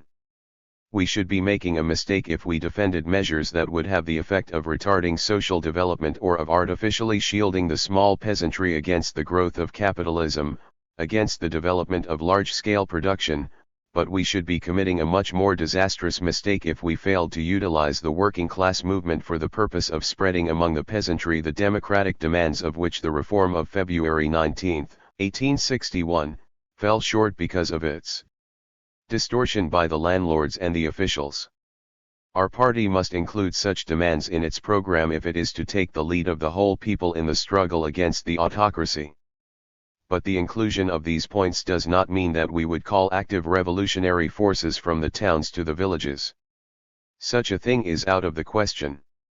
There can be no doubt that all the militant elements of the party must concentrate on work in the towns and industrial centers, that only the industrial proletariat is capable of conducting a steadfast and mass struggle against the autocracy, of employing such methods of struggle as organizing public demonstrations, or of issuing a popular political newspaper regularly and circulating it widely. We must include peasant demands in our program, not in order to call convinced social democrats from the towns to the countryside, not in order to chain them to the village, but to guide the activities of those forces that cannot find an outlet anywhere except in the rural localities and to utilize for the cause of democracy, for the political struggle for freedom, the ties which, owing to the force of circumstances, a good many faithful social democratic intellectuals and workers have with the countryside, ties that are necessarily increasing and growing stronger with the growth of the movement. We have long passed the stage when we were a small detachment of volunteers, when the reserves of social democratic forces were limited to circles of young people who all went to the workers. Our movement now has a whole army at its command, an army of workers, engaged in the struggle for socialism and freedom, an army of intellectuals who have been taking part in the movement and who can now be found over the whole length and breadth of Russia, an army of sympathizers whose eyes are turned with faith and hope towards the working class movement and who are prepared to render it 1,000 services.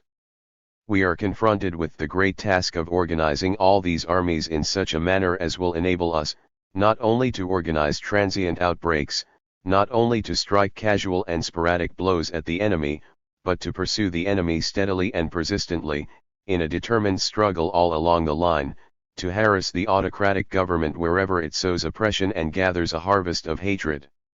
Can this aim be achieved without sowing the seeds of the class struggle and political consciousness among the many millions of the peasantry?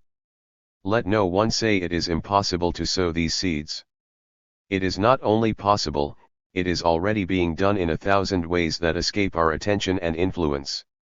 This process will evolve much more widely and rapidly when we issue a slogan that will bring our influence to bear and when we unfurl the banner of the emancipation of the Russian peasantry from all the survivals of shameful serfdom. Country people coming to the towns even today regard with curiosity and interest the workers' struggle, incomprehensible to them, and carry news of it to the remotest parts of the land.